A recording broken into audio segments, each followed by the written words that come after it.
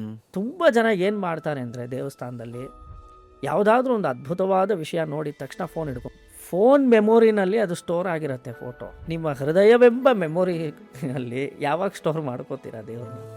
Okay. ಇವಾಗ ಒಂದು ಪ್ರತಿಭತಾ ಸ್ತ್ರೀ ಗಂಡನ ಫ್ರೆಂಡ್ ದ್ವೇಷಿಸ್ತಾಳ, ನೋ ನೋ ನೋ. ಅದೇ ಥರ ಶ್ರೀ ವೈಷ್ಣವರು ಇತರ ದೇವತೆಗಳನ್ನು ದ್ವೇಷಿಸಕೂಡದು, ಓಕೆ. ಗೌರವಿಸಬೇಕು. ಯಾರು ದೇವ್ರಿಗೆ ಸರೆಂಡರ್ ಆಗಿರ್ತಾರೋ ಅವರ ವಿಷಯದಲ್ಲಿ ದೇವತೆಗಳು ತುಂಬ ಗೌರವವಾಗಿ ನಡ್ಕೊಳ್ತಾರೆ. ಯಮಧರ್ಮರಾಜ ಬಂದು ನಮಗೆ ನಮಸ್ಕಾರ ಮಾಡ್ತಾನಂತೆ. ದ್ವೇಷದಿಂದ ಒಂದು ಸಿದ್ಧಾಂತ ಬರೋಕ್ಕೆ ಸಾಧ್ಯವೇ ಇಲ್ಲ. ದೇವರು ಚೆನ್ನಾಗಿ ಕಾಣಿಸ್ಬೇಕಾದ್ರೆ ಕವಚ ಹಾಕಬೇಕು ಅಂತ ಅವಶ್ಯಕತೆ ಇಲ್ಲ. ಕವಚಕ್ಕೆ ಸೌಂದರ್ಯ ಬರುತ್ತೆ ದೇವ್ರಿಗೆ ಹಾಕೋದ್ರಿಂದ.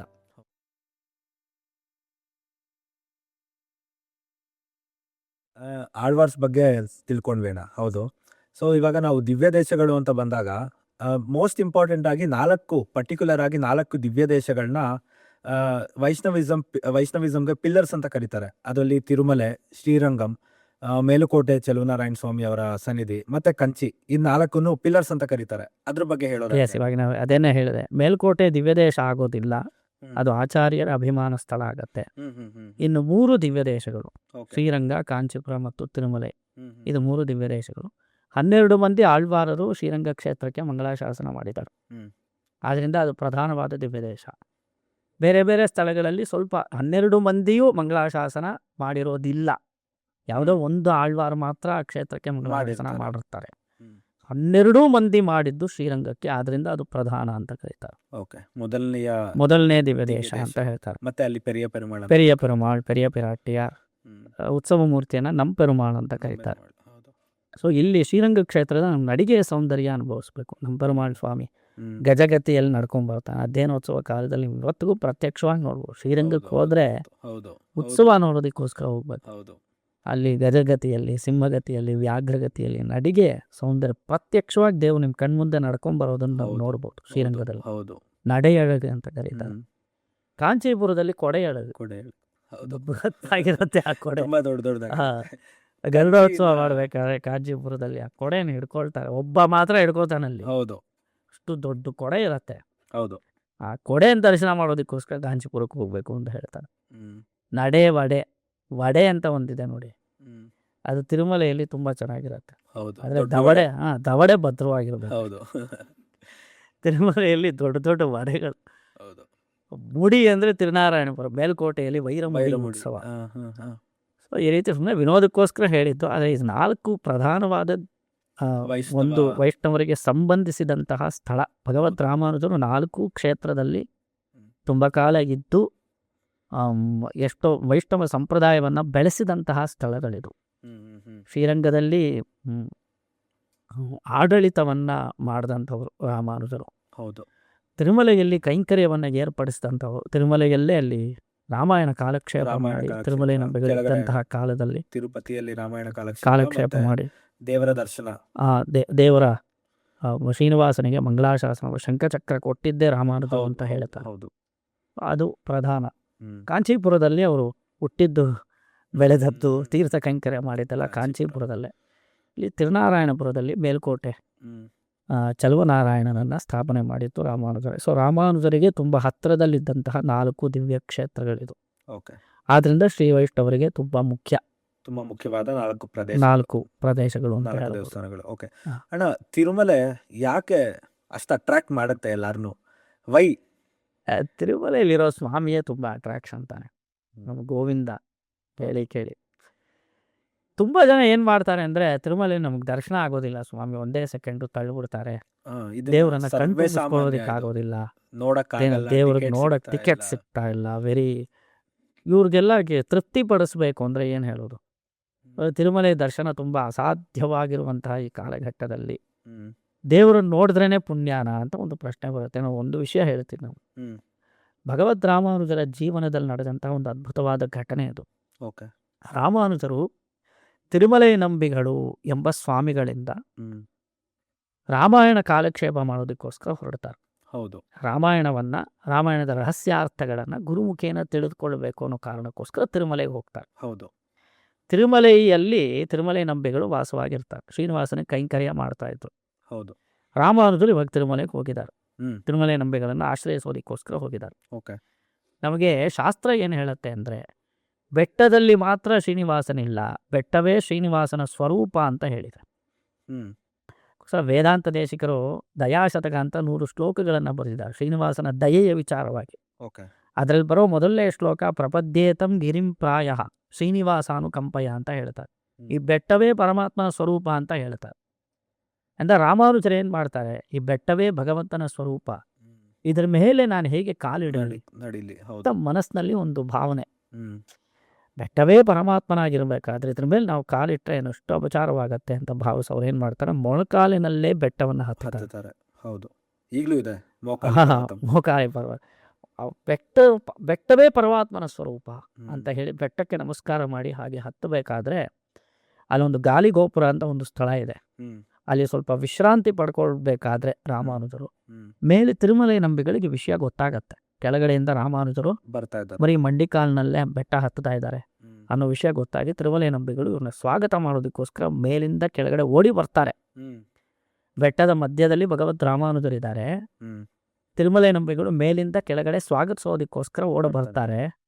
ರಾಮಾನುಜರು ತಿರುಮಲೆ ನಂಬಿಗಳನ್ನು ನೋಡಿ ಕೇಳ್ತಾರೆ, ನನ್ನಂತಹ ಚಿಕ್ಕವನು, ನಾನೊಬ್ಬ ನೀಚ, ನಿಮ್ಮನ್ನು ಆಶ್ರಯಿಸೋದಕ್ಕೋಸ್ಕರ ಬಂದಿದ್ದೀನಿ, ನನ್ನನ್ನು ಸ್ವಾಗತ ಮಾಡೋದಿಕ್ಕೆ ನೀವೇ ಬರಬೇಕೆ? ಯಾರಾದರೂ ಸಾಮಾನ್ಯರಿದ್ದು ಕಳಿಸಿದ್ರೆ ಸಾಕಾಗ್ತಾ ಇತ್ತಲ್ಲ, ಯಾರು ಚಿಕ್ಕವರು ಇದ್ದಿದ್ರೆ ಕಳಿಸ್ಬಹುದಿತ್ತಲ್ಲ, ನೀವೇ ಸ್ವಾಗತ ಮಾಡೋದಕ್ಕೆ ಬರಬೇಕಾ ಅಂತ ಕೇಳಿದಾಗ ತಿರುಮಲೆ ನಂಬಿಗಳು ಒಂದು ವಿಷಯ ಹೇಳಿದ್ರಂತೆ. ತಿರುಮಲೆ ಪೂರ್ತಿ ನಾನು ಹುಡುಕಿ ನೋಡಿದೆ, ನನಗಿಂತಲೂ ಚಿಕ್ಕವರು ತಿರುಮಲೆಯಲ್ಲಿ ಯಾರೂ ಇರಲಿಲ್ಲ, ಅದಕ್ಕೋಸ್ಕರ ನಾನೇ ಬಂದೆ ಅಂದ್ರಂತೆ. ಅಷ್ಟು ದೊಡ್ಡ ವಿದ್ವಾಂಸರಾಗಿದ್ದರೂ ಕೂಡ ಅಷ್ಟು ಡೌನ್ ಟು ಅರ್ತ್ ಇರಬೇಕು, ಅದು ಆಚಾರ್ಯನ ಲಕ್ಷಣ. ನಾವು ಎಷ್ಟೇ ಜ್ಞಾನ ಸಂಪಾದನೆ ಮಾಡಿರಬಹುದು, ಆದರೆ ನಾವು ಏನೂ ಇಲ್ಲ, ನಾವು ನಿಜವಾಗ್ಲೂ ಏನೂ ಇಲ್ಲ ಅನ್ನೋದು ಆ ನೈಚ್ಛಾನುಸಂಧಾನ ಅನ್ನೋದು ಇರಬೇಕು. ಮಹಾನ್ ವ್ಯಕ್ತಿಗಳು ನಡೆದಿರೋದ್ರಿಂದನೂ ತಿರುಮಲೆಗೆ ಅಷ್ಟು ತಿರುಮಲೆ ನಂಬಿ ಅಂತಹ ಸ್ವಾಮಿಗಳು ಕೈಂಕರ್ಯ ಮಾಡಿದಂತಹ ಸ್ಥಳ ಅದು.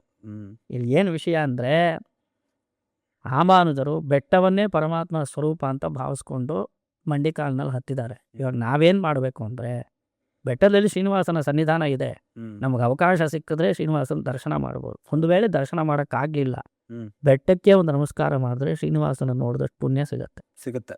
ಖಂಡಿತ ಉಂಟು, ಉಲ್ಲೇಖ ಇದೆ. ರಾಮಾನುಜರು ಹಾಗೆ ಅನುಷ್ಠಾನ ಮಾಡಿ ತೋರಿಸಿದ್ದಾರೆ. ಸೊ ನಾವು ಶ್ರೀನಿವಾಸನ ದರ್ಶನ ಆಗ್ಲಿಲ್ವಲ್ಲ ಅಂತ ನಾವು ದುಃಖ ಪಡಬೇಕಾದ ಅವಶ್ಯಕ. ಬೆಟ್ಟಕ್ಕೆ ನಮಸ್ಕಾರ ಮಾಡಿಬಿಟ್ರೆ ಶ್ರೀನಿವಾಸನಿಗೆ ಸಂಬಂಧಿಸಿದ ಹಾಗೆ ತಿರುಮಲೆ ಯಾತ್ರೆಯ ಪ್ರಧಾನ. ತಿರುಮಲ ಯಾತ್ರಾ ಅಂತ ಕರೀತಾರೆ. ಹೌದು, ಅಲ್ಲಿ ಯಾತ್ರೆಯಾಗಿ ಹೋಗಬೇಕು. ಬೆಟ್ಟಕ್ಕೆ ನೀವು ನಮಸ್ಕಾರ ಮಾಡಿ, ಶ್ರೀನಿವಾಸನ ದರ್ಶನ ಆಗದೇ ಇದ್ದರೆ ಬೆಟ್ಟವೇ ಶ್ರೀನಿವಾಸ ಅಂತ ಭಾವಿಸಿ ನಮಸ್ಕಾರ ಮಾಡಿಬಿಟ್ರೆ ಶ್ರೀನಿವಾಸನ ದರ್ಶನಗೆ ಎಷ್ಟು ಪುಣ್ಯವೋ ಅಷ್ಟು ಸಿಗತ್ತೆ, ಅದರಲ್ಲಿ ಸಂದೇಹನೇ ಇಲ್ಲ. ಅರ್ಥ ಆಯ್ತಲ್ಲ. ಸೊ ಅದರಿಂದ ನಾವು ಬೆಟ್ಟವೇ, ಅಲ್ಲಿ 7 ಬೆಟ್ಟಗಳು ಪರಮಾತ್ಮನ 7 ಸ್ವರೂಪಗಳು ಎಂದು ಭಾವಿಸಿಕೊಳ್ಳಬೇಕು. ಅರ್ಥ ಆಯ್ತು. ಈ ಕಂಚಿ ಬಗ್ಗೆ ಹೇಳೋದಾದ್ರೆ 3 ಕ್ಷೇತ್ರಗಳು, ವಿಷ್ಣು ಕಂಚಿ ಆಗಿರ್ಬೋದು, ಶಿವಕಂಚಿ ಆಗಿರ್ಬೋದು, ಶಕ್ತಿ ಕಂಚಿ ಆಗಿರ್ಬೋದು, ಒಂದೇ ಪ್ಲೇಸ್ ಅಲ್ಲಿ ಕಾಮಾಕ್ಷಿ ಅಮ್ಮನ್ ಇರುವಂತಹ ಸ್ಥಳ, ಆಮೇಲೆ ಏಕಾಂಬರೇಶ್ವರ ಸನ್ನಿಧಾನ ಇರುವಂತಹ ಸ್ಥಳ, ಜೊತೆಗೆ ವರದರಾಜ ಸ್ವಾಮಿ ನೆಲೆಸಿದಂತಹ ಅದ್ಭುತವಾದ ಕ್ಷೇತ್ರ ಈ ಕಾಂಚಿ. ನೋಡಿ, ಕಾಂಚಿ ಅಂದರೆ ಸಂಸ್ಕೃತ ಭಾಷೆಯಲ್ಲಿ ಒಡ್ಯಾಣ ಎಂದು ಅರ್ಥ. ಭೂಮಂಡಲಕ್ಕೆ ಒಡ್ಯಾಣವಿದ್ದ ಹಾಗೆ. ನಡು ಪ್ರದೇಶದಲ್ಲಿ ಒಂದು ಆಭರಣ ಹಾಕೊಳ್ತಾರೆ ಹೆಂಗಸು, ಅದನ್ನ ಒಡ್ಯಾಣ ಅಂತ ಕರೀತಾರೆ. ಕಟಿಬಂಧ ಇದು, ಅದಕ್ಕೆ ಕಾಂಚಿ ಅಂತ ಸಂಸ್ಕೃತದಲ್ಲಿ ಹೆಸರು. ಭೂದೇವಿಯ ಒಡ್ಯಾಣ ಇದ್ದ ಹಾಗೆ ಈ ನಗರ, ಆದ್ದರಿಂದ ಅದಕ್ಕೆ ಕಾಂಚಿ ನಗರ ಎಂಬ ಹೆಸರಾಯಿತು. ಇದಕ್ಕೆ ಪೂರ್ವದಲ್ಲಿ ಸತ್ಯವ್ರತ ಕ್ಷೇತ್ರ ಅಂತ ಇದನ್ನು ಕರೀತಾರೆ. ಒಂದು ಪುಟ್ಟ ಕಥೆ ಒಂದಿದೆ ಇದಕ್ಕೆ ಹಿನ್ನೆಲೆ. ಕಾಂಚಿ ಕ್ಷೇತ್ರದಲ್ಲಿ ಹೇಗೆ ವರದರಾಜ ಸ್ವಾಮಿ ನೆಲೆಸಿದ ಎಂಬುದಕ್ಕೆ ಪುರಾಣದಲ್ಲಿ ಕಥೆ ನಮಗೆ ಸಿಗತ್ತೆ. ವೇದಾಂತ ದೇಶಿಕರು ಹಸ್ತಿಗಿರಿ ಮಹಾತ್ಮ್ಯಂ ಎಂಬ ಒಂದು ದಿವ್ಯ ಪ್ರಬಂಧವನ್ನೇ ರಚನೆ ಮಾಡಿದ್ದಾರೆ. ತಮಿಳು ಭಾಷೆಯಲ್ಲಿದೆ ಈ ಕ್ಷೇತ್ರದ ಮಹಾತ್ಮ್ಯ. ನೋಡಿ, ಚತುರ್ಮುಖ ಬ್ರಹ್ಮನಿಗೆ 2 ಹೆಂಡತಿಯರು. ಒಬ್ಬಳನ್ನೇ ನಮ್ಮಿಂದ ಸಂಭಾಳಿಸೋಕ್ಕಾಗಲ್ಲ, ಇನ್ನು ಇಬ್ಬಿಬ್ರು ಇಟ್ಕೊಂಡ್ರೆ ಹೆಂಗಿರತ್ತೆ ನೋಡಿ. ಒಬ್ಬಳ ಹೆಸರು ಸರಸ್ವತಿ, ಮತ್ತೊಬ್ಬಳ ಹೆಸರು ಭಾರತಿ. ಓಕೆ, ಸೊ ಭಾರತಿ ಸರಸ್ವತಿ ಒಂದಲ್ಲ ಅಲ್ಲ. ಭಾರತಿ ಮನಸ್ತತ್ವಕ್ಕೆ ಅಭಿಮಾನಿ ದೇವತೆ, ಸರಸ್ವತಿ ವಾಕ್ತತ್ವಕ್ಕೆ ಅಭಿಮಾನಿ ದೇವತೆ. ಓಕೆ, ವೇದ ಸ್ವರೂಪಿ ಬ್ರಹ್ಮ. ವೇದ ನಾವು ಅಧ್ಯಯನ ಮಾಡಬೇಕು ಅಂದ್ರೆ ವಾಕು ಇರಬೇಕು, ಮನಸ್ಸು ಇರಬೇಕು. ಹೌದಲ್ವಾ? ವಾಕಿನ ಮೂಲಕ ತಾನೇ ವೇದ ಹೇಳ್ತೀವಿ, ಮನಸ್ಸಿದ್ರೆ ತಾನೇ ಅಕ್ಷರಗಳನ್ನು ಗ್ರಹಿಸ್ತೀವಿ. ಸೊ 2 ತತ್ವವು ವೇದಕ್ಕೆ ಸಂಬಂಧಿಸಿರುವಂತಹದ್ದು. ಹಾಗಾಗಿ ಚತುರ್ಮುಖ ಬ್ರಹ್ಮ ವೇದವಾಗಿದ್ರೆ ವಾಕ್ತತ್ವಕ್ಕೆ ಅಭಿಮಾನಿ ದೇವತೆ ಸರಸ್ವತಿ, ಮನಸ್ತತ್ವಕ್ಕೆ ಅಭಿಮಾನಿ ದೇವತೆ ಭಾರತಿ. ಭಾರತಿ. ಆಯಿತಾ? ಈ ಸರಸ್ವತಿಗೂ ಭಾರತಿಗೂ ಸ್ವಲ್ಪ ಜಗಳ ಆಗೋಯ್ತು, ಹ್ಮ್ ನಾನು ಮೇಲ ನೀನು ಮೇಲ ಅಂತ. ಓಕೆ ಮನಸ್ಸು ದೊಡ್ಡದ, ಮಾತು ದೊಡ್ಡದ ಅಂತ ಅನ್ನೋದ್ರಲ್ಲಿ ಒಂದು ಜಗಳ ವಾಗ್ವಾದ ಆಗೋಯ್ತು, ಆಯ್ತು. ಆಗೋಯ್ತು. ಸರಿ, ಇದಕ್ಕೆ ತೀರ್ಮಾನ ಯಾರು ಕೊಡಬೇಕು? ಬ್ರಹ್ಮನೇ ಕೊಡಲಿ, ಅವನೇ ಹೇಳಿ ಯಾರು ದೊಡ್ಡವರು, ಅವನ ಹತ್ರನೇ ತೀರ್ಪು ಕೇಳೋಣ ಅಂತ ಇಬ್ಬರು ಹೋಗಿ ಕೇಳ್ತಾಳೆ. ಮನಸ್ಸು ದೊಡ್ಡದ, ವಾಕ್ ದೊಡ್ಡದ? ಆಗ ಸರಸ್ವತಿ ಅವಳ ಪರವಾಗಿ ವಾದಿಸ್ತಾಳೆ, ವಾಕ್ಯ ದೊಡ್ಡದು. ಮನಸ್ಸಿನಲ್ಲಿ ನೀವು ಎಷ್ಟು ಆಲೋಚನೆಗಳು ಇಟ್ಕೊಂಡಿರ್ಬೋದು, ವಾಕ್ಯನ ಮೂಲಕ ಹೇಳದೇ ಇದ್ರೆ ಏನು ಪ್ರಯೋಜನ? ಮತ್ತೊಬ್ರು ಕೇಳದೇ ಇದ್ದರೆ, ವಾಕ್ಯನ ಮೂಲಕ ನಿಮ್ಮ ಮನಸ್ಸಿನ ಅಂತರಾಳವನ್ನು ಅಭಿವ್ಯಕ್ತಿ ಪಡಿಸದೇ ಹೋದರೆ ಮನಸ್ಸಿದ್ದರೂ ಪ್ರಯೋಜನವಿಲ್ವಲ್ಲ. ವಾಕ್ಯೆಂಬುದೇ ಮುಖ್ಯ ಒಬ್ಬ ಮನುಷ್ಯನಿಗೆ. ಹೌದು. ವಾಕಿನ ಮೂಲಕ ಜಗತ್ತನ್ನೇ ಗೆದ್ದು ಬಿಡ್ಬೋದು. ಒಳ್ಳೆ ಭಾಷಣ ಮಾಡೋದ್ರ ಮೂಲಕ ಓಟ್ ಪಡ್ಕೊಂಡ್ಬಿಡ್ತಾರೆ ಹೌದು. ರಾಜಕಾರಣಿಗಳು. ಹೌದು. Speech is very important. Speech is very ಹೇಗೆ ಯಾವ ಥರ ಹೇಗೆ ಹೇಳ್ತೀವಿ, ಹ್ಮ್. It is very important. ಅದು ಅಟ್ರಾಕ್ಟಿವ್ ಆಗಿದ್ಬಿಟ್ರೆ ಮಾತಿನ ಮೂಲಕ ಪ್ರಪಂಚವನ್ನೇ ಆಡಿಸ್ಬಿಡ್ಬೋದು. ಹೌದು. ಅಂದ್ರೆ ವಾಕ್ ಅನ್ನೋದು ತುಂಬ ಮುಖ್ಯ ಅಂತ ಸರಸ್ವತಿ ವಾದಿಸ್ತಾರೆ. ಹೌದು. ಭಾರತಿ ಕೂಡ ಹೇಳ್ತಾಳೆ, ವಾಕಿದ್ದು ಸರಿ, ಮನಸ್ಸಿನಲ್ಲಿ ಆಲೋಚನೆಗಳೇ ಬರದೇ ಇದ್ರೆ ವಾಕಿದ್ದೇನು ಪ್ರಯೋಜನ? ಮನಸ್ಸಿನಲ್ಲಿ ಮೊದಲು ಭಾವನೆಗಳು ಬರಬೇಕಲ್ಲ. ಹೌದು. ಹೌದು. ಭಾವನೆಯೇ ಇಲ್ಲದೆ ಒಬ್ಬ ಮನುಷ್ಯ ಹೇಗೆ ಮಾತಾಡೋದಿಕ್ ಸಾಧ್ಯ? ಹೌದು. ಅಂತ ಇದು- ನಾನಿದ್ರೇನೆ ನೀನು ಇದು ಒಂದ್ ರೀತಿಯಾದ ಕೋಳಿ ಮೊದಲ ಮೊಟ್ಟೆ ಮೊದಲ ಅನ್ನೋ ಥರ ಅನ್ನೋ ಆಗೋಯ್ತು. ಥರ. ಹ್ಮ್. ಬ್ರಹ್ಮದೇವರು ಸ್ವಲ್ಪ ತಲೆ ಕೆರ್ಕೊಂಡ್ರು, 4 ತಲೆನೂ ಕೆರ್ಕೊಂಡ್ಬಿಟ್ರು. ಏನು ಹೇಳೋದು? ಹ್ಮ್. ಅವ್ರೇನು ಮಾಡ್ತಾರೆ, ಸರಿ ಮನಸ್ಸೇ ಮುಖ್ಯ ಅಂತ ತೀರ್ಪು ಕೊಟ್ಬಿಡ್ತಾರೆ. ಹ್ಮ್. ಮನಸ್ಸಿದ್ರೇನೆ ಮಾರ್ಗ, ಮನಸ್ಸಿದ್ರೆ ಮಾತು. ಮನಸ್ಸಿದ್ರೇನೆ ನಿನಗೆ ಮಾತಾಡೋದಕ್ಕೂ ಸಾಧ್ಯ. ವಾಕ್ ಶೋಭಿಸಬೇಕಾದ್ರೆ ಮನಸ್ಸು ತುಂಬ ಮುಖ್ಯ. ಮನಸಾರೆ ಮಾತಾಡಿದ್ರೇನೆ ಅದು ಶೋಭಿಸೋದು. ಹ್ಮ್. ಆದ್ರಿಂದ ಮನಸ್ಸೇ ಮುಖ್ಯ ಅಂತ ತೀರ್ಪು ಕೊಟ್ಬಿಡ್ತಾರೆ. ಸರಸ್ವತಿ ಕೋಪ ಮಾಡ್ಕೊಂಡ್ಬಿಡ್ತಾಳೆ ಬ್ರಹ್ಮನ ವಿಷಯದಲ್ಲಿ. ಓಕೆ. ಕೂಡಲೇ ಅವಳು ಡೈವರ್ಸ್ ಮಾಡಿಬಿಟ್ಟು Okay. ಭೂಲೋಕದಲ್ಲಿ ನದಿ ರೂಪವಾಗಿ ಪ್ರವಹಿಸ್ತಾಳೆ. ವೇಗವತಿ ಅಂತ ಕರೀತಾಳೆ ಸರಸ್ವತಿ ನದಿ. ಹ್ಮ್. ಹ್ಮ್. ಹ್ಮ್. ಆ ಸಮಯದಲ್ಲಿ ಬ್ರಹ್ಮದೇವರು ಮತ್ತೆ ಅವರು ತಪಸ್ಸಿನಲ್ಲಿ ತೊಡಗಿ ಸೃಷ್ಟಿ ಕ್ರಮವನ್ನು ಮುಂದುವರಿಸ್ಕೊಳ್ಬೇಕು. ಹೆಂಡತಿ ಬಿಟ್ಟು ಹೋಗಿದ ತಕ್ಷಣ ಮನಸ್ಸಿಗೆ ಕಂಟ್ರೋಲ್ ಮಾಡೋದಕ್ಕಾಗಲಿಲ್ಲ ಬ್ರಹ್ಮದೇವರಿಗೆ. ಆ ಸಮಯದಲ್ಲಿ ಸರಸ್ವತಿ ಬ್ರಹ್ಮನಿಗೆ ಒಂದು ಶಾಪನೂ ಕೊಡ್ತಾಳೆ, ಓಕೆ. ಇನ್ಮೇಲೆ ಯಾರೂ ವಾಕ್ಯನ ಮೂಲಕ ನಿನ್ನ ಸ್ತೋತ್ರ ಮಾಡದೆ ಹೋಗಲಿ ಅಂತ. ಹ್ಮ್. ಇವತ್ತಿಗೂ ನಮ್ಮ ವೈದಿಕ ಸಂಪ್ರದಾಯದಲ್ಲಿ ಹೋಮ ಮಾಡಬೇಕಾದ್ರೆ ಪ್ರಜಾಪತಿ ಎಂದು ಕರೆಯಲ್ಪಡುವಂತಹ ಬ್ರಹ್ಮನಿಗೆ ಸ್ವಾಹಾಕಾರ ಕೊಡಬೇಕಾದ್ರೆ ವಾಕ್ಯನ ಮೂಲಕ ಹೇಳೋದಿಲ್ಲ. ಪ್ರಜಾಪತಿ ಮನಸಾಧ್ಯಾಯನ ಅಂತ ಹೇಳ್ತಾರೆ. ಮನಸ್ಸಿನಲ್ಲಿ ಬ್ರಹ್ಮನನ್ನು ಧ್ಯಾನ ಮಾಡಿ ಆಮೇಲೆ ಹೋಮಕ್ಕೆ ಕೊಡಬೇಕು. ಓಕೆ. ವಾಕ್ಯನ ಮೂಲಕ ಬ್ರಹ್ಮನಿಗೆ ಸ್ತೋತ್ರ ಮಾಡದೆ ಹೋಗಲಿ ಹ್ಮ್. ವೈದಿಕ ಅನ್ನೋ ಪರಂಪರೆಯಲ್ಲಿ ಎನ್ನುವುದು ಸರಸ್ವತಿಯ ಶಾಪ. ಶಾಪ. ಹ್ಮ್. ಸರಸ್ವತಿ ಬಿಟ್ಟು ಹೋಗಿದ ತಕ್ಷಣ ಇವ್ರಿಗೆ ಕಂಟ್ರೋಲ್ಗೆ ಬರೋದಿಲ್ಲ ಮನಸ್ಸು. ಬ್ರಹ್ಮದೇವರು ತಪಸ್ ಮಾಡಬೇಕು ಅಂದರೆ ಹಿಡಿತ ಸಾಧಿಸ್ಬೇಕಲ್ಲ ಹಿಡ್ತಾ ಬೇಕು. ಮನಸ್ಸಿನ ಮೇಲೆ. ಹೌದು. ಇದರಿಂದ ಏನು ಗೊತ್ತಾಗತ್ತೆ ಅಂದರೆ ನಮ್ಮ ಕೌಟುಂಬಿಕ ಜೀವನ ಸರಿಯಾಗಿಲ್ಲದೆ ಹೋದ್ರೆ ತಪಸ್ ಮಾಡೋದಕ್ಕೂ ನಮಗಿಂದ ಸಾಧ್ಯವಾಗೋದಿಲ್ಲ. ಹ್ಮ್. ಕಂಟ್ರೋಲ್ ಬರಲ್ಲ ಮೈಂಡ್. ಪ್ರಶಾಂತವಾಗಿರಕ್ಕಾಗಲ್ಲ. ಎಸ್. ಹೌದು. ಸೊ ಫ್ಯಾಮಿಲಿ ಕರೆಕ್ಟ್ ಆಗಿರಬೇಕು, ಅವಾಗಲೇ ಮೈಂಡ್ ಕಂಟ್ರೋಲ್ ಬಂದ್ಬಿಡತ್ತೆ. ಹೌದು. ಸರಸ್ವತಿ ಇದರ ಕೋಪಿಸ್ಕೊಂಡು ಹೋಗ್ಬಿಟ್ಟಿದ್ದಾಳೆ, ಇವ್ರ ಕೈಯಲ್ಲಿ ಮೈಂಡ್ ಕಂಟ್ರೋಲ್ ಬರ್ತಾ ಇಲ್ಲ, ಏನು ಮಾಡೋದು ಅಂತ ಗೊತ್ತಾಗ್ತಾ ಇಲ್ಲ. ಬ್ರಹ್ಮದೇವರು ತುಂಬ ಪೇಚಾಡ್ತಾ ಇರಬೇಕಾದ್ರೆ ಒಂದು ಅಶರೀರವಾಣಿ ಕೇಳಿಸತ್ತೆ. ಹ್ಮ್. ಎಲೆ ಬ್ರಹ್ಮನೇ, ನಿನ್ನ ಮನಸ್ಸು ಪ್ರಶಾಂತವಾಗಬೇಕಾದ್ರೆ ಹ್ಮ್. ನೀನು ಸತ್ಯವ್ರತ ಕ್ಷೇತ್ರದಲ್ಲಿ ಅಶ್ವಮೇಧ ಯಜ್ಞವನ್ನು ಮಾಡು. ಆ ಹೋಮಕುಂಡದಿಂದ ಪರಮಾತ್ಮನೇ ಅವತಾರ ಮಾಡಿ ನೀನು ಕಳೆದುಕೊಂಡಿರುವಂತಹ ಹ್ಮ್. ಎಲ್ಲ ಸೌಖ್ಯವನ್ನು ನೀಡುತ್ತಾನೆ ಎಂದು ಅಶರೀರವಾಣಿ ಕೇಳಿಸತ್ತೆ. ಹ್ಮ್. ಆಗ ಬ್ರಹ್ಮದೇವರು ಸತ್ಯವ್ರತ ಕ್ಷೇತ್ರದಲ್ಲಿ ಅಶ್ವಮೇಧ ಯಜ್ಞ ಮಾಡೋದಕ್ಕೆ ಉಪಕ್ರಮಿಸ್ತಾರೆ. ಸತ್ಯವ್ರತ ಕ್ಷೇತ್ರ ಅಂದರೆ ಕಾಂಚೀಪುರ. ಕಾಂಚೀಪುರ. ಹ್ಮ್. ಈ ಬ್ರಹ್ಮದೇವರು ಕೂತಿರ್ಬೇಕಾದ್ರೆ ಒಂದು ವಿಷಯ ನಾವು ತಿಳ್ಕೊಳ್ಳೋ, ಒಂದು ಹೋಮ ಮಾಡಬೇಕಾದ್ರೂ ಒಂದು ಪೂಜೆ ಮಾಡಬೇಕಾದ್ರೂ ದಂಪತಿ ಸಮೇತನಾಗಿ ಮಾಡಬೇಕು. ಹ್ಮ್. ಯಾರೋ ಮದುವೆ ಮಾಡ್ಕೊಂಡಿರ್ತಾರೆ, ಯಜಮಾನ ಸ್ಥಾನದಲ್ಲಿ ಗಂಡ ಕೂತು ಯಜಮಾನಿಯಾಗಿ ಪತ್ನಿ ಇದ್ದು ಸಪತ್ನಿ ಸಹಿತನಾದ ಯಜಮಾನನಿಗೆ ಅಧಿಕಾರ ಬರುತ್ತೆ. ಹೋಮ ಮಾಡಬೇಕಾದ್ರೂ ಪೂಜೆ ಮಾಡಬೇಕಾದ್ರೂ ಹಾಗೆ ದಂಪತಿಗಳು ಸೇರಿ ಪೂಜೆ ಮಾಡಬೇಕು. ಹೌದು. ಬ್ರಹ್ಮದೇವರಿಗೆ ಇಬ್ಬರು ಹೆಂಡತಿದ್ದಾನೆ, ಒಬ್ಳು ಭಾರತಿ ಇದ್ದಾಳೆ, ಸರಸ್ವತಿ ಇಲ್ವಲ್ಲ. ಹ್ಮ್. ಸರಿ, ಸರಸ್ವತಿ ಇಲ್ಲದೆ ಇರಬೇಕಾದ್ರೆ ಇವ್ರು ಹೇಗೆ ಹೋಮ ಮಾಡಬಹುದು? ಹ್ಮ್. ಅದು ಶುರು ಮಾಡಿಬಿಡ್ತಾಳೆ. ಸರಸ್ವತಿ ಕೋಪ ಮಾಡ್ಕೊಂಡ್ಬಿಟ್ಟಿದ್ದಾಳೆ ಅಂತ ಇವ್ರು ಹೌದು. ಹೋಮ ಶುರು ಮಾಡ್ತಾರೆ. ಹೌದು. ಇದು ಗೊತ್ತಾಗಿದ ತಕ್ಷಣ ಸರಸ್ವತಿ ಏನು ಮಾಡ್ತಾಳೆ, ಹೋಮವನ್ನು ಸರ್ವನಾಶ ಮಾಡಿಬಿಡಬೇಕು ಅಂತ ಹೇಳಿ ವೇಗವಾಗಿ ಹರಿಯುತ್ತಾಳೆ. ವೇಗವಾಗಿ ನದಿ ರೂಪದಲ್ಲಿದ್ದಂತಹ ಸರಸ್ವತಿ ಹ್ಮ್. ಬ್ರಹ್ಮ ಮಾಡ್ತಾ ಇದ್ದಂತಹ ಅಶ್ವಮೇಧ ಯಜ್ಞವನ್ನು ಧ್ವಂಸ ಮಾಡೋದಕ್ಕೋಸ್ಕರ ವೇಗವಾಗಿ ಹರಿಯುತ್ತಾಳೆ. ಹ್ಮ್. ಅದಕ್ಕೋಸ್ಕರ ಅವಳಿಗೆ ವೇಗವತಿ ಎಂಬ ಹೆಸರಾಯಿತು. ಓ. ಹ್ಮ್. ಅದೇ ಸರಿಯಾ? ಪ್ರಪಂಚವನ್ನೆಲ್ಲ ಕತ್ತಲೆ ಮಾಡಿಬಿಡ್ತಾಳೆ ಸರಸ್ವತಿ ದೇವಿ. ಹ್ಮ್. ಕತ್ತಲೆಯಲ್ಲಿ ನಾವು ಹೋಮ ಮಾಡುವಾಗಿಲ್ಲ, ಪೂಜೆನೂ ಹೌದು. ಮಾಡುವಾಗಿಲ್ಲ. ಮೊದಲು ಹಚ್ಚೋದೇ ದೀಪದಾನೆ. ದೀಪ. ಹೌದು.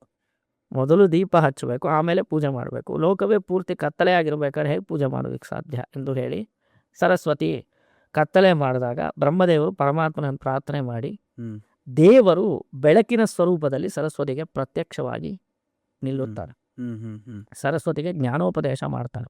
ಓಕೆ ತಗೋ ನಾವು ಕಾಂಚೀಪುರದಲ್ಲಿ ದೀಪ ಪ್ರಕಾಶರ್ ಎಂದು ಭಗವಂತನ ಸನ್ನಿಧಾನ ಹೊಂದಿದೆ. ಓಕೆ ಕಾಂಚೀಪುರದಲ್ಲಿ ಹಲವಾರು ದಿವ್ಯದೇಶಗಳಿದೆ, ಬರೀ ವರದರಾಜ ಸ್ವಾಮಿ ಮಾತ್ರ ಇಲ್ಲ. ಕೇಳಿದ್ದೀನಿ. ಅದರಲ್ಲಿ ದೀಪ ಪ್ರಕಾಶನೂ ಒಬ್ಬ. ಹ್ಮ್ ತೂಪುಲ್ ಹ್ಮ್ ಆ ಗ್ರಾಮದಲ್ಲಿ ದೀಪ ಪ್ರಕಾಶ ಸ್ವಾಮಿ ಸರಸ್ವತೀ ದೇವಿಗೆ ಉಪದೇಶ ಮಾಡಿದಂತಹ ಸ್ಥಳ ಅದು. ಹ್ಮ್ ಅವಳು ಜ್ಞಾನೋದಯ ಮಾಡಿಸಿದಂತಹ ಸ್ಥಳ. ಅವಳು ವೇಗವಾಗಿ ಹರಿತಾ ಇರಬೇಕಾದ್ರೆ ಅವಳಿಗೆ ಅಣೆಕಟ್ಟಾಗಿ ಭಗವಂತನೇ ಮಲಗ್ತಾನೆ. ಅವಳ ವೇಗ ತಡೆಯೋದಕ್ಕೋಸ್ಕರ ಆ ಸ್ವಾಮಿ ವೇಗಾ ಸೇತು ಅಂತ ಹೇಳಿ ಅಲ್ಲೇ ಇನ್ನೊಂದು ಸನ್ನಿಧಾನ, ಅದು ಅದೊಂದು ವೇಗಾ ದಿವ್ಯ ಸೇತು. ದೇಶ. ವೇಗಾ ಸೇತು ಹ್ಮ್ ಆ ಸ್ವಾಮಿ ಅಣೆಕಟ್ಟಾಗಿ ಸರಸ್ವತಿಯ ವೇಗವನ್ನ ತಡೆಯೋದಕ್ಕೋಸ್ಕರ ಸ್ವಾಮಿ ಮಲಗ್ತಾನೆ ಮಧ್ಯದಲ್ಲಿ. ಅದನ್ನ ವೇಗಾ ಸೇತು ದೇವಸ್ಥಾನ, ಯಥೋಕ್ತಕಾರಿ ದೇವಸ್ಥಾನ ಇವತ್ತು ನೋಡಬಹುದು. ಓಕೆ ಇಲ್ಲಿ ಸರಸ್ವತಿ ದೇವಿಗೆ ಉಪದೇಶ ಮಾಡಿ, ನೀನು ಈ ರೀತಿ ಮಾಡಬಾರ್ದು, ಹೋಮಕುಂಡದಲ್ಲಿ ನಾನೇ ಅವತರಿಸಲಿದ್ದೇನೆ, ನೀನು ಹೋಗಿ ಯಜ್ಞದಲ್ಲಿ ಪಾಲ್ಗೊಳ್ಳಬೇಕು ಅಂತ ಹೇಳಿದಾಗ ಪರಮಾತ್ಮ ಕೊಟ್ಟಂತಹ ಆ ಸಂದೇಶವನ್ನ ಶಿರಸ ವಹಿಸಿದಂತಹ ಸರಸ್ವತಿ ದೇವಿ ಯಜ್ಞದಲ್ಲಿ ಪಾಲ್ಗೊಳ್ತಾಳೆ. ಓಕೆ ಬ್ರಹ್ಮ ಅಶ್ವಮೇಧ ಯಜ್ಞ ಮಾಡ್ತಾನೆ. ಹ್ಮ್ ಹೋಮಕುಂಡದಿಂದ ಪೂರ್ಣಾಹುತಿ ಆದ ನಂತರ ವರದರಾಜ ಸ್ವಾಮಿ ಆವಿರ್ಭವಿಸ್ತಾನೆ. ಅದು ಕಾಂಚಿ ಕ್ಷೇತ್ರದಲ್ಲಿ ವರದರಾಜ ಸ್ವಾಮಿ. ಸೊ ಅದಕ್ಕೆ ವರದರಾಜ ಸ್ವಾಮಿಯ ಆ ಮುಖವೆಲ್ಲ ತಾಪ, ಹೌದು ಆ ತಾಪದಿಂದ ಅವ್ರು ಆ ರೀತಿ ಕಾಣಿಸ್ತಾರೆ ಅಂತ ಪ್ಯಾಚಸ್ ನಾವು ನೋಡ್ಬೋದು. ನೋಡ್ಬೋದು. ಸುಟ್ಟ ಗಾಯಗಳ ರೀತಿಯಾಗಿ ವಾಸ್ತವಿಕವಾಗಿ ದೇವರಿಗೆ ಯಾವ ಪ್ಯಾಚಸ್ ಬರೋದಿಲ್ಲ. ಬರಲ್ಲ, ಬಟ್ ಭಕ್ತರಿಗೆ ಎಷ್ಟು ಸುಲಭ ಅನ್ನೋದನ್ನ ತೋರಿಸೋದಕ್ಕೋಸ್ಕರ ದೇವರ ಆ ರೂಪದಲ್ಲಿ ಆ ನಮಗೆ. ರೂಪದಲ್ಲಿ ನಮಗೆ ದರ್ಶನ ಮತ್ತೆ ಕೊಡ್ತಾರೆ. ಅತಿ ವರದರಾಜರು ಕೂಡ ಇದಾರೆ ಅಲ್ಲಿ. ಹೌದು, ಅತ್ತಿವರದರಾಜನನ್ನ ಬ್ರಹ್ಮ ಪ್ರತಿಷ್ಠೆ ಮಾಡಿ ಅದ್ರ ಮೇಲೆ ಹಿಂದೆ ತುಂಬಾ ದೊಡ್ಡ ಕಥೆನೇ ಇದೆ. ಸೊ ಇವತ್ತು ಯಾವತ್ತಾದ್ರೂ ಸಮಯ ಸಿಕ್ಕಿದ್ರೆ ಅತ್ತಿವರದರ ಬಗ್ಗೆ ಹೇಳು. ಓಕೆ, ಆಮೇಲೆ ಶ್ರೀರಂಗಂ ಬಗ್ಗೆ ಮತ್ತೆ ಮೇಲುಕೋಟೆ ಬಗ್ಗೆ. ಆ ಶ್ರೀರಂಗಂ ಆ ದಿವ್ಯ ಕ್ಷೇತ್ರ ಏರ್ಪಟ್ಟಿದ್ದೇ ಅದೊಂದು ಪುರಾಣದಲ್ಲಿ ಬರುವಂತಹ ಕಥೆನೇ. ಆ ಬ್ರಹ್ಮದೇವರು ಸತ್ಯಲೋಕದಲ್ಲಿ ಒಂದು ಸದಸ್ಸನ್ನ ಏರ್ಪಡಿಸ್ತಾರೆ. ಹ್ಮ್ ಆ ಸದಸ್ಸಿನಲ್ಲಿ ಎಲ್ಲರೂ ಸೇರಿದ್ದಾರೆ, ದೇವತೆಗಳು, ಯಕ್ಷರು, ಗಂಧರ್ವರು ಎಲ್ಲ ಸೇರ್ಕೊಂಡಿದ್ದಾರೆ. ಹ್ಮ್ ಅವರವರನ್ನು ಉದ್ದೇಶಿಸಿ ಬ್ರಹ್ಮದೇವರು ಕೆಲವು ಪ್ರಶ್ನೆಗಳನ್ನು ಕೇಳ್ತಾರೆ. ನೀವು ಯಾವ ರೀತಿ ದೇವರನ್ನ ಪೂಜೆ ಮಾಡ್ತೀರಿ ಅಂತ ಋಷಿಗಳನ್ನ ಕೇಳ್ತಾರೆ. ಹ್ಮ್ ಋಷಿಗಳೆಲ್ಲ ಹೇಳ್ತಾರೆ, ನಾವು ಯಜ್ಞ ಯಾಗಾದಿಗಳನ್ನು ಮಾಡುವುದರ ಮೂಲಕ ಪರಮಾತ್ಮನ ಉಪಾಸನೆ ಮಾಡ್ತೇವೆ. ಓಕೆ ಮುನಿಗಳೆಲ್ಲ ಹೇಳ್ತಾರೆ, ನಾವು ತಪಸ್ ಮಾಡುವುದರ ಮೂಲಕ ದೇವರನ್ನ ಅಂತರಂಗದಲ್ಲಿ ಧ್ಯಾನ ಮಾಡುವುದರ ಮೂಲಕ ಉಪಾಸನೆ ಮಾಡುತ್ತೇವೆ ಅಂತ ಮುನಿಗಳೇ ಹೇಳ್ತಾರೆ. ಓಕೆ ಅವರವ್ರ ದೇವತೆಗಳು ನಾವು ಅರ್ಚನೆ ಮಾಡುವುದರ ಕ್ಷೀರಾಬ್ಧೀಶಾಹಿ ಆದ ಪರಮಾತ್ಮನ ದರ್ಶನ ಮಾಡುವುದರ ಮೂಲಕ ಆ ರೀತಿ ಒಬ್ಬೊಬ್ಬರು ಒಂದೊಂದು ರೀತಿಯಲ್ಲಿ ಉಪಾಸನೆ ಮಾಡೋರು ಇದ್ದಾರೆ. ಹ್ಮ್ ಮನುಷ್ಯರನ್ನು ಉದ್ದೇಶಿಸಿ ಬ್ರಹ್ಮದೇವರು ಕೇಳ್ತಾರೆ, ನೀವು ಯಾವ ರೀತಿ ಉಪಾಸನೆ ಮಾಡ್ತೇವೆ? ಅವಾಗ ಯಾವ ಯೋಗ್ಯತೆನೂ ಇಲ್ವಲ್ಲ. ಹ್ಮ್ ನಾವು ಕಠಿಣವಾದ ತಪಸ್ಸನ್ನ ಮಾಡೋದಕ್ಕೆ ಅಶಕ್ತರು ಹೌದು, ಏಕಾಗ್ರತೆ ಇಲ್ಲ. ಇಲ್ಲ. ಹ್ಮ್ ಪೂಜೆ ತಂತ್ರ ಮಾರ್ಗದ ಮೂಲಕ ದೇವರನ್ನ ಪೂಜೆ ಮಾಡೋದಕ್ಕೆ ನಾವು ಅನರ್ಹರು. ಒಂದು ಕಡೆ ಕೂತ್ಕೊಂಡ್ರೆ ಚಂಚಲ. ರಾತ್ರಿ ಟಿವಿನಲ್ಲಿ ಏನ್ ನೋಡಿರ್ತೀವೋ ಆ ಸೀನೇ ನಮ್ಗೆ ನೆನಪಿಗೆ ಬರುತ್ತೆ ಹೌದು, ಹೊರತು ಹೌದು. ದೇವರನ್ನ ಧರಿಸುವಂತ ಶಕ್ತಿ ನಮಗಿದೆಯಾ ಇಲ್ಲ. ಮನಸ್ಸಿನಲ್ಲಿ? ಇಲ್ಲ. ಆ ಸಾಮಾನ್ಯ ಮನುಷ್ಯರಿಗೆ ಅದು ತುಂಬಾ ಕಷ್ಟ. ಹೌದು. ನೀವು ಯಾವ ರೀತಿ ಉಪಾಸನೆ ಮಾಡ್ತೀರಿ, ಹ್ಮ್ ನೀವು ಹೆಂಗೆ ದೇವರನ್ನ ಕಂಡುಕೊಳ್ತೀರಿ ಎಂದು ಬ್ರಹ್ಮ ಕೇಳಿದಾಗ, ನಮಗೆ ಗತಿ ಇಲ್ಲ ಸ್ವಾಮಿ, ನೀವೇ ಗತಿ, ಹ್ಮ್ ದೇವರನ್ನ ನೀವೇ ತೋರಿಸ್ಕೊಡ್ಬೇಕು ಎಂದು ಅವರೆಲ್ಲ ಪ್ರಾರ್ಥನೆ ಮಾಡಿದಾಗ ಹ್ಮ್ ಬ್ರಹ್ಮದೇವರು ಪರಮಾತ್ಮನನ್ನು ಕುರಿತು ತಪಸ್ ಮಾಡಿ ಕ್ಷೀರಸಾಗರ ಪರ್ಯಂತ ಹೋಗಿ ದೇವರನ್ನ ಪ್ರಾರ್ಥನೆ ಮಾಡ್ಕೊಳ್ತಾರೆ. ಈ ಸಾಮಾನ್ಯ ಮನುಷ್ಯರಿಗೂ ದೊರಕುವಂತೆ ನೀನು ವಿಶೇಷವಾದ ಅವತಾರವನ್ನು ಮಾಡಬೇಕು ಪ್ರಭು. ಓಕೆ ನೀನೇ ಹಿಂದೆ ರಾಮನಾಗ ಅವತಾರ ಮಾಡಿದಿ, ಕೃಷ್ಣನಾಗ ಅವತಾರ ಮಾಡಿದಿ. ಹ್ಮ್ ಕಲಿಯುಗದಲ್ಲಿರುವಂತಹ ಸಾಮಾನ್ಯ ಜನರಿಗೆ ಅವರ ಪೂಜೆಯನ್ನು ಸ್ವೀಕಾರ ಮಾಡುವಂತೆ ನೀನು ವಿಶೇಷವಾದ ಸ್ವರೂಪದಲ್ಲಿ ಅವ್ರಿಗೆ ದರ್ಶನ ಕೊಡಬೇಕು ಅಂತ ಪ್ರಾರ್ಥಿಸ್ಕೊಳ್ತಾನೆ ಬ್ರಹ್ಮ. ಹ್ಮ್ ಈ ಕಲಿಯುಗದ ಭಕ್ತರ ಉದ್ಧಾರಕ್ಕೋಸ್ಕರ ವಿಮಾನ ಸಹಿತನಾಗಿ ವಿಗ್ರಹ ಸ್ವರೂಪಿಯಾಗಿ ಪರಮಾತ್ಮ ಅವತಾರ ಮಾಡ್ತಾನೆ. ರಡವಾಕಾರ ವಿಮಾನದೊಂದಿಗೆ ವಿಮಾನದೊಂದಿಗೆ ಶೇಷ ಪರ್ಯಂಕದ ಮೇಲೆ ಪವಡಿಸಿದಂತಹ ಅದ್ಭುತವಾದ ಮೂರ್ತಿ ರಂಗನಾಥ. ಹ್ಮ್ ಅವನು ಸ್ವಯಂಭುವಾಗಿ ಅವತರಿಸ್ತಾನೆ. ಓಕೆ ಹೇಗೆ ರಾಮ ಕೃಷ್ಣ ಅವತಾರ ಅಂತ ಹೇಳ್ತೀವೋ ಆ ರೀತಿ ರಂಗನಾಥನ ಅವತಾರ ಇದು. ಹ್ಮ್ ಬ್ರಹ್ಮದೇವರು ಸತ್ಯಲೋಕದಲ್ಲಿ ಆ ರಂಗನಾಥನನ್ನ ಪೂಜೆ ಮಾಡ್ತಾರೆ, ಬ್ರಹ್ಮೋತ್ಸವಗಳನ್ನು ನೆರವೇರಿಸ್ತಾರೆ. ಹ್ಮ್ ಒಮ್ಮೆ ಸೂರ್ಯವಂಶದ ಮಹಾರಾಜನಾಗಿದ್ದಂತಹ ಇಕ್ಷ್ವಾಕು ಅವನು ಸತ್ಯಲೋಕಕ್ಕೆ ಬ್ರಹ್ಮನನ್ನ ಭೇಟಿಯಾಗೋದಕ್ಕೋಸ್ಕರ ಹೋದಾಗ ಈ ರಂಗನಾಥ ಸ್ವಾಮಿಯನ್ನು ನೋಡ್ತಾರೆ. ಬ್ರಹ್ಮನ ಹತ್ರ ಪ್ರಾರ್ಥನೆ ಮಾಡ್ತಾನೆ, ಇಕ್ಷ್ವಾಕು ಕುಲಕ್ಕೆ ಈ ರಂಗನಾಥನನ್ನ ಕೊಡಬೇಕು, ನಾವು ಇವನಿಗೆ ಭೂಲೋಕದಲ್ಲಿ ಒಂದು ದೇವಸ್ಥಾನ ಕಟ್ಟಿ ಪೂಜೆ ಮಾಡ್ತೀವಿ, ಓಕೆ ನಮ್ಮ ಪ್ರಾರ್ಥನೆಯನ್ನು ಅಂಗೀಕರಿಸಬೇಕು ಅಂತ ಕೇಳಿದಾಗ ಹ್ಮ್ ಇಕ್ಷ್ವಾಕು ಮಹಾರಾಜನಿಗೆ ಬ್ರಹ್ಮದೇವರು ಈ ಪ್ರಣವಾಕಾರ ವಿಮಾನದೊಂದಿಗೆ ಕೂಡಿದ ರಂಗನಾಥ ಸ್ವಾಮಿಯನ್ನು ಕೊಡ್ತಾನೆ. ಓಕೆ ಆ ಮಹಾರಾಜ ಭೂಲೋಕದಲ್ಲಿ ಅಯೋಧ್ಯೆಯಲ್ಲಿ ಸ್ಥಾಪನೆ ಮಾಡ್ತಾನೆ. ಹ್ಮ್ ಆ ಇಕ್ಷ್ವಾಕು ವಂಶದಲ್ಲಿ ಅವತಾರ ಮಾಡಿದವನೇ ರಾಮ. ಹೌದು ಸರಿಯಾ? ಹೌದು ರಾಮ ಕೂಡ ರಂಗನಾಥನನ್ನ ಪೂಜೆ ಮಾಡ್ತಾನೆ. ಹ್ಮ್ ರಾಮನಿಂದ ಪೂಜಿಸಲ್ಪಟ್ಟವನು ರಂಗನಾಥ ಸ್ವಾಮಿ. ರಾಮನಿಗಿಂತಲೂ ಪ್ರಾಚೀನ ಅವನು. ರಾಮನ ಮನೆ ದೇವರು. ರಾಮನ ಕುಲದೈವ. ಹ್ಮ್ ಇಕ್ಷ್ವಾಕು ಮಹಾರಾಜ ಪೂಜೆ ಮಾಡಿದ್ರಿಂದ ಆ ಕುಲದಲ್ಲಿ ಅವತಾರ ಮಾಡಿದಂತಹ ರಾಮನಿಗೆ ಕುಲದೈವ ರಂಗನಾಥ ಸ್ವಾಮಿ. ಹೌದು. ಆಗ ಅಯೋಧ್ಯೆಯಲ್ಲಿ ಇರ್ತಾರೆ. ಇದ್ರ ಬಗ್ಗೆ ರೆಫರೆನ್ಸ್ ಬಂದು ನಮಗೆ ವಾಲ್ಮೀಕಿ ರಾಮಾಯಣದಲ್ಲಿ ನಾರಾಯಣ ಮುಪಾಗಮತ್ ಅಂತ ಒಂದು ಶ್ಲೋಕದಲ್ಲಿ ವಾಲ್ಮೀಕಿ ಮಹರ್ಷಿ ತೋರಿಸ್ತಾರೆ. ರಾಮನಿಗೆ ಆಗಬೇಕು ಅಂತ ನಿಗದಿಯಾಗತ್ತೆ. ಈಗ ಸೀತಾರಾಮರು ಮಾರನೇ ದಿನ ಪಟ್ಟಾಭಿಷೇಕ, ಹಿಂದಿನ ದಿನ ರಂಗನಾಥನನ್ನು ಉಪಾಸನೆ ಮಾಡಿದ್ರು ಅಂತ ಒಂದು ಶ್ಲೋಕದಲ್ಲಿ ವಾಲ್ಮೀಕಿ ಮಹರ್ಷಿ ತೋರಿಸ್ತಾರೆ. ಓಕೆ. ಸರಿ, ಪಟ್ಟಾಭಿಷೇಕ ಎಲ್ಲ ಆಗತ್ತೆ ರಾಮನಿಗೆ, ರಾವಣ ಸಂಹಾರ. ಎಲ್ಲಿ ಇದು ರಂಗನಾಥನನ್ನ ಪೂಜೆ ಮಾಡಿದ್ರು ಅಂತ ವಾಲ್ಮೀಕಿ ಮಹರ್ಷಿ ಎಲ್ಲಿ ತೋರಿಸ್ತಾರೋ ಅದಾದ ವಿಘ್ನ ಆಗ್ಬಿಡತ್ತಲ್ಲ. ರಾತ್ರಿ ಬಂದು ಮಂತರೆ ತಲೆ ಕೆಡಿಸಿ ರಾಮನಿಗೆ ವನವಾಸವಾಗಿ ಕಳಿಸಿ ಅದೆಲ್ಲ ರಾವಣ ಸಂಹಾರವೆಲ್ಲ ಆಗಿ ಮತ್ತೆ ಅಯೋಧ್ಯೆಗೆ ಬಂದು ಪಟ್ಟಾಭಿಷೇಕ ಮಾಡ್ಕೊಳ್ತಾನೆ ರಾಮ. ಮತ್ತು ಅಯೋಧ್ಯೆಯಲ್ಲಿ ನನ್ನ ಒಂದು ಸ್ವಂತ ಅನುಭವ ನಿಮ್ಗೆ ಹತ್ರ ಹಂಚ್ಕೊಳ್ತೀನಿ. ನಾನು ಅಯೋಧ್ಯೆಗೆ ಹೋದಾಗ ಸುಗ್ರೀವ ಕಿಲ ಅಂತ ಒಂದು ಜಾಗ ಇದೆ. ಅದ್ಭುತವಾದ ರಾಮನ ಸನ್ನಿಧಾನ ಅಲ್ಲಿ. ಅಯೋಧ್ಯೆಯಲ್ಲಿ ತುಂಬ ದೇವಸ್ಥಾನಗಳಿದೆ, ಅದು ಒಂದು ಸುಗ್ರೀವ ಕಿಲ ಅಂತ ಒಂದು ದೇವಸ್ಥಾನ. ಆ ದೇವಸ್ಥಾನದ ಐತಿಹ್ಯ ಏನು ಅಂದರೆ, ರಾಮ ಪಟ್ಟಾಭಿಷೇಕ ಮಾಡಿಕೊಂಡಾಗ ಪ್ರತಿ ಭಕ್ತರಿಗೂ ಬಹುಮಾನವಾಗಿ ಕೆಲವು ವಸ್ತುಗಳನ್ನು, ಕೆಲವು ಜಾಗಗಳನ್ನು ಕೊಟ್ಟನಂತೆ ರಾಮ. ಸುಗ್ರೀವನಿಗೋಸ್ಕರ ಕೊಟ್ಟಂತಹ ಜಾಗ ಅದು ಸುಗ್ರೀವ ಕಿಲ, ಅಯೋಧ್ಯೆಯಲ್ಲಿದೆ. ಸುಗ್ರೀವ ಕಿಲ. ಆಂಜನೇಯನಿಗೆ ಕೊಟ್ಟಂತಹ ಒಂದು ಸ್ಥಳ ಇದೆ ಅಲ್ಲಿ, ಹನುಮಾನ್ ಗಡಿ ಅಂತ. ಅಯೋಧ್ಯೆಯಲ್ಲಿ ಆಂಜನೇಯ ನೀನು ಇಲ್ಲಿರೋ ಅಂತ ಅವನಿಗೊಂದು ಜಾಗ ಕೊಟ್ಟಿತ್ತು ರಾಮ. ಅಲ್ಲಿ ಬಂದಂತಹ ಎಲ್ಲ ಭಕ್ತರಿಗೂ ಬಹುಮಾನವನ್ನು ಕೊಡ್ತಾನೆ ಸಂತೋಷಕ್ಕೆ ರಾಮಚಂದ್ರ.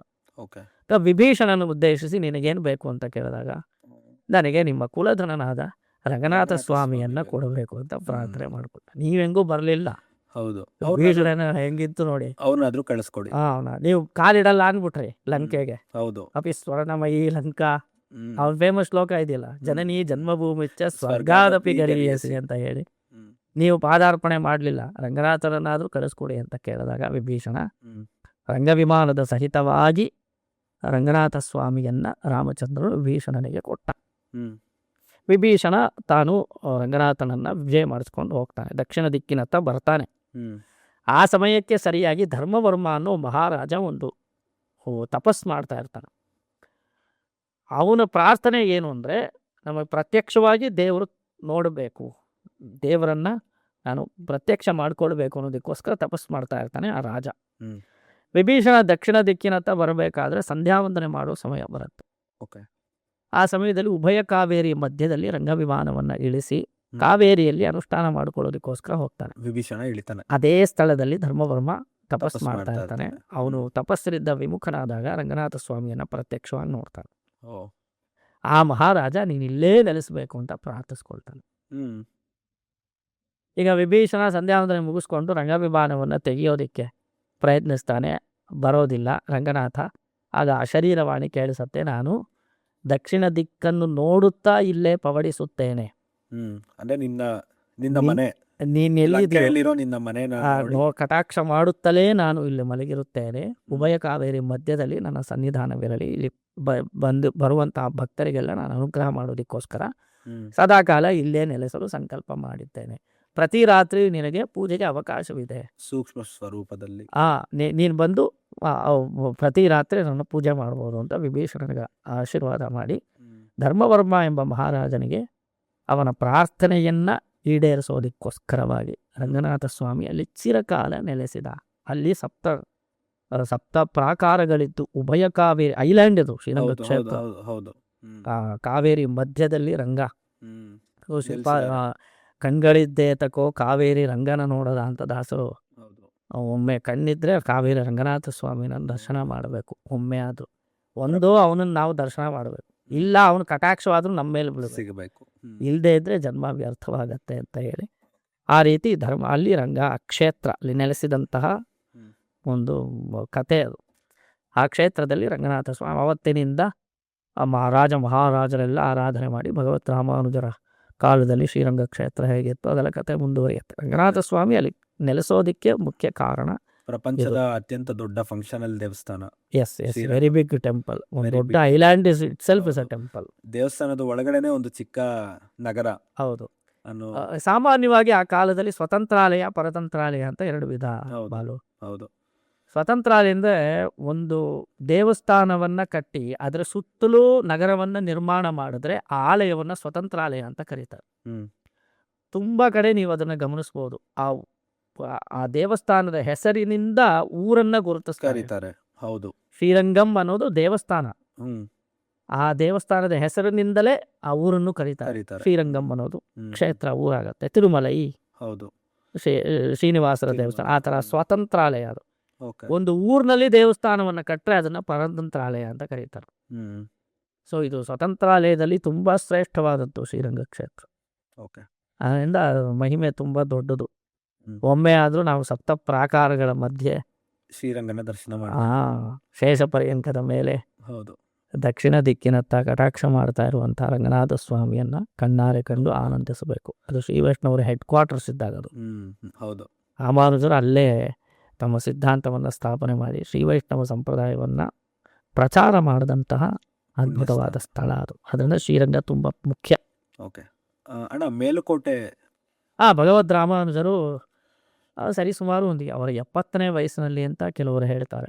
ಅವರು ಕರ್ನಾಟಕ ಕ್ಷೇತ್ರಕ್ಕೆ ಬಂದಾಗ ಅವರು ಊರ್ಧ್ವ ಪುಂಡ್ರಕ್ಕೋಸ್ಕರ ಶ್ವೇತ ಮೃತ್ತಿಕೆಯನ್ನು ಹುಡುಕೋದಕ್ಕೋಸ್ಕರ ಇಲ್ಲಿ ತೊಂಡನೂರು ಸಮೀಪದಲ್ಲಿ ಅವರು ಹೋಗ್ತಾ ಇರಬೇಕಾದ್ರೆ ಸ್ವಪ್ನದಲ್ಲಿ ತಿರುನಾರಾಯಣ ಸ್ವಾಮಿ ಅವರಿಗೆ ದರ್ಶನ ಕೊಟ್ಟು, ನಾನು ಈ ಥರ ಒಂದು ಸ್ಥಳದಲ್ಲಿದ್ದೇನೆ, ಹುತ್ತದಲ್ಲಿದ್ದೇನೆ, ನೀವು ನನ್ನನ್ನು ಹೊರಗಡೆ ತೆಗೆದು ಪುನಃ ಪ್ರತಿಷ್ಠಾಪನೆ ಮಾಡುವಂಥವರಾಗಿ ಎಂದು ಹೇಳಿದಾಗ ರಾಮಾನುಜರು ಮೇಲುಕೋಟೆಗೆ ಹೋಗಿ ಹುತ್ತದಲ್ಲಿದ್ದಂತಹ ತಿರುನಾರಾಯಣನನ್ನು ಹೊರಗಡೆ ತೆಗೆದು, ಅಂದರೆ ಹುತ್ತವನ್ನು ಕರಗಿಸಿ, ಕ್ಷೀರಾಭಿಷೇಕ ಮಾಡಿ ಹುತ್ತವನ್ನು ಕರಗಿಸಿ ಅಲ್ಲಿ ತಿರುನಾರಾಯಣ ಸ್ವಾಮಿಯನ್ನ ಪ್ರತಿಷ್ಠೆ ಮಾಡ್ತಾರೆ ಭಗವದ್ ರಾಮಾನುಜರು. ಅಣ್ಣ, ನಾನು ಅದು ಕೇಳ್ಪಟ್ಟೆ, ಶ್ರೀಕೃಷ್ಣ ಕೂಡ ತಿರುನಾರಾಯಣನ ಸೇವೆ ಮಾಡಿದ್ದಾರೆ.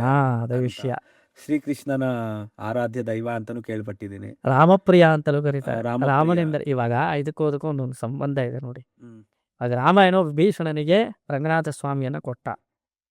ಆಮೇಲೆ ಏನಾಯ್ತು, ಅಲ್ಲಿ ಕಾವೇರಿ ನದಿಯ ತಟದಲ್ಲಿ ರಂಗನಾಥನೇನು ನೆಲೆಸಿದ್ರು. ಇವಾಗ ರಾಮ ರಂಗನಾಥನನ್ನು ಕೊಟ್ಬಿಟ್ನಲ್ಲ, ಆ ರಂಗನಾಥನಿದ್ದಂತಹ ಸ್ಥಳದಲ್ಲಿ ಯಾರನ್ನ ಮತ್ತೆ ಇಟ್ಟ ಅಂದ್ರೆ ಈ ತಿರುನಾರಾಯಣನನ್ನ ಇಟ್ಟ.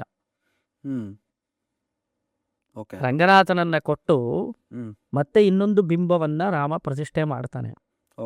ಅವನೇ ತಿರುನಾರಾಯಣ. ಮೇಲ್ಕೋಟೆಯಲ್ಲಿರೋ ರಾಮ, ನಮ್ಮ ಚೆಲ್ಲಪಿಳ್ಳೈ. ಅಲ್ಲಿ ರಾಮ ಮತ್ತೆ ಆ ಸ್ವಾಮಿಯನ್ನ ಪೂಜೆ ಮಾಡ್ತಾನೆ. ಪೂಜೆ ಮಾಡ್ಕೊಂಡು ಬರ್ತಾನೆ. ರಾಮನ ಮಗ ಕುಶ, ಕುಶಸ್ಥಲಿ ಅಂದ್ರೆ ಮಥುರೆಯನ್ನ ಕಟ್ಟಿದವನು ಕುಶ. ಕೃಷ್ಣಾವತಾರ ಎಲ್ಲಿ ನಡೀತೋ ಮಥುರಾ ಕ್ಷೇತ್ರ, ಅದನ್ನ ಮೊದಲು ನಿರ್ಮಾಣ ಮಾಡಿದವನು ಕುಶ. ತಾನು ನಗರ ನಿರ್ಮಾಣ ಮಾಡಿದ ನಂತರ ಈ ರಾಮಪ್ರಿಯನನ್ನ ಮಥುರೆಯಲ್ಲಿ ವಿಜಯ ಮಾಡಿ ಅಲ್ಲಿ ಕುಶ ಆರಾಧನೆ ಮಾಡ್ಕೊಂಡು ಬರ್ತಾನೆ.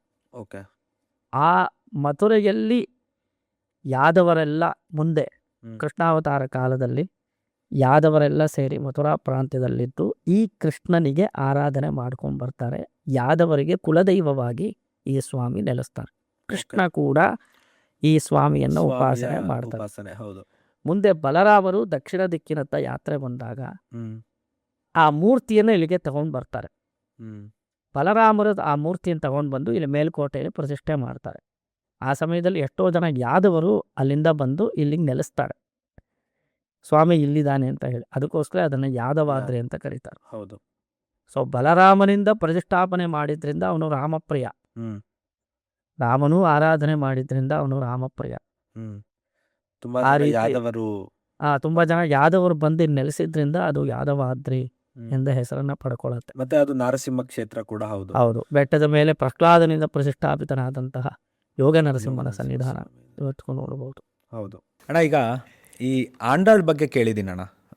ಆಂಡಾಳ್ ಅಥವಾ ಗೋದಾದೇವಿ ಅಂತ ಒಬ್ಬರನ್ನ ಶ್ರೀ ವೈಷ್ಣವಿಸಮ್ ಅಲ್ಲಿ ಕೇಳಿದ್ದೀನಿ ನಾನು. ಅವ್ರ ಬಗ್ಗೆ ಹೇಳೋದಾದ್ರೆ ಅಣ್ಣ.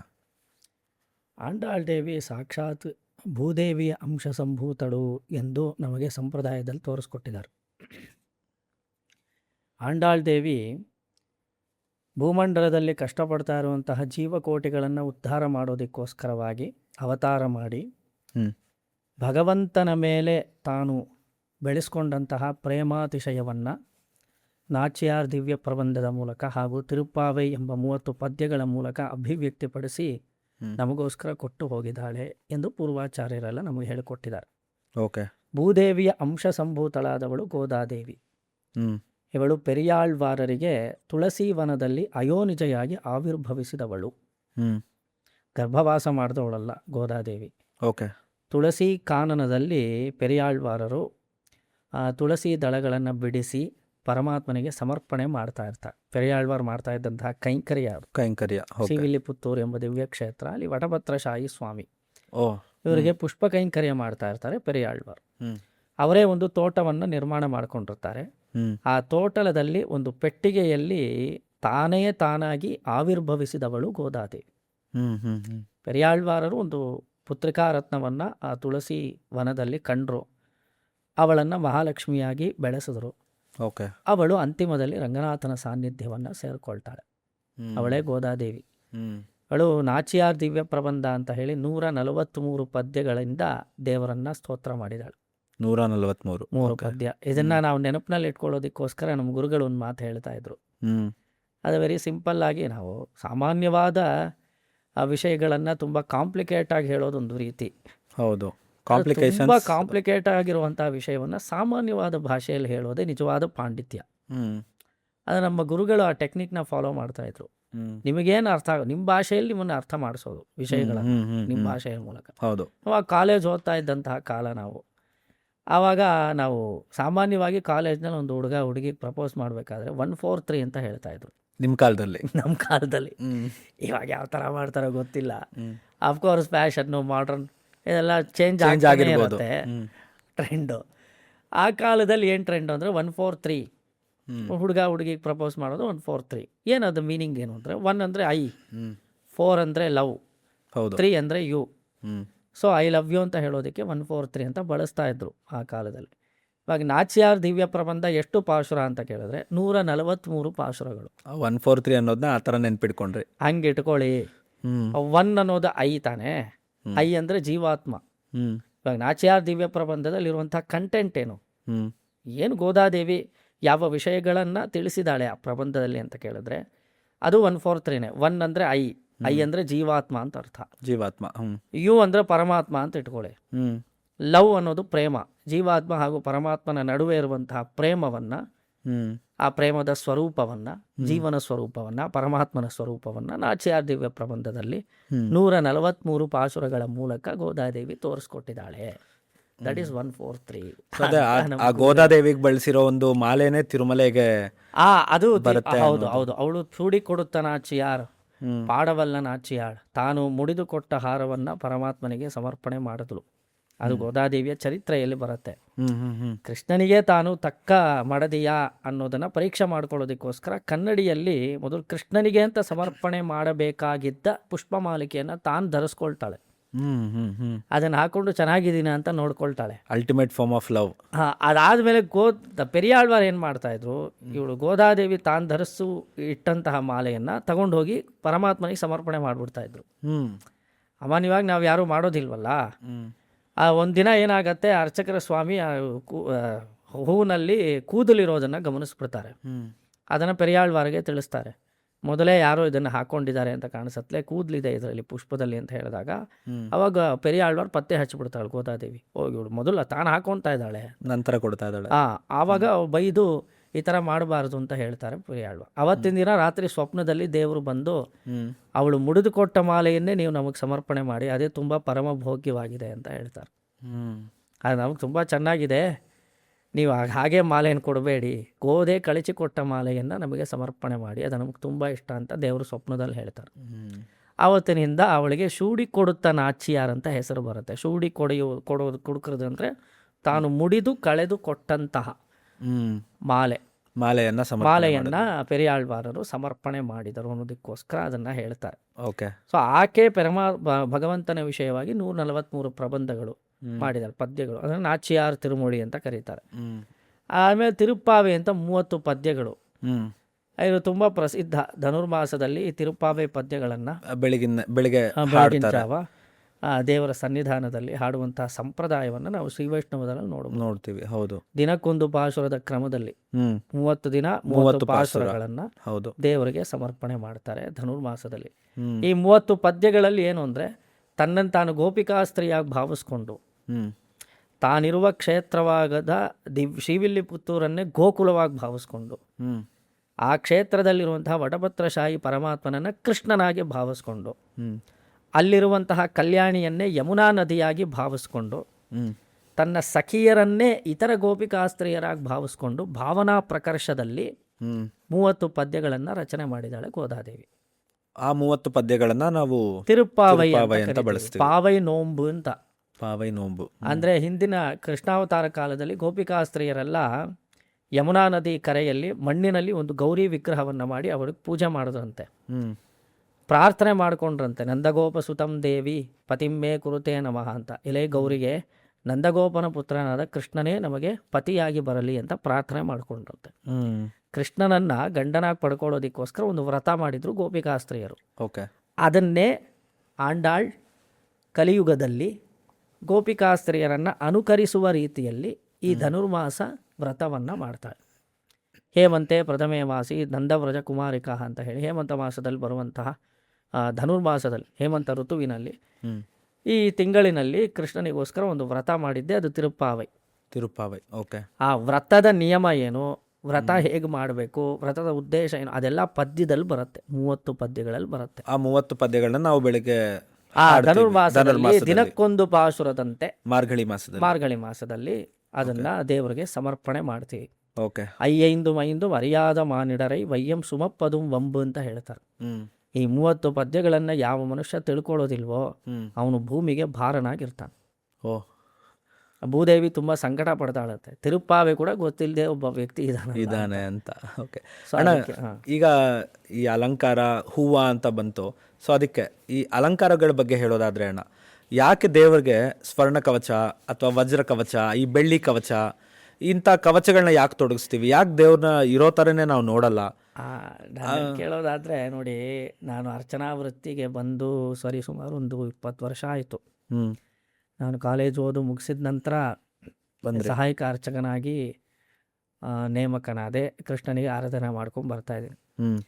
ನನ್ನನ್ನು ಕೇಳಿದ್ರೆ ನೀವು ಅಲಂಕಾರ ಯಾಕೆ ಮಾಡ್ತೀರಿ ಅಂತ ನಾನು ಹೇಳಬಲ್ಲೆ, ದೇವರ ಸೌಂದರ್ಯವನ್ನು ಮುಚ್ಚೋದಕ್ಕೋಸ್ಕರನೇ ನಾವು ಕವಚವನ್ನು ಬಳಸ್ತೀವಿ. ದೇವರ ಸೌಂದರ್ಯನ ಮುಚ್ಚೋದಕ್ಕೋಸ್ಕರ. ಯಾಕೆ ಅಂದ್ರೆ ದ್ವಿಗುಣ ಆಗುತ್ತೆ ಅಂತಲ್ಲ, ದೃಷ್ಟಿ ತಾಕತ್ತು ಅಂತ. ಓಕೆ. ದೇವರು ನೀವು ಅಲಂಕಾರ ಮಾಡದೆ ನಮ್ಮ ಕೃಷ್ಣನ ದರ್ಶನ ಮಾಡಿ ತುಂಬಾ ಅದ್ಭುತವಾಗಿ ಕಾಣುತ್ತೆ. ರಾತ್ರಿ ಮಾಡಿ ತುಂಬಾ ಸೊಗಸಾಗಿರತ್ತೆ ಮೂರ್ತಿ. ದಿವ್ಯ ಮಂಗಳ ಸ್ವರೂಪ. ಹೌದು. ಆ ನೀಲಮೇಘ ಶ್ಯಾಮಲನಾಗಿ ಕೌಸ್ತುಭಾಂಕಿತ ಕಂದರನಾಗಿ ಆ ವೇಣುನಾದವನ್ನು ಮಾಡ್ತಾ ಒಂದು ಕಾಲನ್ನ ಮಡಚಿ, ಹೌದು, ಅತ್ಯಂತ ಮನೋಹರವಾದಂತಹ ಮೂರ್ತಿ ಕೃಷ್ಣನದ್ದು. ಹೌದು. ನೀವು ಬರೀ ಯಾವುದೇ ವಸ್ತ್ರಭೂಷಣಗಳಿಲ್ಲದೆ ಕೃಷ್ಣನ್ ನೋಡಿದ್ರೆ ಇನ್ನೂ ಚಂದ ಕಾಣಿಸ್ತಾನೆ. ಎಲ್ಲಿ ದೃಷ್ಟಿ ತಾಕತ್ತೋ ಅಂತ ಹೇಳಿ ನಾವು ಸ್ವರ್ಣ ಕವಚದಿಂದ ಬೆಳ್ಳಿ ಕವಚದಿಂದ ಅವನ ಸೌಂದರ್ಯವನ್ನು ಮುಚ್ಚಿಬಿಡ್ತೀವಿ. ವಾಸ್ತವಿಕವಾಗಿ ಕವಚ ಹಾಕಿದ್ರೇನೆ ಕೃಷ್ಣ ಚೆನ್ನಾಗಿ ಕಾಣಿಸ್ತಾನೆ ಅಂತ ಏನಿಲ್ಲ. ಕವಚಕ್ಕೆ ಸೌಂದರ್ಯ ಬರೋದು ಅವನ ಸಂಬಂಧದಿಂದ. ನಮಗಾದ್ರೆ ನಾವು ಫೇಶಿಯಲ್ ಹಾಕೋಬೇಕು, ಮೇಕಪ್ ಮಾಡ್ಕೋಬೇಕು, ಆವಾಗಲೇ ನಾವು ಚೆನ್ನಾಗಿ ಕಾಣಿಸ್ತೀವಿ. ದೇವರು ಚೆನ್ನಾಗಿ ಕಾಣಿಸ್ಬೇಕಾದ್ರೆ ಕವಚ ಹಾಕಬೇಕು ಅಂತ ಅವಶ್ಯಕತೆ ಇಲ್ಲ. ಕವಚಕ್ಕೆ ಸೌಂದರ್ಯ ಬರುತ್ತೆ ದೇವ್ರಿಗೆ ಹಾಕೋದ್ರಿಂದ. ಹೌದು. ಭಾವಗಳಿಗೆ ಸೌಂದರ್ಯ ಬರುತ್ತೆ ದೇವರ ಮುಖದಲ್ಲಿ ಅದನ್ನು ಧರಿಸೋದ್ರಿಂದ. ಆಭರಣಗಳು ಹಾಗೆ ಚಂದ ಚಂದ ಆಭರಣಗಳನ್ನು ಹಾಕ್ತಾರೆ. ಆಭರಣ ಚೆನ್ನಾಗಿ ಕಾಣಿಸುತ್ತೆ ದೇವ್ರಿಗೆ ಹಾಕಿರೋದ್ರಿಂದ. ಹೌದು. ಸೊ ದೇವರಿಂದ ಆಭರಣಗಳಿಗೆ ಶೋಭೆ ಬರುತ್ತೆ ಹೊರತು ಆಭರಣಗಳಿಂದ ದೇವರಿಗೆ ಶೋಭೆ ಬರುತ್ತೆ ಅಂತ ಹೇಳಲಿಕ್ಕೆ ಬರೋದಿಲ್ಲ. ಆದರೂ ಸ್ವರ್ಣ ಕವಚ ಯಾಕೆ ಹಾಕ್ತೀವಿ ಅದಕ್ಕೊಂದು ಮೀನಿಂಗ್ ಇದೆ. ಉಪನಿಷತ್ತಿನಲ್ಲಿ ಭಗವತ್ ಸ್ವರೂಪವನ್ನು ವರ್ಣಿಸಬೇಕಾದ್ರೆ ಆಪ್ರನಘಾತ್ ಸರ್ವಗೇವ ಸುವರ್ಣ ಅಂತ ಹೇಳಿದೆ. ಉಪನಿಷತ್ತು ಭಗವಂತನ ಸ್ವರೂಪದ ಬಗ್ಗೆ ಹೇಳತ್ತೆ. ಹೇಳಬೇಕಾದ್ರೆ ಹಿರಣ್ಯಸ್ಮಶ್ರುಹು ಹಿರಣ್ಯಕೇಶಃ, ಅವನಿಗೆ ಹಿರಣ್ಯ ಸದೃಶವಾದ ಕೇಶಗಳಿದೆ, ಕೂದಲಿದೆ, ಹಿರಣ್ಯ ಸದೃಶವಾದ ದಾಡಿ ಮೀಸೆ ಇದೆ, ಹಿರಣ್ಯ ಸದೃಶವಾದ ಸ್ವರೂಪವಿದೆ. ಅವನು ದಗದಗನೆ ಬೆಳಕಿನಂತೆ ಬೆಳಗುತ್ತಾನೆ, ಜ್ವಲಿಸುತ್ತಾನೆ. ಪರಮಾತ್ಮನು ಸುವರ್ಣದಂತೆ ಜ್ವಲಿಸುತ್ತಾನೆ ಅಂತ ಹೇಳಿರೋದ್ರಿಂದ ದೇವರನ್ನ ನಾವು ಸ್ವರ್ಣ ಕವಚ ಹಾಕಿ ದರ್ಶನ ಮಾಡ್ತೀವಿ. ಉಪನಿಷತ್ತಿನಲ್ಲಿ ಹೇಳಲ್ಪಟ್ಟಂತೆ ಭಗವಂತನ ಸ್ವರೂಪ ಅರ್ಥ ಆಯ್ತು. ಆ ಪ್ರಣಖಾತ್ ಸರ್ವಯವ ಸುವರ್ಣ ಅಂತ ಸ್ವರ್ಣ ಕವಚ ಹಾಕೋದು, ರಜತ ಕವಚ ಹಾಕೋದು, ವಿಧವಾಗಿ ಅಲಂಕಾರ ಮಾಡೋದು. ಕೃಷ್ಣನಿಗಾದ್ರೆ ಯಶೋದೆ ಹೇಗೆ ನವಿಲ್ಗರಿ ಇಟ್ಟರೆ ಕೃಷ್ಣನನ್ನ ಆ ಥರ ಒಂದೊಂದು ದೇವತೆಗಳಿಗೆ ಮುದ್ದ ಕಾಣಿಸ್ತಾರೆ ತುಂಬಾ. ಆ ರೀತಿ ಆಭರಣಗಳನ್ನು ಅಲಂಕಾರ ಮಾಡೋ ಉದ್ದೇಶ ಏನು ಅಂದರೆ ದೇವಸ್ಥಾನದಲ್ಲಿ ಅದೊಂದು ಉಪಚಾರ ದೇವರಿಗೆ. ಅಲಂಕಾರಾಸನ ಅನ್ನೋದು ದೇವ್ರಿಗೆ ಮಾಡುವಂತಹ ಉಪಚಾರ ಒಂದು. ಹೌದು. ಇದು ನಮ್ಮ ಮನಸ್ಸಿನಲ್ಲಿ ನಿಲ್ಲಲಿ ಅನ್ನೋದಕ್ಕೋಸ್ಕರ. ತುಂಬ ಜನ ಏನು ಮಾಡ್ತಾರೆ ಅಂದರೆ ದೇವಸ್ಥಾನದಲ್ಲಿ ಯಾವುದಾದ್ರೂ ಒಂದು ಅದ್ಭುತವಾದ ವಿಷಯ ನೋಡಿದ ತಕ್ಷಣ ಫೋನ್ ಹಿಡ್ಕೊಂಡ್ಬಿಡ್ತಾರೆ. ಹೌದಣ್ಣ, ನಾನು ಇದು ಕೇಳಬೇಕು ಅಂತಿದ್ದೆ. ಯಾಕೆ ಫೋಟೋಗ್ರಫಿ ಬಳಸಬಾರ್ದು, ಫೋಟೋ ತೆಗಿಬಾರ್ದು ಅಂತ ಯಾಕೆ ಎಲ್ಲ ಕಡೆ ಬೋರ್ಡ್ಗಳು ಹಾಕಿರ್ತಾರೆ? ಯಾಕೆ ತೆಗಿಬೇಕು ಅಂತೀನಿ ನಾನು. First of all, why do you want photo? Phone ಮೆಮೊರಿನಲ್ಲಿ ಅದು ಸ್ಟೋರ್ ಆಗಿರುತ್ತೆ ಫೋಟೋ.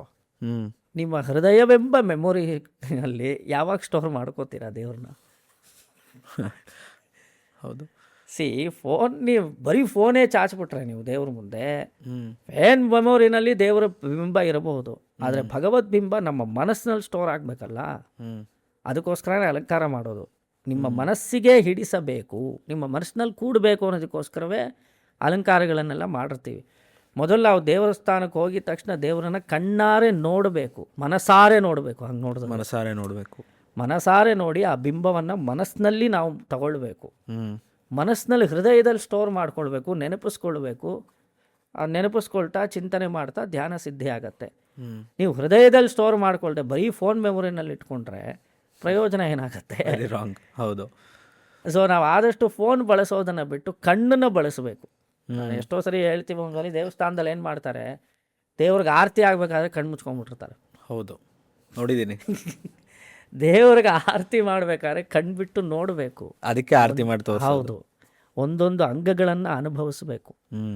ಆ ಪಾದದಿಂದ ದೇವರ ಮುಡಿ ಪರ್ಯಂತ ಒಂದೊಂದು ಅಂಗಗಳನ್ನು ಆ ಬೆಳಕಿನಲ್ಲಿ, ಆ ದೀಪದ ಬೆಳಕಿನಲ್ಲಿ ಕಂಡು ಆನಂದ ಪಡಬೇಕು. ಕಣ್ಣಾರೆ ಕಂಡೇನ ಅಚ್ಯುತನ ಕಂಚಿ ಪುಣ್ಯಕೋಟಿ ಕರಿರಾಜ ವರದನ, ಪುರಂದರದಾಸರ ಕೀರ್ತನೆ ಅದು. ಹೌದು. ಕಣ್ಣಾರೆ ಮನಸಾರೆ ಕಾಣುವುದು, ಭಕ್ತಿ ಭಾವದಿಂದ ಜ್ಞಾನಚಕ್ಷುಸ್ಸಿನಿಂದ ದರ್ಶನ ಮಾಡುವುದು. ಓಕೆ. ನೀವು ಸಾಮಾನ್ಯವಾಗಿ ಮ್ಯೂಸಿಯಂಗೆ ಹೋಗ್ತೀರಾ, ಒಂದು ಸ್ಟ್ಯಾಚು ನೋಡ್ತೀರಾ, ದರ್ಶನ ಅಂತ ಯಾರಾದರೂ ಹೇಳ್ತಾರಾ? ಇಲ್ಲ, ಮ್ಯೂಸಿಯಂಗೆ ಹೋಗಿದ್ದೆ ಅಂತಾನೆ ಹೇಳ್ತೀವಿ. ದರ್ಶನಕ್ಕೂ ನೋಟಕ್ಕೂ ವ್ಯತ್ಯಾಸ ಇದೆಯಲ್ಲ. ಮ್ಯೂಸಿಯಮಲ್ಲಿ ಒಂದು ಸ್ಟ್ಯಾಚು ನೋಡಿದ್ರೆ ಅದು ನೋಟ. ಹೌದು. ದೇವಸ್ಥಾನದಲ್ಲಿ ಬಿಂಬವನ್ನು ದರ್ಶನ ಮಾಡೋದು. ನೀವು ಮ್ಯೂಸಿಯಮಲ್ಲಿ ಹೋಗಿ ಫೋಟೋ ತೆಗೆದ್ರೆ ಓಕೆ. ಹೌದು. ದೇವಸ್ಥಾನಕ್ಕೂ ಬಂದು ಅದೇ ಮಾಡ್ತೀನಿ. ಇಲ್ಲಿ ಧ್ಯಾನಕ್ಕೋಸ್ಕರ ದೇವರ ವಿಗ್ರಹ ಇಟ್ಟರೆ, ನೀವು ಆ ವಿಗ್ರಹನ ಫೋನಲ್ಲಿ ಸ್ಟೋರ್ ಮಾಡ್ಕೊಳ್ತೀನಿ, ಹೃದಯದಲ್ಲಿ ಬಿಟ್ಬಿಡ್ತೀನಿ ಅಂದರೆ what is the use? Meaning ಇಲ್ಲ.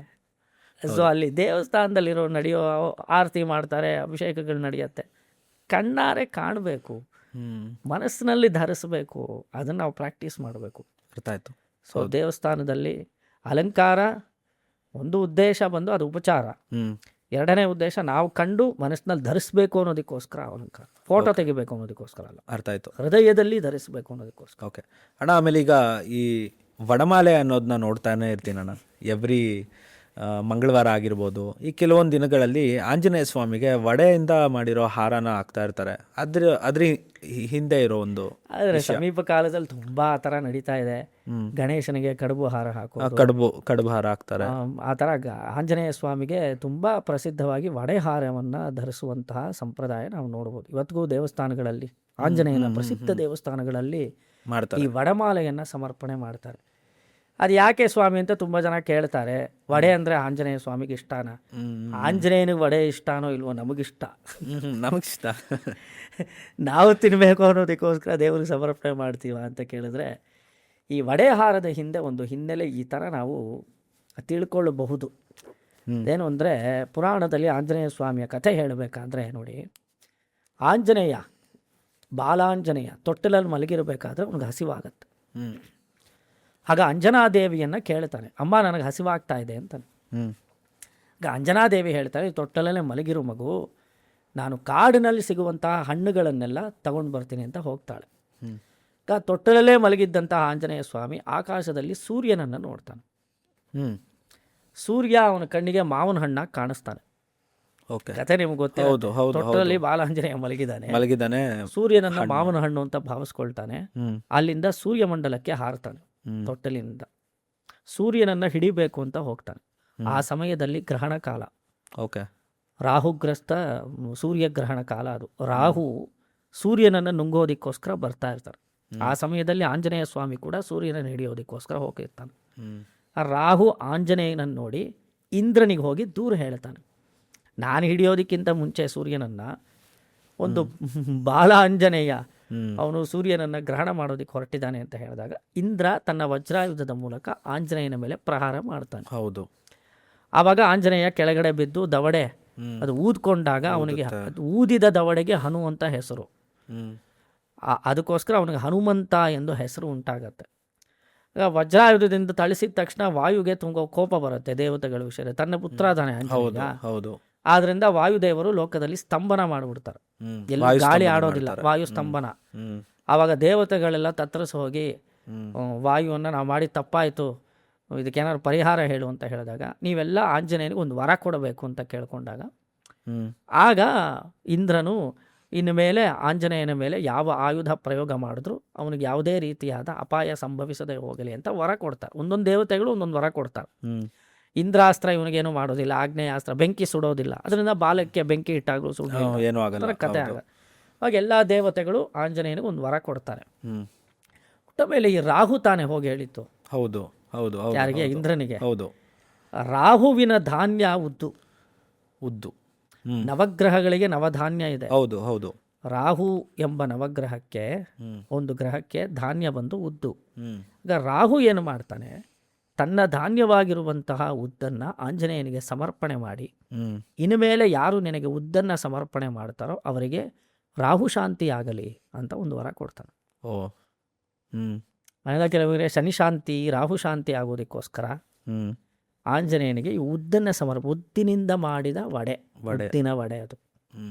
ಸೊ ಆಂಜನೇಯ ಸ್ವಾಮಿಗೆ ಉದ್ದಿನ ವಡೆ ಸಮರ್ಪಣೆ ಮಾಡೋದ್ರಿಂದ ರಾಹು ಶಾಂತಿ ಆಗತ್ತೆ ಎಂದು ನಮಗೆ ಕೆಲವು ಪುರಾಣಗಳಿಂದ ಗೊತ್ತಾಗತ್ತೆ. ಸೊ ಅದಕ್ಕೋಸ್ಕರ ಅಲಂಕಾರವಾಗಿ ಆಂಜನೇಯನಿಗೆ ವಡೆಹಾರ ಹಾಕೋದು. ವಡೆಹಾರ 108,008 ಅನ್ನೋ ಲೆಕ್ಕದಲ್ಲಿ ವಡೆಹಾರ ಹೌದು ಸಂಪ್ರದಾಯಕ್ಕೆ ಬಂದಿರಬಹುದು. ಓಕೆ, ಅರ್ಥ ಆಯ್ತಣ್ಣ.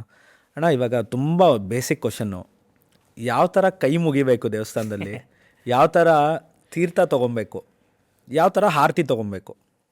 ಸರಿ, ಇವಾಗ ಒಂದೊಂದೇ ಹೋಗೋಣ. ಆರತಿ, ತೀರ್ಥ, ಕೈ ಹಿಂಗೆ ಹೋಗೋಣ. ಸರಿ, ಮೊದಲು ಆರತಿ ಯಾವ ಕಾರಣಕ್ಕೋಸ್ಕರ ಮಾಡ್ತಾರೆ ಅಂದರೆ ನೋಡಿ, ಎರಡು ಉದ್ದೇಶ ಇದೆ ಆರತಿ ಮಾಡೋದ್ರಿಂದ. ಒಂದು ದೃಷ್ಟಿ ತೆಗೆಯೋದಕ್ಕೋಸ್ಕರ ಆರತಿ ಮಾಡೋದು ಒಂದು ವಿಧ, ದೇವರನ್ನ ದರ್ಶನ ಮಾಡಿಸೋದಕ್ಕೋಸ್ಕರ ಆರತಿ ಮಾಡೋದು ಇನ್ನೊಂದು ವಿಧ. ಆಗಮಶಾಸ್ತ್ರದಲ್ಲಿ ಇನ್ನೂ ಒಂದು ಉದ್ದೇಶ ಹೇಳ್ತಾರೆ, ನಮ್ಮ ಪಾಪನಾಶಕ್ಕೋಸ್ಕರ ಆರತಿ ಮಾಡಬೇಕು ಅಂತ ಹೇಳಿದ್ದಾರೆ. ನಮ್ಮ ಪಾಪಗಳೆಲ್ಲ ಕಳೆಯಲು ದೇವರಿಗೆ ಆರತಿಯನ್ನು ಬೆಳಗಬೇಕು ಎಂದು ಆಗಮಶಾಸ್ತ್ರದಲ್ಲಿ ಹೇಳಿದೆ. ಓಕೆ, ಅದು ಹೇಗೆ ಮಾಡಬೇಕು ಅಂತ ಕೂಡ ಹೇಳಿದ್ದಾರೆ. ಓಕೆ, ಕೆಳಗಿಂದ ಪ್ರಾರಂಭಿಸಿ ಮೇಲೆ ಶಿರಪರ್ಯಂತ ಹೋಗಿ ಅದು 3 ಪ್ರದಕ್ಷಿಣೆ ಮಾಡಿ ಆರತಿ ಮಾಡಬೇಕು ಅಂತ ಆಗಮಶಾಸ್ತ್ರದಲ್ಲಿ. ಮೊದಲನೇ ಸುತ್ತಿಗೆ ಏನು ಸಿಗತ್ತೆ, ಎರಡನೇ ಸುತ್ತಿಗೆ ಏನು ಸಿಗತ್ತೆ, ಮೊದಲನೇದು ರಾಷ್ಟ್ರಕ್ಷೇಮ, ಎರಡನೇದು ಯಜಮಾನ ಕ್ಷೇಮ, ಮೂರನೇದು ಪಾಪನಾಶನ ಅಂತೆಲ್ಲ ಹೇಳಿದೆ ಆಗಮಶಾಸ್ತ್ರದಲ್ಲಿ. ಸೊ 3 ಸುತ್ತಬೇಕು, ನಮ್ಮ ಪಾಪಗಳ ನಾಶಕ್ಕೋಸ್ಕರ ಆರತಿ ಮಾಡಬೇಕು ಎಂಬ ಉದ್ದೇಶದಿಂದ ಮಾಡಿದಾಗ ಆವಾಗ ಆರತಿಯನ್ನು ತಗೊಳ್ಳೋದಿಲ್ಲ, ರಕ್ಷೆಯಾಗಿ ಸ್ವೀಕಾರ ಮಾಡೋದಿಲ್ಲ. ಓಕೆ ಓಕೆ ಇದು ನಾವು ಶ್ರೀವೈಷ್ಣವರ ಆಲಯದಲ್ಲಿ ನೋಡ್ಬೋದು. ಶ್ರೀವೈಷ್ಣವರು ದೇವಸ್ಥಾನದಲ್ಲಿ ಆರತಿ ಮಾಡಬೇಕಾದ್ರೆ ಪಾಪನಾಶಕ್ಕೋಸ್ಕರ ಮಾಡ್ತಾರೆ, ಉದ್ದೇಶ ಬೇರೆ. ಓಕೆ, ಆದ್ದರಿಂದ ಆರತಿ ತಗೊಳ್ಳೋದಿಲ್ಲ. ದೃಷ್ಟಿ ತೆಗಿಬೇಕು ಅನ್ನೋ ಉದ್ದೇಶಕ್ಕೋಸ್ಕರ ಆರತಿ ಮಾಡಿದ್ರೆ ರಕ್ಷೆ ತಗೋಬೇಕು, ಇದು ಆರತಿ ತಗೊಳ್ಳೋದು ರಕ್ಷಾಂಧಾರಯಾಮಿ ಅಂತ ಮಾಡ್ಕೊಳ್ಬೇಕು.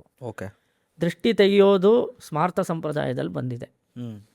ಸ್ಮೃತಿಗೆ ಸಂಬಂಧಿಸಿದ ಕೆಲವು ಪಂಡಿತರು ಆರತಿ ಮಾಡಬೇಕಾದ್ರೆ ನಾವು ಕೂಡ ಸ್ಮೃತಿಯನ್ನು ಅನುಸರಿಸ್ತೀವಿ, ಆದರೆ ವಿಶೇಷವಾಗಿ ದೇವಸ್ಥಾನದಲ್ಲಿ ಆಗಮನ ಅಳವಡಿಸ್ಕೊಂಡಿರೋದ್ರಿಂದ ಪಾಪನಾಶಕ್ಕೋಸ್ಕರ ಆರತಿ ಮಾಡೋ ಸಂಪ್ರದಾಯ ನಮ್ಮದು.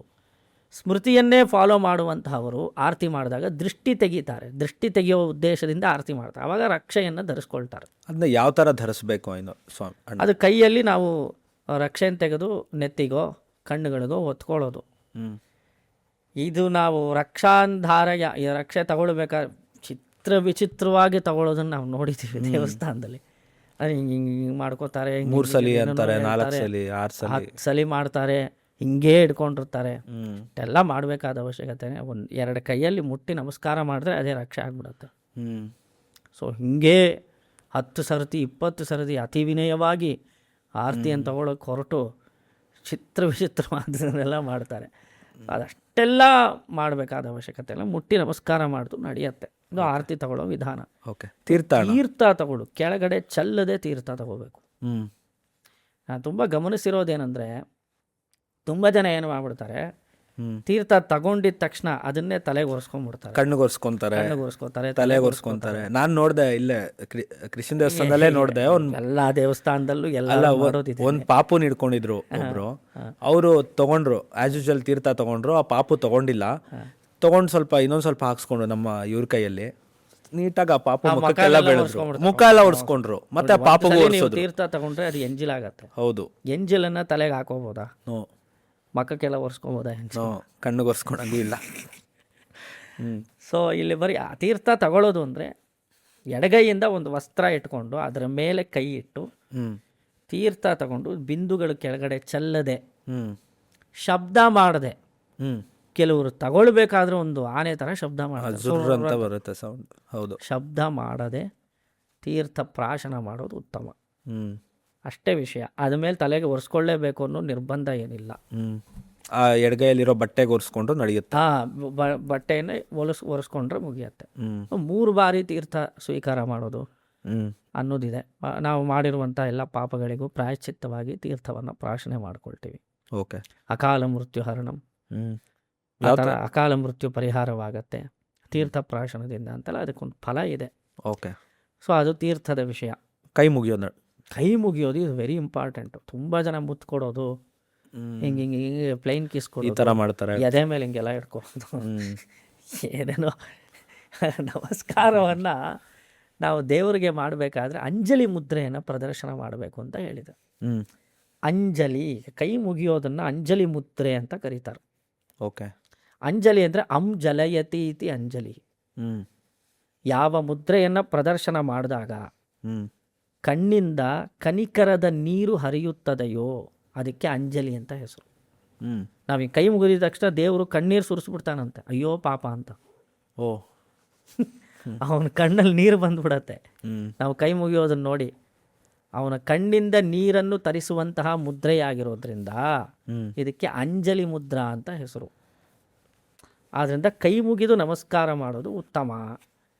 ವೈಷ್ಣವಾಲಯದಲ್ಲಾದರೆ ಧ್ವಜಸ್ತಂಭದ ಹತ್ರ ಸಾಷ್ಟಾಂಗ ಪ್ರಣಾಮ ಮಾಡಬೇಕು. ಕಾಲು ಚಾಚಬಾರದು ಗರ್ಭಗೃಡಿಯ ಮುಂದೆ. ವೈಷ್ಣವರಿಗೆ ದೇವಸ್ಥಾನದಲ್ಲಾದರೆ, ಅಂದರೆ ದೇವಸ್ಥಾನದ ಆವರಣದ ಒಳಗಡೆ ಬೇರೆ ದೇವತೆಗಳೆಲ್ಲ ಇರ್ತಾರೆ. ಹೌದು. ಸೊ ಅಲ್ಲಿ ಸಾಷ್ಟಾಂಗ ಪ್ರಣಾಮ ಕೂಡದು. ಧ್ವಜಸ್ತಂಭದ ಹತ್ರ ಕಾಲು ನೀಟಿ ಅಂಗಗಳು ನೆಲಕ್ಕೆ ತಾಕುವ ಹಾಗೆ, ಪದ್ಭ್ಯಾಂ ಕರಾಭ್ಯಾಂ ಜಾನುಭ್ಯಾಂ, ಕಾಲು, ಮಂಡಿ ಮತ್ತು ಉರಸ ಶಿರಸ ನಮ್ಮ ಹೊಟ್ಟೆ ಭಾಗ ಮತ್ತು ಎದೆ ಭಾಗ, ತಲೆಯ ಭಾಗ ಹೇಳಿ, ಮನಸಾ ವಚಸಾ ಚೈವ, ಮನಸ್ಸಾರೆ ಮತ್ತು ಮಾತಿನ ಮೂಲಕ ನಮಸ್ಕಾರ ಮಾಡಬೇಕಾದ್ರೆ ಒಂದು ಮಂತ್ರ ಹೇಳಿ, ದ್ವಯಮಂತ್ರವನ್ನು ನಮಸ್ಕಾರ ಸ್ವಾಮಿ ಕೃಷ್ಣಾಯ ನಮಃ ರಾಮಾಯ ನಮಃ ಅಂತ ಹೇಳುತ್ತಾ ಅಷ್ಟಾಂಗ ನಮಸ್ಕಾರ ಮಾಡಬೇಕು. ಅದು ಧ್ವಜಸ್ತಂಭದ ಬಳಿ. ಒಳಗಡೆ ಹೋಗಿದ ತಕ್ಷಣ ಅಂಜಲಿ ಮುದ್ರೆ ತೋರಿಸಿದ್ರೆ ಸಾಕು. ಇದು ಪದ್ಧತಿ. ಓಕೆ. ಕೆಲವರು ಅವ್ರ ಪ್ರೀತಿ ಏನು ಬೇಕಿದ್ರು ಹಿಂಗೆ ಕಿಸ್ ಮಾಡ್ತಾರೆ, ಎಂಜಿಲ್ ಮಾಡೋದು ಅಲ್ಲ, ಅವರೇ ಎಂಜಿಲ್ ಮಾಡ್ಕೊಳ್ಳೋದು. ಹೌದು. ಎಂಜಿಲ್ ಮಾಡಿದ ಕೈನಲ್ಲೇ ಎಲ್ಲ ಮುಟ್ಬಿಡೋದು.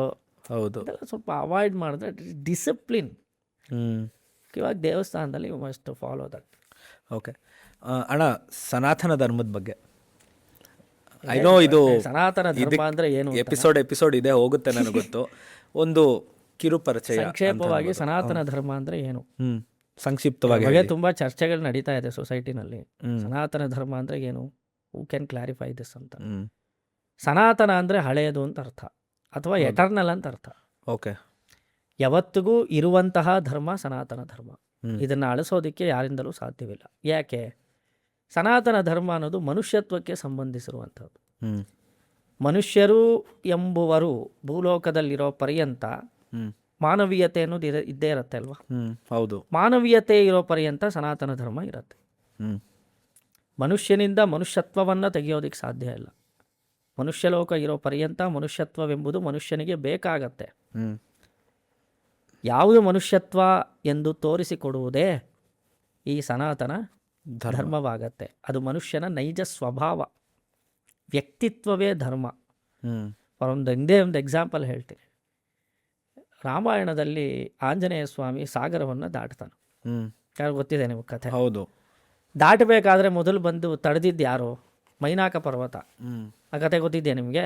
ತಡೆದ್ ಮೈನಾಕ ಪರ್ವತ ಬಂದು ಆಂಜನೇಯ ಸ್ವಾಮಿನ ತಡೆಯತ್ತೆ. ಓಕೆ. ತಡೆದು ಹೇಳತ್ತೆ, ನಿಮ್ಮಪ್ಪ ನನಗೆ ಸಹಾಯ ಮಾಡಿದ್ರು, ಆದ್ದರಿಂದ ನಿನಗೆ ಈ ಸಮಯದಲ್ಲಿ ಆತಿಥ್ಯವನ್ನು ಕೊಡೋದಕ್ಕೋಸ್ಕರ ನಾನು ಆಸೆ ಪಡ್ತೀನಿ, ನಮ್ಮ ಜೊತೆಗಿದ್ದು ಹೋಗು ಅಂತ ಕೇಳ್ಕೊಳ್ತಾನೆ ಮೈನಾಕ ಪರ್ವತ. ಹ್ಮ್ ಆಗ ಆಂಜನೇಯ ಸ್ವಾಮಿ, ನಮ್ಮಪ್ಪ ನಿನಗೇನು ಸಹಾಯ ಮಾಡಿದ್ದ ಅಂತ ಕೇಳ್ತಾನೆ. ಹ್ಮ್ ಇಲ್ಲ, ನಮಗೆ ಪರ್ವತಗಳಿಗೆ ಹಿಂದಿನ ಕಾಲದಲ್ಲಿ ರೆಕ್ಕೆ ಇತ್ತು. ಓಕೆ. ಇಂದ್ರ ತನ್ನ ವಜ್ರಾಯುಧದಿಂದ ರೆಕ್ಕೆಗಳನ್ನು ಕತ್ತರಿಸೋದಕ್ಕೆ ಬಂದ. ಓಕೆ. ನಿಮ್ಮ ತಂದೆಯವರಾದ ವಾಯುವರು ನಮ್ಮನ್ನು ಕಾಪಾಡಿದ್ರು. ನಾವು ವಾಯುವಿನ ಸಹಾಯದಿಂದ ಈ ಸಮುದ್ರದ ಒಳಗಡೆ ಬಚ್ಚಿಟ್ಕೊಂಡಿದ್ದೆ, ಹ್ಮ್ ಆದ್ದರಿಂದ ನನ್ನ ರೆಕ್ಕೆ ಉಳಿಯಿತು. ನನಗೆ ಸಹಾಯ ಮಾಡಿದವರು ನಿಮ್ಮ ತಂದೆ ಅಂತ ಹೇಳ್ತಾನೆ ಮೈನಾಕ ಪರ್ವತ. ಹ್ಮ್ ಆಗ ಆತ ಆಂಜನೇಯ ಸ್ವಾಮಿಗೆ ಹೇಳಬೇಕಾದ್ರೆ ಒಂದು ಮಾತು ಹೇಳ್ತಾರೆ. ವಾಲ್ಮೀಕಿ ಬ್ಯೂಟಿಫುಲ್ ಆಗಿ ಅದನ್ನು ಎಕ್ಸ್ಪ್ಲೇನ್ ಮಾಡಿದ್ದಾರೆ. ಹ್ಮ್ ಕೃತಸ್ಯ ಪ್ರತಿಕರ್ತವ್ಯಂ ಏಷಭೂತ ಸನಾತನ ಅಂತ. ಹ್ಮ್ ಏಷ ಧರ್ಮ ಸನಾತನ. ಮಾಡಿದ ಉಪಕಾರವನ್ನು ಸ್ಮರಿಸಿ ಪ್ರತ್ಯುಪಕಾರವನ್ನು ಮಾಡುವುದೇ ಸನಾತನ ಧರ್ಮ ಅಂತ. Wow, beautiful. ಸನಾತನ ಧರ್ಮಕ್ಕೆ ಒನ್ ಲೈನ್ ಎಕ್ಸ್ಪ್ಲನೇಷನ್ ಇದು. ಹೌದು. ಡಿಫೈನ್ ಸನಾತನ ಧರ್ಮ ಅಂದರೆ ಒಂದು ಲೈನನ್ನು ಹೇಳ್ತಾನೆ ಹ್ಮ್ ಮೈನಾಕ ಪರ್ವತ. ಹ್ಮ್ ನಿಮ್ಮ ತಂದೆ ನಮಗೆ ಉಪಕಾರ ಮಾಡಿದನ್ರಿ, ಅದಕ್ಕೆ ಅದನ್ನು ನಾನು ನಾನು ಹೆಲ್ಪ್ ಯಾವತ್ತೂ ಮಾಡ್ತಾ ಇದ್ದೀನಿ. ಮರೆಯೋದಿಲ್ಲ. ಅದಕ್ಕೆ ನಾನು ನಿಮಗೆ ಪ್ರತ್ಯುಪಕಾರ ಮಾಡಲು ಬಯಸ್ತೀನಿ. ಹ್ಮ್ ಇದು ಸನಾತನ ಧರ್ಮ. ಮನುಷ್ಯನ ಸ್ವಭಾವ ಅದು. ಹ್ಮ್ ಮಾಡಿದ ಉಪಕಾರವನ್ನು ಸ್ಮರಿಸುವುದು ಮನುಷ್ಯನ ಸ್ವಭಾವ. ಹೌದು. ಆ ಮಾಡಿದ ಉಪಕಾರವನ್ನು ಮರೆತು ಹೋಗೋದು ಮನುಷ್ಯನ ಸ್ವಭಾವವಾಗೋದಿಲ್ಲ, ಅದು ಆಸುರಿ ಭಾವ ಅದು. ಆದ್ದರಿಂದ ಹೌದು. ಪ್ರತ್ಯುಪಕಾರವನ್ನು ಮಾಡುವುದು ಸನಾತನ ಧರ್ಮ. ಇದು ಯಾರಲ್ಲಿದ್ದರೆ ಏನು, ಹ್ಮ್ ಯಾವ ಮತಕ್ಕೆ ಸೇರಿದವನಲ್ಲಿದ್ದರೆ ಏನು, ಹ್ಮ್ ಯಾವ ಪ್ರಾಣಿಗಳಲ್ಲಿದ್ದರೆ ಏನು. ಹೌದು. ಪ್ರಾಣಿಗಳು ಮರ ನಮಗೆ ಪ್ರತ್ಯುಪಕಾರ ಮಾಡೋದಿಲ್ವಾ? ಹೌದು, ನಾವು ನೀರಾಗಿ ಬೆಳೆಸ್ತೀವಿ, ಅದು ನಮಗೆ ನೆರಳು ಕೊಡುತ್ತೆ. ಹಸುಗಳು ನಮಗೆ ಪ್ರತ್ಯುಪಕಾರ ಮಾಡೋದಿಲ್ವಾ? ಹೌದು. ಹಾದಿ ಬೀದಿಯಲ್ಲಿರುವ ಕಸದ ಹುಲ್ಲನ್ನು ಮೇಯ್ದು ಹ್ಮ್ ಅಮೃತವೀವೆ ಅದನುಂಡು ನನಗೆರಡು ಬಗೆವ ಮಾನವ ಹೇಳು, ನೀನ್ಯಾರಿಗಾದೆಯೋ ಎಲೆ ಮಾನವ. ಅದು ಕಸ ಕಡ್ಡಿ ಎಲ್ಲ ತಿಂದು ಅಮೃತ ಕೊಡುತ್ತೆ ಹಾಲು. ಅದನ್ನು ಕುಡಿದು ನಾವು ಗೋವನ್ನು ತಿಂದು ಅದನ್ನು ತಿಂದು ಎಲ್ಲ ನಾಶ ಮಾಡಿಬಿಡ್ತೀವಿ. ಹೌದು. ಆದ್ದರಿಂದ ಗೋವುಗಳು ಪ್ರತ್ಯುಪಕಾರ ಮಾಡುತ್ತೆ ನೋಡಿ, ಅದೇ ಸನಾತನ ಧರ್ಮ. It is a value. ಇದು ಯಾವ ಮತದಲ್ಲಿದ್ದರೆ ಏನು, ಯಾರಲ್ಲಿದ್ದರೆ ಏನು, ದಟ್ ಈಸ್ ಸನಾತನ ಧರ್ಮ. ಕೃತಸ್ಯ ಪ್ರತಿಕರ್ತವ್ಯಂ ಅಂತ ಒಂದು ಲೈನಲ್ಲಿ ವಾಲ್ಮೀಕಿ ಮಹರ್ಷಿಗಳು ಅಲ್ಲಲ್ಲಿ ಸನಾತನ ಧರ್ಮದ ಬಗ್ಗೆ ಇದರಲ್ಲೇ ಬರುತ್ತೆ ಕಾವ್ಯದಲ್ಲಿ. ಇವಾಗ ನಮಗೆ ಉಪಕಾರ ದೇವರು ಮಾಡಿದ್ದಾನೆ, ನಮಗೆ ಶರೀರ ಕೊಟ್ಟಿದ್ದಾನಲ್ಲ, ಈ ಮಾಡಿದ ಉಪಕಾರಕ್ಕೆ ಪ್ರತ್ಯುಪಕಾರವನ್ನು ನಾವು ಸಲ್ಲಿಸಬೇಕು ಭಗವಂತನಿಗೆ. ಕೃತಕೃತ್ಯನಾಗಿದ್ದು ಭಗವಂತನಿಗೆ ಈ ಶರೀರವನ್ನು ಸಮರ್ಪಣೆ ಮಾಡುವುದೇ ಸನಾತನ ಧರ್ಮ. ಅರ್ಥ ಆಯ್ತಣ್ಣ. ತಂದೆ ತಾಯಿಂದ ನಮಗೆ ಶರೀರ ಕೊಟ್ಟಿದ್ದಾರೆ, ಅವರನ್ನು ದೈವವಾಗಿ ಭಾವಿಸುವುದೇ ಸನಾತನ ಧರ್ಮ. ಗಾಟ್ ಇಟ್, ಕಂಪ್ಲೀಟ್ಲಿ ಅರ್ಥ ಆಯ್ತು. ಓಕೆ ಅಣ್ಣ. ಸೊ ಇದೊಂದು ಆಸ್ಪೆಕ್ಟ್ ಮಾತ್ರ ಹೇಳಿದರೆ. ಸನಾತನ ಧರ್ಮಕ್ಕೆ ಬೇರೆ ಬೇರೆ ದೃಷ್ಟಿಕೋನಗಳಿದೆ, ಬೇರೆ ಬೇರೆ ಆ್ಯಂಗಲ್ಸ್ ಇದೆ. ಇಟ್ ಈಸ್ ಒನ್ ಪರ್ಟಿಕ್ಯುಲರ್ ವಿಷಯ. ಆ ಒಂದು ವರ್ಡು ವಾಲ್ಮೀಕಿ ರಾಮಾಯಣದಲ್ಲಿ ತುಂಬ ಅದ್ಭುತವಾಗಿ ಆ ಮೈನಾಕ ಪರ್ವತಕ್ಕೂ ಆಂಜನೇಯ ಸ್ವಾಮಿ ನಡುವೆ ಕಾನ್ವರ್ಸೇಷನಲ್ಲಿ ತೋರಿಸಿದ್ದಾರೆ. ಹೌದು. ಆ್ಯಂಡ್ ಅಣ್ಣ, ಶ್ರೀ ವೈಷ್ಣವರು ಈಶ್ವರನ ಅಥವಾ ಶಿವ ಪರಮಾತ್ಮನ ತುಂಬ ದ್ವೇಷಿಸ್ತಾರೆ ಅಂತ ಕೇಳ್ಪಟ್ಟೆ. ಅಯ್ಯೋ, ಆ ಥರ ಏನಿಲ್ಲ. ಯಾವ ದೇವತೆಗಳನ್ನು ಶ್ರೀ ವೈಷ್ಣವರು ದ್ವೇಷ ಮಾಡೋದಿಲ್ಲ. ಒಂದು ವಿಷಯ ನಾವು ಅರ್ಥ ಮಾಡ್ಕೊಳ್ಬೇಕು. ಶ್ರೀ ವೈಷ್ಣವ ಸಂಪ್ರದಾಯದಲ್ಲಿ ಇತರ ದೇವತೆಗಳೆಲ್ಲರೂ ನಾರಾಯಣನ ಅಂಗದಲ್ಲಿರುವಂಥವರು. ಓಕೆ. ವೇದ ಅದನ್ನೇ ಹೇಳುತ್ತೆ, ಅಂಗಾನ್ಯನ್ಯ ದೇವತಾ ಅಂತ. ನಾರಾಯಣ ಸಕಲ ದೇವತೆಗಳ ಅಂತರ್ಯಾಮಿ. ಓಕೆ. ಇವಾಗ ನೀವು ಅರ್ಥ ಮಾಡ್ಕೊಳ್ಳೋದಕ್ಕೋಸ್ಕರ ಒಂದು ವಿಷಯ ಹೇಳ್ತಾನೆ. ಇವಾಗ ನಾವು ಅಂದರೆ ಆತ್ಮ ತಾನೇ, ಆತ್ಮ ದೇಹವನ್ನು ಧರಿಸಿದೆ. ಆಯಿತಾ? ಆತ್ಮ ದೇಹವನ್ನು ಧರಿಸಿದೆ. ಇವಾಗ ದೇವತೆಗಳ ಆತ್ಮ ನಾರಾಯಣ, ಆತ್ಮನಾಗಿರುವಂತಹ ನಾರಾಯಣ ಎಲ್ಲ ದೇವತೆಗಳನ್ನು ಧರಿಸಿದ್ದಾನೆ. ಸರಿಯಾ? ಓಕೆ. ಇವಾಗ ನಾನು ನಿಮ್ಮ ಮೇಲೆ, ನಿಮ್ಮ ಶರೀರದ ಮೇಲೆ ಒಂದು ಗಂಧ ಲೇಪನ ಮಾಡ್ತೀನಿ ಅಂತ ಇಟ್ಕೊಳ್ಳಿ, ಸೆಂಟ್ ಹಾಕಿದೆ ಅಂತ ಇಟ್ಕೊಳ್ಳಿ. ನಿಮಗೆ ಹಾಕಿದ್ನ, ನಿಮ್ಮ ಶರೀರಕ್ಕೆ ಹಾಕಿದ್ನ? ನನ್ನ ಶರೀರಕ್ಕೆ ಹಾಕಿದ್ರಿ. ಆ ತೃಪ್ತಿ ಆಗೋದು ಯಾರು? ನಾನು. ನಿಮ್ಮ ಶರೀರಕ್ಕೆ ಗಂಧ ಹಚ್ಚಿದಾಗ ನೀವು ಹೇಗೆ ತೃಪ್ತಿರಾಗ್ತಿರೋ ಆ ಥರ ಯಾವ ದೇವತೆಗಳು ಪೂಜೆ ಮಾಡಿದ್ರು ತದಂತರ್ಯಾಮಿಯಾದ ನಾರಾಯಣನ ತೃಪ್ತಿ ಆಗತ್ತೆ. ಓಕೆ. ಸರ್ವದೇವ ನಮಸ್ಕಾರ ಕೇಶವಂ ಪ್ರತಿ ಗಚ್ಚತಿ. ನೀವು ಪೂಜೆ ಮಾಡಬೇಕಾದ್ರೂ, ಬ್ರಹ್ಮನಿಗೆ ಪೂಜೆ ಮಾಡಬೇಕಾದ್ರೂ ಶಿವನ ಅಂತರ್ಯಾಮಿಯಾದ ನಾರಾಯಣನನ್ನು ಉದ್ದೇಶಿಸಿ ಪೂಜೆ ಮಾಡಿದ್ರೆ ಅದು ಹೋಗಿ ನಾರಾಯಣನನ್ನೇ ಸೇರುತ್ತೆ. ಬ್ರಹ್ಮನಿಗೆ ಪೂಜೆ ಮಾಡಬೇಕಾದ್ರೂ ಬ್ರಹ್ಮನ ಅಂತರ್ಯಾಮಿಯಾದ ನಾರಾಯಣನ ತೃಪ್ತಿಯಾಗಿ ಎಂದು ಸಂಕಲ್ಪ ಮಾಡಿದರೆ ಅದು ನಾರಾಯಣನನ್ನೇ ಹೋಗಿ ಸೇರುತ್ತೆ. ಆದ್ದರಿಂದ ನಾವು ಇತರ ದೇವತೆಗಳ ವಿಷಯದಲ್ಲಿ ಗೌರವವಾಗಿ ನಡ್ಕೊಳ್ಬೇಕು, ಅಪಚಾರ ಮಾಡಬಾರ್ದು. ಪತಿವ್ರತ ಸ್ತ್ರೀ ಇದ್ದಾಳನ್ನ ಒಬ್ಳು, ಗಂಡನೇ ಸರ್ವಸ್ವ ಅಂತ ಒಬ್ಳಿದ್ದಾಳೆ. ಓಕೆ. ಗಂಡನ ಫ್ರೆಂಡ್ ಯಾರೋ ಮನೆಗೆ ಬಂದರು, ಅವಳು ಹೇಗೆ ನಡ್ಕೋತಾಳೆ? ಒಳಗಡೆ ಹೋಗೋದು, ಅವರು ಇವಾಗ ಅತಿಥಿಗಳನ್ನು ಸತ್ಕರಿಸಬೇಕು ಅಂತ ಒಂದು ವಿಷಯ ಇದೆ. ಹೌದು. ಗಂಡನ ಜೊತೆಗೆ ಅವಳು ಸತ್ಕಾರ ಮಾಡ್ತಾಳ ಮಾಡಲ್ವಾ? ಮಾಡ್ತಾರೆ. They do. ಗೌರವಿಸ್ತಾಳ ಇಲ್ವಾ? ಗೌರವಿಸ್ತಾರೆ ಡೆಫಿನೆಟ್ಲಿ. ಗಂಡನ ಫ್ರೆಂಡನ್ನು ಈಕೆ ಗೌರವಿಸೋದು ಉದ್ದೇಶ ಏನು? ಗಂಡನ ಸ್ನೇಹಿತ, ಗಂಡನ ಸಂಬಂಧ ಇರೋದ್ರಿಂದ, ಗಂಡನ ತೃಪ್ತಿಗಾಗಿ. ಹೌದು. ನಾಳೆ ಅವನ್ನ ಅಗೌರವವಾಗಿ ನೋಡ್ಬಿಟ್ರೆ ಗಂಡ ನಮ್ಮ ಮೇಲೆ ಕೋಪ ಮಾಡ್ಕೊಂಡ್ಬಿಡ್ತಾನೆ, ಗೊತ್ತಾ ಇದ್ದಾನೆ. ಹೌದು. ಗಂಡನ ತೃಪ್ತಿಗಾಗಿ ಗಂಡನ ಫ್ರೆಂಡನ್ನು ಹೇಗೆ ಪತಿವ್ರತ ಸ್ತ್ರೀ ನೋಡ್ತಾಳೋ ಆ ರೀತಿ ಇತರ ದೇವತೆಗಳ ವಿಷಯದಲ್ಲಿ ಶ್ರೀ ವೈಷ್ಣವರು ನಡೆದುಕೊಳ್ಳುತ್ತಾರೆ ಅನ್ನೋದು ತತ್ವ. ಓಕೆ. ಇವಾಗ ಒಂದು ಪತಿವ್ರತ ಸ್ತ್ರೀ ಗಂಡನ ಫ್ರೆಂಡ್ ದ್ವೇಷಿಸ್ತಾಳ? No no no. ಅದೇ ಥರ ಶ್ರೀ ವೈಷ್ಣವರು ಇತರ ದೇವತೆಗಳನ್ನು ದ್ವೇಷಿಸಕೂಡದು, ಓಕೆ, ಗೌರವಿಸಬೇಕು. ದೇವತೆಗಳು ನಮಗಿಂತ ಸ್ವಲ್ಪ ಎತ್ತರದ ಸ್ಥಾನದಲ್ಲಿ ಇರುವಂತಹವರೇ, ನಾವಿನ್ನು ಮನುಷ್ಯ ಲೋಕದಲ್ಲಿ ಪ್ರಪತ್ತಿನಿಷ್ಠರು. ಆ್ಯಕ್ಚುಲಾಗಿ ನೋಡಿದ್ರೆ ದೇವತೆಗಳೆಲ್ಲ ಯಾರು ಪ್ರಪತ್ತಿ ಮಾಡಿರ್ತಾರೋ ಅವರು ನಮಸ್ಕಾರ ಮಾಡ್ತಾರಂತೆ. ಪ್ರಣಮಂತಿ ದೇವತಾಹ ಅಂತ ಒಂದು ಪುರಾಣದಲ್ಲಿ ಒಂದು ವಾಕ್ಯ ಬರುತ್ತೆ. ಯಾರು ದೇವ್ರಿಗೆ ಸರೆಂಡರ್ ಆಗಿರ್ತಾರೋ ಅವರ ವಿಷಯದಲ್ಲಿ ದೇವತೆಗಳು ತುಂಬ ಗೌರವವಾಗಿ ನಡ್ಕೊಳ್ತಾರೆ. Even they respect a prapanna, they respect us. Yes. Okay. Yamadharmaraja ಬಂದು ನಮಗೆ ನಮಸ್ಕಾರ ಮಾಡ್ತಾನಂತೆ. ಸೊ ನಮಗೆ ಆ ಮ್ಯೂಚುವಲ್ ರೆಸ್ಪೆಕ್ಟ್ ಅನ್ನೋದು ಇರಬೇಕಲ್ಲ. ಅವ್ರು ನಮ್ಮನ್ನು ನಮಸ್ಕರಿಸಿದ್ರೆ ನಾವು ನಮಸ್ಕಾರ ಮಾಡೋ ಸಂಸ್ಕಾರ ಅಷ್ಟೇ ವಿಷಯ. ಯಾವ ದೇವತೆಗಳನ್ನು ಶ್ರೀ ವೈಷ್ಣವರು ದ್ವೇಷಿಸೋದಿಲ್ಲ. ದ್ವೇಷದಿಂದ ಒಂದು ಸಿದ್ಧಾಂತ ಬರೋಕ್ಕೆ ಸಾಧ್ಯವೇ ಇಲ್ಲ. ಹೌದು, ಅರ್ಥ ಆಯ್ತಲ್ಲ. ಸೊ ಅದನ್ನು ನಾವು ಸರಿಯಾಗಿ ಅರ್ಥ ಮಾಡ್ಕೊಳ್ಬೇಕು. ಓಕೆ ಅಣ್ಣ, ಈ ವರ್ಣ ಸಿಸ್ಟಮ್ ಅನ್ನೋದು ನಮ್ಮ ವೇದಗಳಲ್ಲಿ ಅಥವಾ ಉಪನಿಷತ್ಗಳಲ್ಲಿ ಎಲ್ಲಾದರೂ ಮೆನ್ಷನ್ ಆಗಿದೆಯಾ? ಈ ವರ್ಣಾಶ್ರಮದ ಬಗ್ಗೆ ತುಂಬ ಗೊಂದಲ ಇದೆ ನಮ್ಮ ಸೊಸೈಟಿನಲ್ಲಿ. ಸರಿಯಾಗಿ ಅದನ್ನು ಅರ್ಥ ಮಾಡ್ಕೊಂಡಿಲ್ಲ ಎಷ್ಟೋ ಜನ. 4 ವರ್ಣಗಳ ಬಗ್ಗೆ ವೇದದಲ್ಲಿ ಪ್ರಸ್ತಾಪ ಬರುತ್ತೆ. ಪುರುಷ ಸೂಕ್ತದಲ್ಲಿ ಪ್ರಸಿದ್ಧವಾದ ಮಂತ್ರ ಇದು. ಬ್ರಾಹ್ಮಣೋಸ್ಯ ಮುಖಮಾಸೀತ್ ಬಾಹೂರಾಜನ್ಯಕೃತ ಊರು ತದಸ್ಯ ಯದ್ವೈಶ್ಯ ಪದ್ಭ್ಯಾಗುಂ ಶೂದ್ರೋಜಾಯತ. ಪುರುಷ ಸೂಕ್ತದಲ್ಲಿ ಒಂದು ಮಂತ್ರ ಬರುತ್ತೆ. ಬ್ರಾಹ್ಮಣರೆಲ್ಲ ಭಗವಂತನ ಮುಖದಿಂದ ಬಂದವರು. ವರ್ಣದಲ್ಲಿ 4 ವಿಧ ರೀ: ಬ್ರಾಹ್ಮಣ, ಕ್ಷತ್ರಿಯ, ವೈಶ್ಯ, ಶೂದ್ರ. 4 ವಿಧ. ಈ 4 ವರ್ಣದ ಬಗ್ಗೆ ವೇದದಲ್ಲಿ ಹೇಳಿದೆ. ಬ್ರಾಹ್ಮಣರು ಭಗವಂತನ ಮುಖದಿಂದ ಬಂದವರು, ಕ್ಷತ್ರಿಯರು ಭಗವಂತನ ತೋಳಿನಿಂದ ಬಂದವರು, ವೈಶ್ಯರು ಭಗವಂತನ ತೊಡೆಯಿಂದ ಬಂದವರು, ಶೂದ್ರರು ಭಗವಂತನ ಪಾದದಿಂದ ಬಂದವರು ಅಂತಷ್ಟೇ ಹೇಳಿದೆ. ವರ್ಣೋತ್ಪತ್ತಿ ಇದು. ಇದನ್ನು ನಾವು ನಿಮ್ಗೆ ಸಿಂಪಲ್ ಆಗಿ ಇದನ್ನು ಹೆಂಗೆ ಮಿಸ್ಇಂಟರ್ಪ್ರೆಟ್ ಮಾಡ್ತಾರೆ ಸೊಸೈಟಿನಲ್ಲಿ ಅನ್ನೋದಕ್ಕೋಸ್ಕರ ಒಂದು ಎಕ್ಸಾಂಪಲ್ ಹೇಳ್ತೀನಿ. ನನ್ನ ಲೈಫಲ್ಲಿ ನಡೆದಂಥ ಘಟನೆ ಇದು. ನಾನು ಕಾಲೇಜ್ನಲ್ಲಿ ಓದ್ತಾ ಇರಬೇಕಾದ್ರೆ ಈ ಟೀಚರ್ಸ್ಗೆಲ್ಲ ಕೆಲವು ಅವಾರ್ಡ್ ಕೊಡೋದಕ್ಕೋಸ್ಕರ ಒಂದು ಫಂಕ್ಷನ್ ಮಾಡೋದು ಒಂದು ಹಾಲ್ನಲ್ಲಿ. ಓಕೆ. ನಮ್ಮ ಇಂಗ್ಲೀಷ್ ಮೇಷ್ಟ್ರು ಪರಮನಾಸ್ತಿಕರು. ಓಕೆ. ಅವ್ರಿಗೆ ವೇದ ಅಂದರೆ ತುಂಬ ದ್ವೇಷ ಅವ್ರಿಗೆ. ಓಕೆ. ವೇದ, ಬ್ರಾಹ್ಮಣ, ವೇದದ್ವೇಷಿ. ಅದಂದರೆ ಅವ್ರಿಗೆ ಒಂಥರ ಇವರೆಲ್ಲ ಭೇದ ಭಾವ ಮಾಡ್ತಾರೆ, ಇವರೇ ಮೂಲ ಕಾರಣ ವರ್ಣಾಶ್ರಮ ಬರೋದಕ್ಕೆ. ಮೇಲ್ ಜಾತಿ ಕೇಳ ಜಾತಿ ಮೇಲ್ಜಾತಿ ಎಲ್ಲ ಸೃಷ್ಟಿ ಮಾಡಿದವರೇ ಇಂಥವ್ರು. ಅವರು ತುಂಬ ವೇದ ಅಂದರೆ ಅವ್ರಿಗೆ ಹಿಡಿಸ್ತಾ ಇರಲಿಲ್ಲ. ಅವ್ರ ಜೊತೆಗೆ ಬ್ರಾಹ್ಮಣರೇ ಇದಕ್ಕೆಲ್ಲ ಮೂಲ ಕಾರಣ ಅಂತ ತುಂಬ ದೃಢವಾಗಿ ನಂಬಿಕೆ ಇಟ್ಟಂಥವ್ರು ನಮ್ಮ ಇಂಗ್ಲೀಷ್ ಮೇಷ್ಟ್ರು ನಾಸ್ತಿಕರಾಗಿದ್ದರು. ಓಕೆ. ನಮ್ಮ ಸಂಸ್ಕೃತ ಮೇಷ್ಟ್ರು ಪರಮ ಆಸ್ತಿಕರವರು, ಯಾವಾಗಲೂ ದೈವ ವೇದ ಅಂತ ಇದ್ದಂಥವ್ರು. ಓಕೆ. ಇಬ್ರಿಗೂ ಅವಾರ್ಡ್ ಕೊಡ್ತಾರೆ ಫಂಕ್ಷನ್ನಲ್ಲಿ. ಇವಾಗ ಅದು ಸ್ಟೇಜ್ ಮೇಲೆ ಎಲ್ಲ ಚೀಫ್ ಗೆಸ್ಟ್ ಎಲ್ಲ ಕೂತಿದ್ದಾರೆ. ಆ ಫಂಕ್ಷನ್ ಶುರುವಾಗಿದೆ. ನಾಸ್ತಿಕರಾಗಿದ್ದಂಥ ನಮ್ಮ ಇಂಗ್ಲೀಷ್ ಮೇಷ್ಟ್ರು, ಆಸ್ತಿಕರಾಗಿದ್ದಂತಹ ನಮ್ಮ ಸಂಸ್ಕೃತ ಮೇಷ್ಟ್ರು ಪಕ್ಕದಲ್ಲೇ ಕೂತಿದ್ದಾರೆ. ನಾನು ಹಿಂದೆಗಡೆ ಕೂತಿದ್ದೀನಿ. ಓಕೆ. ಓಕೆ. ಅವರಿಬ್ಬರ ನಡುವೆ ನಡೆದಂಥ ಒಂದು ಕಾನ್ವರ್ಸೇಷನ್ ಇದು. ಅದನ್ನು ನಾನು ಕೇಳಿಸ್ಕೊಂಡು ಇವಾಗ ನಿಮ್ಮ ಶೇರ್ ಮಾಡ್ತಾ ಇದ್ದೀನಿ. ಓಕೆ.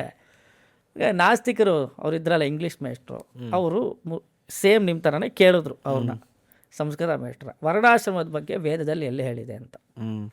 ಈಗ ಇವರು ಅದನ್ನೇ ಹೇಳು. ಪುರುಷ ಸೂಕ್ತದಲ್ಲಿ ವೇದದಲ್ಲಿ ವರ್ಣಾಶ್ರಮದ ಬಗ್ಗೆ ಹೇಳಿ ಏನು ಹೇಳಿದೆ? ಮುಖದಿಂದ ಬ್ರಾಹ್ಮಣರು ಬಂದರು, ತೋಳಿನಿಂದ ಕ್ಷತ್ರಿಯರು ಬಂದರು, ಮಡಿಯಿಂದ ವೈಶ್ಯರು ಬಂದರು, ಪಾದದಿಂದ ಶೂದ್ರರು ಬಂದರು ಅಂತ ವೇದದಲ್ಲಿ ಹೇಳಿದೆ ಅಂತ ನಮ್ಮ ಸಂಸ್ಕೃತ ಮೇಷ್ಟ್ರು ಹೇಳಿದ್ರು.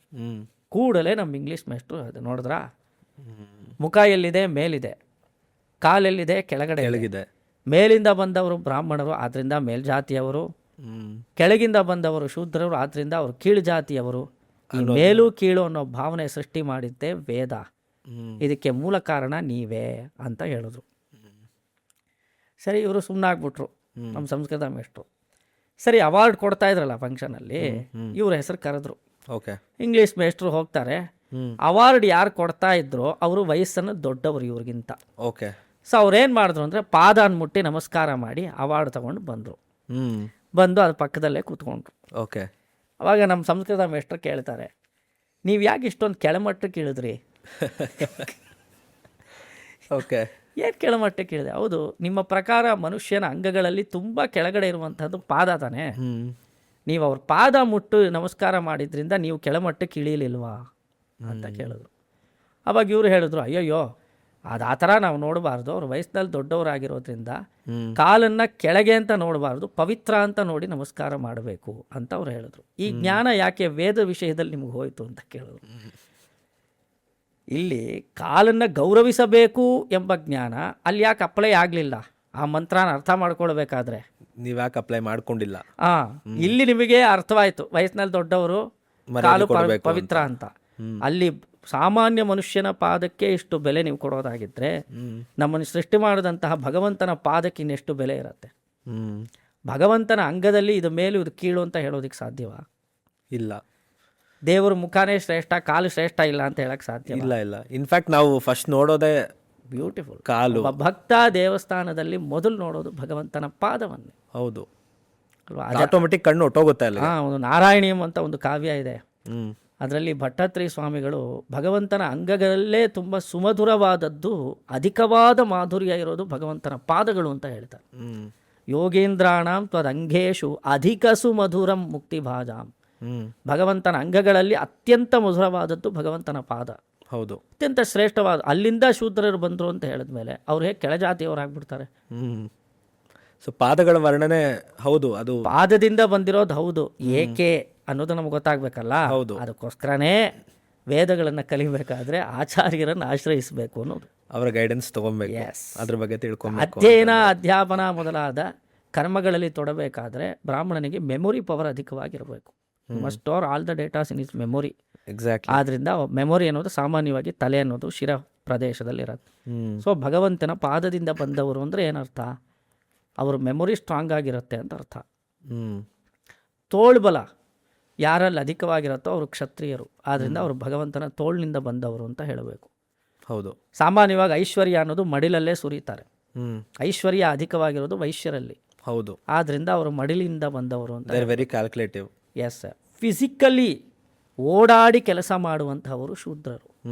ವ್ಯವಸಾಯ ಮಾಡೋದು, ಫಿಸಿಕಲ್ ಆಕ್ಟಿವಿಟೀಸ್ ಜಾಸ್ತಿ ಇರುತ್ತೆ. ಕಾಲು ಅವರು ತುಂಬ ಜಾಸ್ತಿ ಬಳಸ್ತಾರೆ. ಆದ್ರಿಂದ ಪಾದದಿಂದ ಬಂದವರು ಅಂತ ಹೇಳಬೇಕೆ ಹೊರತು ಬ್ರಾಹ್ಮಣರು ಮುಖದಿಂದ ಬಂದಿರೋದ್ರಿಂದ ಶ್ರೇಷ್ಠನೂ ಆಗ್ಬಿಡೋದಿಲ್ಲ. ಓಕೆ. ಚಾತುರ್ವರ್ಣಗಳು ಶ್ರೇಷ್ಠರೇ, ಯಾಕೆಂದ್ರೆ ಭಗವಂತನಿಂದ ಬಂದವರು ಅವರು. ಹೌದು, ಭಗವಂತನ ಯಾವ ಅಂಗವೂ ಕೆಳಗೆ ಅಂತ ಹೇಳಲಿಕ್ಕೆ ಬರೋದಿಲ್ವಲ್ಲ. ಹೌದು, ಎಲ್ಲ ಅಂಗಗಳು ಶ್ರೇಷ್ಠವೇ ಆಗಿರೋದ್ರಿಂದ 4 ವರ್ಣಕ್ಕೆ ಸಂಬಂಧಿಸಿದ ಅಷ್ಟು ಜನ ಶ್ರೇಷ್ಠರು ಅಂತಲೇ ಹೇಳ್ಬೇಕು. ಈ ಮೇಲು ಕೀಳು ಅನ್ನೋ ಭಾವನೆ ತಂದಿದ್ದು ಈ ಥರ ಮಿಸ್ಇಂಟರ್ಪ್ರಿಟೇಟ್ ಮಾಡೋದ್ರಿಂದ ವಿಷಯ ಅದು. ಅಲ್ಲಿ ಹೌದು ಹೌದು ವರ್ಣಗಳನ್ನ ವೇದ ಹೇಳತ್ತೆ, ಮೇಲು ಕೀಳು ಎಂಬ ಭಾವ ವೇದ ಹೇಳ್ಕೊಡೋದು. ಅದ್ರ ಸಾರಾಂಶ ತಿಳ್ಕೊಳ್ದೆ ಮಿಸ್ಇಂಟರ್ಪ್ರೇಟ್ ಯಾರು ಮಾಡ್ತಾರೋ ಅದನ್ನ ತಿರುಚಿ ಮಡಚಿ ಅರ್ಥ ಹೇಳೋದಿಕ್ಕೆ ಹೊರಟ್ರೆ ಅವರಿಂದಾನೇ ಬರೋದು ಈ ಮೇಲು ಕೀಳು ಭಾವನೆ. ಯಾವ ಬ್ರಾಹ್ಮಣರು ಮಾತ್ರ ಮೇಲ್ಜಾತಿಯವರು, ಶೂದ್ರರೆಲ್ಲ ಕೆಳಜಾತಿಯವರು ಅಂತ ಹೇಳಿದ್ದಿಲ್ಲ. ಆ ಥರ ಶಾಸ್ತ್ರ ಹೇಳಿಲ್ಲ. ಇನ್ನೊಂದು ವಿಷಯ ಹೇಳ್ತೀನಿ ಇವಾಗ. ಮೇಲು ಕೀಳು ಅನ್ನೋ ಭಾವನೆ ಬರೀ ವರ್ಣಾಶ್ರಮ ಇದ್ದಾಗ ಮಾತ್ರ ಬರುತ್ತಾ? ಅವ್ರು ಮಾಡೋ ಕೆಲಸದ ಮೇಲೂ ಡಿಪೆಂಡ್ ಆಗ್ಬೋದಲ್ಲ. ಕಸ ಗುಡಿಸೋವನ್ನ ಕೆಳಗೆ ಅಂತ ನೋಡ್ಬೋದಲ್ಲ ಸೊಸೈಟಿನಲ್ಲಿ. ಇವಾಗ ಜಾತಿಯನ್ನೇ ಆಧಾರವಾಗಿ ಇಟ್ಕೊಂಡು ಮೇಲು ಕೀಳು ಅನ್ನೋ ಭಾವನೆ ಬರಬೇಕು ಅನ್ನೋ ಅವಶ್ಯಕತೆ ಏನಿಲ್ಲ. ಕೋರ್ಸ್ ಇಂಡಿಯಾನಲ್ಲಿ ಆ ಥರ ನೋಡ್ತಾ ಇದ್ದಾರೆ, ಇಸ್ ರಾಂಗ್. ಹೌದು, ಬಟ್ ನಿನಗೆ ಮೇಲು ಕೀಳು ಅನ್ನೋ ಭಾವನೆ ಬ್ಲ್ಯಾಕ್ ಆ್ಯಂಡ್ ವೈಟ್ಸಲ್ಲೂ ಬರುತ್ತಲ್ಲ. ಹೌದು, ಒಬ್ರಿಗೆ ಬುದ್ಧಿ ಕಡಿಮೆ ಇದೆ, ಒಬ್ರಿಗೆ ಬುದ್ಧಿ ಜಾಸ್ತಿ ಇದೆ, ಅವರಲ್ಲೂ ಮೇಲು ಕೀಳು ಭಾವನೆ ಬರುತ್ತೆ. ದುಡ್ಡಿನ ವಿಚಾರದಲ್ಲಿ ಮೇಲು ಕೀಳು ಭಾವನೆ ಬರಬಹುದಲ್ಲ. ನಾನು ಶ್ರೀಮಂತ ನೀನು ಬಡವ ಅಂತ. ಆ ಥರ ಮೇಲು ಕೀಳು ಭಾವನೆ ಅನ್ನೋದು ಮನುಷ್ಯನಲ್ಲಿರುವಂತಹ ದೌರ್ಬಲ್ಯವೇ ಹೊರತು ಸಿಸ್ಟಮ್ನಲ್ಲಿರೋದೆಲ್ಲ ಅದು. ವೇದಗಳಲ್ಲಿ ಇರೋದಲ್ಲ. ಪ್ರತಿಯೊಬ್ಬರು ವರ್ಣ ಸಿಸ್ಟಮ್ನಲ್ಲಿ ಮೇಲು ಕೀಳು ಭಾವನೆ ಇಲ್ಲ. ನೀವು ಅದನ್ನು ಅರ್ಥ ಮಾಡಿಕೊಂಡು ನಿಮ್ಮ ಸ್ವಾರ್ಥದಲ್ಲಿ ಬೆಳೆಸ್ಕೊಂಡಿದ್ದು ಆಮೇಲೂ ಕೇಳುವ. ಅರ್ಥ ಆಯ್ತಣ್ಣ, ಡನ್. ಸೊ ನಾವು ಏನು ಹೇಳೋದಕ್ಕೆ ಹೊರಟ ಇದ್ದಾರೆ, ಹ್ಮ್ ಶೂದ್ರರನ್ನ ಆಚಾರ್ಯ ಸ್ಥಾನದಲ್ಲಿಟ್ಟು ಗೌರವ ಮಾಡಿದ ಏಕೈಕ ಸಂಪ್ರದಾಯ, ಮೊದಲನೇ ಸಂಪ್ರದಾಯ. ಏಕೈಕ ಅಂದ್ರೆ ಮೊದಲನೇ ಸಂಪ್ರದಾಯದಲ್ಲಿ ನಮ್ಮ ಶ್ರೀ ವೈಷ್ಣವ ಸಂಪ್ರದಾಯದಲ್ಲೇ. ಈಗ ಮುಂಚೆ ಆದಿಶಂಕರರು ಕೂಡ ಚಂಡಾಲೋಸ್ತು ಸದುದ್ವಿಜೋಸ್ತು ಗುರುರಿತ್ತೇಷಾ ಮನೀಷಾಮಮ ಅಂತ ಹೇಳಿ, ಚಂಡಾಲನಾಗಿದ್ರು ಕೂಡ ಅವನಲ್ಲಿ ಶಿವಭಕ್ತಿ ಇದ್ದರೆ ನಾನು ಅವನಿಗೆ ನಮಸ್ಕಾರ ಮಾಡ್ತೀನಿ ಅಂತ ಆದಿಶಂಕರರು ಹೇಳ್ತಾರೆ. ನಮ್ಮ ಶ್ರೀ ವೈಷ್ಣವ ಸಂಪ್ರದಾಯದಲ್ಲಿ ಎಷ್ಟೋ ಜನ ಆಳ್ವಾರರು, ನಮ್ಮ Alvar for example he was a shudra. Okay. Tiruppana Alvar, 12 ಮಂದಿ ಆಳ್ವಾರಲ್ಲಿ ತಿರುಪಾಣ ಆಳ್ವಾರ್ ವಾಸ್ ಅ ಶೂದ್ರ. ಅವ್ರನ್ನ ಆಚಾರ್ಯ ಸ್ಥಾನದಲ್ಲಿ ಕೂಡಿಸಿ ಅವರ ವಿಗ್ರಹಗಳನ್ನು ದೇವಸ್ಥಾನದಲ್ಲೇ ಪ್ರತಿಷ್ಠೆ ಮಾಡಿ ಆರಾಧನೆ ಮಾಡುವಂತಹ ಸಂಪ್ರದಾಯ ನಮ್ಮದು. ಎಷ್ಟೋ ಜನಕ್ಕೆ ಇದು ಗೊತ್ತಿಲ್ಲ. ಕುಲಂ ತಾಂಗ್ ಸಾದಿಗಳ್ ನಾಲಿಲುಂ ಕೀಳಿಳಿಂದೆಂದು ಒಂದು ಪಾಶುರ ಬರುತ್ತೆ. ಅವನು ಚಂಡಾಲನಾಗಿದ್ದರೂ ಭಗವಂತನ ಭಕ್ತನಾಗಿದ್ದರೆ ಅವನ ದಾಸನಾಗಿ ನಾನಿರುತ್ತೇನೆ ಅಂತ ನಮ್ಮಾಳ್ವಾರ್ ಪಾಶುರದಲ್ಲಿ ಹೇಳ್ತಾರೆ. ಸೊ ಅಂತಹ ಸಂಪ್ರದಾಯ. ಸೊ ನಮಗೆ ಮೇಲು ಕೀಳು ಭಾವನೆ ಇತ್ಯಾದಿಗಳು ವೈಷ್ಣವರಲ್ಲಿ ಖಂಡಿತ ಇಲ್ಲವೇ ಇಲ್ಲ. ವೈಷ್ಣವರಲ್ಲಿ ಜಾತಿನೇ ಕೇಳಬಾರ್ದು ಅಂತ ಇದೆ. ದೇವಸ್ಥಾನಕ್ಕೆ ಯಾರೊಬ್ಬ ವ್ಯಕ್ತಿ ಬಂದ, ಅವನ ಜಾತಿ ಏನು ಅಂತ ಕೇಳಲೇಬಾರ್ದು. ಉಪಚಾರ, ಐ ಮೀನ್ ಆರತಿ ಪೂಜೆ ಎಲ್ಲ ಮಾಡಿ ಎಲ್ಲರಿಗೂ ಸಮಾನವಾಗಿ ಪ್ರಸಾದ ಕೊಡ್ತೀವಿ, ಎಲ್ರಿಗೂ ಸಮಾನವಾಗಿ ತೀರ್ಥ ಕೊಡ್ತೀವಿ. ಅದರಲ್ಲಿ ಸ್ವಲ್ಪ ದುಡ್ಡು ಇವಾಗ ಎಲ್ಲರಿಗೂ ದೂಷಣೆ ಮಾಡ್ತಾರಲ್ಲ, ದುಡ್ಡು ಜಾಸ್ತಿ ಕೊಟ್ಟರೆ ಸ್ವಲ್ಪ ಮುಂದೆ ಹೋಗ್ಬೋದು, ದುಡ್ಡು ಕಡಿಮೆ ಕೊಟ್ಟರೆ ಸ್ವಲ್ಪ ಹಿಂದೆ ಬರ್ಬೋದು. ಅದಕ್ಕೋಸ್ಕರ ಅಲ್ಲ. ಅದು ಏನಕ್ಕೆ ಅಂದರೆ ಅವ್ರ ಮನಸ್ಸನ್ನು ದುಡ್ಡಿನ ಮೂಲಕ ಸಮರ್ಪಣೆ ಮಾಡಿದ್ದಾರೆ, ಮನಸಾರೆ ಅವ್ರು ದುಡ್ಡನ್ನು ಕೊಟ್ಟಿದ್ದಾರೆ. ಅವ್ರಿಗೊಂದು ಗೌರವ ಕೊಡಬೇಕು ಅನ್ನೋದಕ್ಕೋಸ್ಕರ ಅವ್ರನ್ನ ಮುಂದೆ ಕರಿತೀವಿ ಹೊರತು ಅವ್ರನ್ನ ಮುಂದೆ ಕರೆದಿದ್ದಿಂದ ನಿಮ್ಮನ್ನ ಹಿಂದೆ ತಳ್ಳುತ್ತೀವಿ ಅನ್ನೋ ಅರ್ಥ ಏನಲ್ವಲ್ಲ. ಮತ್ತೆ ಉತ್ತೇಜನೂ ಸಿಗುತ್ತೆ. ಒಬ್ಬನಿಗೆ ಕೊಟ್ಟು ಒಬ್ಬನಿಗೆ ಕೊಡದೇ ಇದ್ರೆ ಅದು ತಪ್ಪು. ಹೌದು. ಪ್ರಸಾದ ನಾನು ಅವ್ರಿಗೆ ಮಾತ್ರ ಕೊಡ್ತೀನಿ, ನಿಮ್ಗೆ ಕೊಡೋದಿಲ್ಲ ಅಂದರೆ ತಪ್ಪು. ಸಮಾನವಾಗಿ ಎಲ್ರಿಗೂ ಪ್ರಸಾದ ವಿನಿಯೋಗ ಆಗುತ್ತೆ. ಮೊದಲು ಅವ್ರಿಗೆ ಕೊಟ್ಟರೆ ನಿಮಗೇನು ಪ್ರಾಬ್ಲಮ್ ಏನಾದರೂ ವೆಯ್ಟ್ ಮಾಡೋದ್ರಿಂದ ದೊಡ್ಡೇನು ಕಳ್ಕೊಳ್ಳೋದೇನಿಲ್ವಲ್ಲ. ಹೌದು. ಓಕೆ ಅಣ್ಣ, ವಿಷ್ಣು ಸಹಸ್ರನಾಮದ ಬಗ್ಗೆ ಹೇಳೋದಾದ್ರೆ ಅಣ್ಣ, ವಿಷ್ಣು ಸಹಸ್ರನಾಮದ ಬಗ್ಗೆ ಹೇಳಿದ್ರೆ ಯಾರು ಪ್ರತಿಯೊಬ್ಬರು ಸುಲಭವಾಗಿ ಯಾವ ಥರ ಅರ್ಥ ಮಾಡ್ಕೊಳೋದು, ಯಾವ ಥರ ಕಲಿಯೋದು? Vishnu Sahasranama is a very good ಆಚಾರ. ಅಂದರೆ ಸಹಸ್ರನಾಮದಿಂದ ನಾವು ಸರ್ವ ವಿಧವಾದ ಸೌಭಾಗ್ಯಗಳನ್ನು ಪಡ್ಕೊಳ್ಬಹುದು. ಸಮಾನವಾಗಿ ಎಲ್ಲರೂ ಅನುಷ್ಠಾನ ಮಾಡಬಹುದಾದಂತಹ ಒಂದು ಆಚಾರವೇನಾದರೂ ಇದ್ದರೆ ಅದು ವಿಷ್ಣು ಸಹಸ್ರನಾಮ ಪಾರಾಯಣ. ಇವಾಗ ವೇದಾಧ್ಯಯನ ಅನ್ನೋ ವಿಷಯಕ್ಕೆ ಬಂದಾಗ ಯಾರು ಉಪನಯನ ಸಂಸ್ಕಾರ ಮಾಡ್ಕೊಂಡಿರ್ತಾರೋ ಅವರು ಮಾತ್ರ ವೇದಾಧ್ಯಯನ ಮಾಡೋದಕ್ಕೆ ಅಧಿಕಾರಿಗಳು ಅಂತ ವಿಧಿ ಇದೆ. ಓಕೆ. ಸೊ ಯಜ್ಞ ಇಂಥವರೇ ಮಾಡಬೇಕು, ವೇದಾಧ್ಯಯನ ಇಂಥವರೇ ಮಾಡಬೇಕು ಅಂತ ಇದೆ. ಇವಾಗ ಆಲಯದಲ್ಲಿ ಪೂಜೆ ಎಲ್ಲರೂ ಮಾಡೋದಕ್ಕೆ ಸಾಧ್ಯ ಇಲ್ವಲ್ಲ. ಅಲ್ಲಿ ಯಾರನ್ನ ನೇಮಕ ಮಾಡಿರ್ತಾರೋ ಅವ್ರು ಮಾತ್ರ ಪೂಜೆ ಮಾಡಬೇಕು. ಹೌದು. ಆದರೆ ವಿಷ್ಣು ಸಹಸ್ರನಾಮ ಹಾಗಲ್ಲ, ಯಾರು ಬೇಕಿದ್ರೂ ಹೇಳ್ಬೋದು. ಸ್ತ್ರೀ ಆಗಲಿ ಪುರುಷನಾಗಲಿ, ಅದರಲ್ಲೂ ಶ್ರೀಮಂತನಾಗಲಿ ಬಡವನಾಗಲಿ. ವಿಷ್ಣು ಸಹಸ್ರನಾಮದ ಮಹತ್ವ ಏನು ಅಂದರೆ, ಆದಿಶಂಕರಾಚಾರ್ಯರು ಸಹಸ್ರನಾಮಕ್ಕೆ ಭಾಷ್ಯ ಬರೆದಿದ್ದಾರೆ. ಓಕೆ. ಅವರು ತಮ್ಮಲ್ಲೇ ತಾವು ಪ್ರಶ್ನೆ ಕೇಳ್ಕೊಂಡಿದ್ದಾರೆ, ವಿಷ್ಣು ಸಹಸ್ರನಾಮ ಏಕೆ ಇಷ್ಟು ಮಹತ್ವವನ್ನು ಪಡ್ಕೊಂಡಿದೆ? ಏಕೆಂದರೆ ಅದಕ್ಕೆ ಅವರೇ ಸಮಾಧಾನ ಹೇಳ್ತಾರೆ. ಪುರುಷಾಂತರ ದ್ರವ್ಯಾಂತರ ದೇಶಕಾಲ ನಿಯಮಾನಂ ಅಪೇಕ್ಷತ್ವಂ ಆಧಿಕ್ಯೆ ಕಾರಣಂ. ವಿಷ್ಣು ಸಹಸ್ರನಾಮ ಏಕೆ ಶ್ರೇಷ್ಠ ಎಂದು ಕೇಳಿದರೆ, ಒಂದು ಯಜ್ಞ ಮಾಡೋದಕ್ಕೆ 4 ಜನ ಬೇಕು, ದೇವಸ್ಥಾನದಲ್ಲಿ ಪೂಜೆ ಮಾಡೋದಕ್ಕೆ 4 ಜನ ಬೇಕು. ವಿಷ್ಣು ಸಹಸ್ರನಾಮಕ್ಕೆ ಪಾರಾಯಣ ಮಾಡೋದಕ್ಕೆ ಒಬ್ಬನಿದ್ರೆ ಸಾಕು. ನಾವು ಒಂದೇ ಕಡೆ ಒಂದು ಮೂಲೆಯಲ್ಲಿ ಕೂತ್ಕೊಂಡು ಸಹಸ್ರನಾಮ ಪಾರಾಯಣ ಮಾಡಿಬಿಡ್ಬೋದು. ಒಂದು ಅಭಿಷೇಕ ಮಾಡಬೇಕು ಅಂದರೆ ಹಾಲನ್ನು ತರಬೇಕು, ಮೊಸರನ್ನು ತರಬೇಕು, ಕಲಶಗಳಿಡಬೇಕು, ತೆಂಗಿನಕಾಯಿ ಇಡಬೇಕು, ಅಷ್ಟೆಲ್ಲ ದ್ರವ್ಯ ಸಂಪಾದನೆ ಮಾಡಿ ಪೂಜನೆ ಮಾಡಬೇಕು. ಹೌದು. ಯಜ್ಞ ಮಾಡಬೇಕಾದ್ರೂ ಪೂಜೆ ಅದಕ್ಕೆ ಅಂತ ಉಚಿತವಾದ ದ್ರವ್ಯಗಳೆಲ್ಲ ಇರುತ್ತೆ, ಅದನ್ನು ಸಂಪಾದನೆ ಮಾಡಿ ಮಾಡಬೇಕಾಗುತ್ತೆ, ಕೊಡಬೇಕು. ಸಹಸ್ರನಾಮ ಹೇಳೋದಕ್ಕೆ ಯಾವ ದ್ರವ್ಯ ಸಂಪಾದನೆ ಮಾಡಬೇಕಾದ ಅವಶ್ಯಕತೆ ಇದೆ? ಒಂದು ಕಡೆ ಕೂತು ಪಾರಾಯಣ ಮಾಡ್ಬೋದು. ಪುರುಷಾಂತರ ದ್ರವ್ಯಾಂತರ ದೇಶಕಾಲ ನಿಯಮಾನತ್ವಂ, ಇದೇ ದೇಶದಲ್ಲಿ ಮಾಡಬೇಕು ಇಲ್ಲಿ ಮಾಡಬಾರ್ದು ಅನ್ನೋ ನಿಯಮ ಕೂಡ ಸಹಸ್ರನಾಮಕ್ಕಿಲ್ಲ. ನೀವು ಯಾವ ದೇಶದಲ್ಲಿ ಬೇಕಿದ್ರು ಸಹಸ್ರನಾಮ ಮಾಡಬೇಕು. ನೋಡಿ, ನಾನು ಆಸ್ಟ್ರೇಲಿಯಾಗ ಹೋಗಿ ಅಶ್ವಮೇಧ ಯಜ್ಞ ಮಾಡ್ತೀನಿ ಅಂದರೆ ಅದು ಆಗಲ್ಲ. ಹೌದು, ಆಗಲ್ಲ. ಅಂಟಾರ್ಟಿಕಾಗ ಹೋಗಿ ನಾನು ಪುತ್ರಕಾಮೇಷ್ಟಿ ಯಜ್ಞ ಮಾಡ್ತೀನಿ ಅಂತ ಕೂತ್ಕೊಂಡ್ರೆ ಆಗಲ್ಲ, ಅದು ಫಲಿಸೋದು ಇಲ್ಲ. ಆದರೆ ನೀವು ಆಸ್ಟ್ರೇಲಿಯಾಲಿ ಅಂಟಾರ್ಟಿಕಾನಲ್ಲಿ ಅತಳ ವಿತಳ ಪಾತಾಳದಲ್ಲಿ ಯಾವ ತಳದಲ್ಲಾದರೂ ಸಹಸ್ರನಾಮ ಪಾರಾಯಣ ಮಾಡ್ಕೊಬೋದು. ಪೂರ್ತಿ ಸಹಸ್ರನಾಮ ಅಲ್ಲದೆ ಇದ್ರು ಯಾವುದಾದ್ರೂ ಒಂದು ನಾಮ ಇಟ್ಕೊಂಡು ಜಪ ಮಾಡ್ಬೋದು. ವಿಷ್ಣವೇ ನಮಃ, ವಿಶ್ವಾಯ ನಮಃ ಅಂತ ಹೇಳ್ಬೋದು. ದೇಶ ಕಾಲ ಸಂಧ್ಯಾವಂದನೆಗೆ ಅಂತ ಕಾಲ ವಿಶೇಷ ಇದೆ, ಪೂಜೆಗೆ ಅಂತ ಕಾಲ ಇದೆ. 5 ಯಾಮದಲ್ಲಿ ಪೂಜೆ ಮಾಡಬೇಕು ಶಿವರಾತ್ರಿ ದಿನ ಅಂತ ಮೊನ್ನೆ. ಹೌದು ಹೌದು ಹೌದು. ಆ 4 ಯಾಮಗಳಲ್ಲಿ ಶಿವ ಪೂಜೆ ನಡೆಯುತ್ತೆ. ಆ ಪೂಜೆಗೆ ಅಂತ ಒಂದು ಕಾಲ ನಿಯಮ ಇರುತ್ತೆ.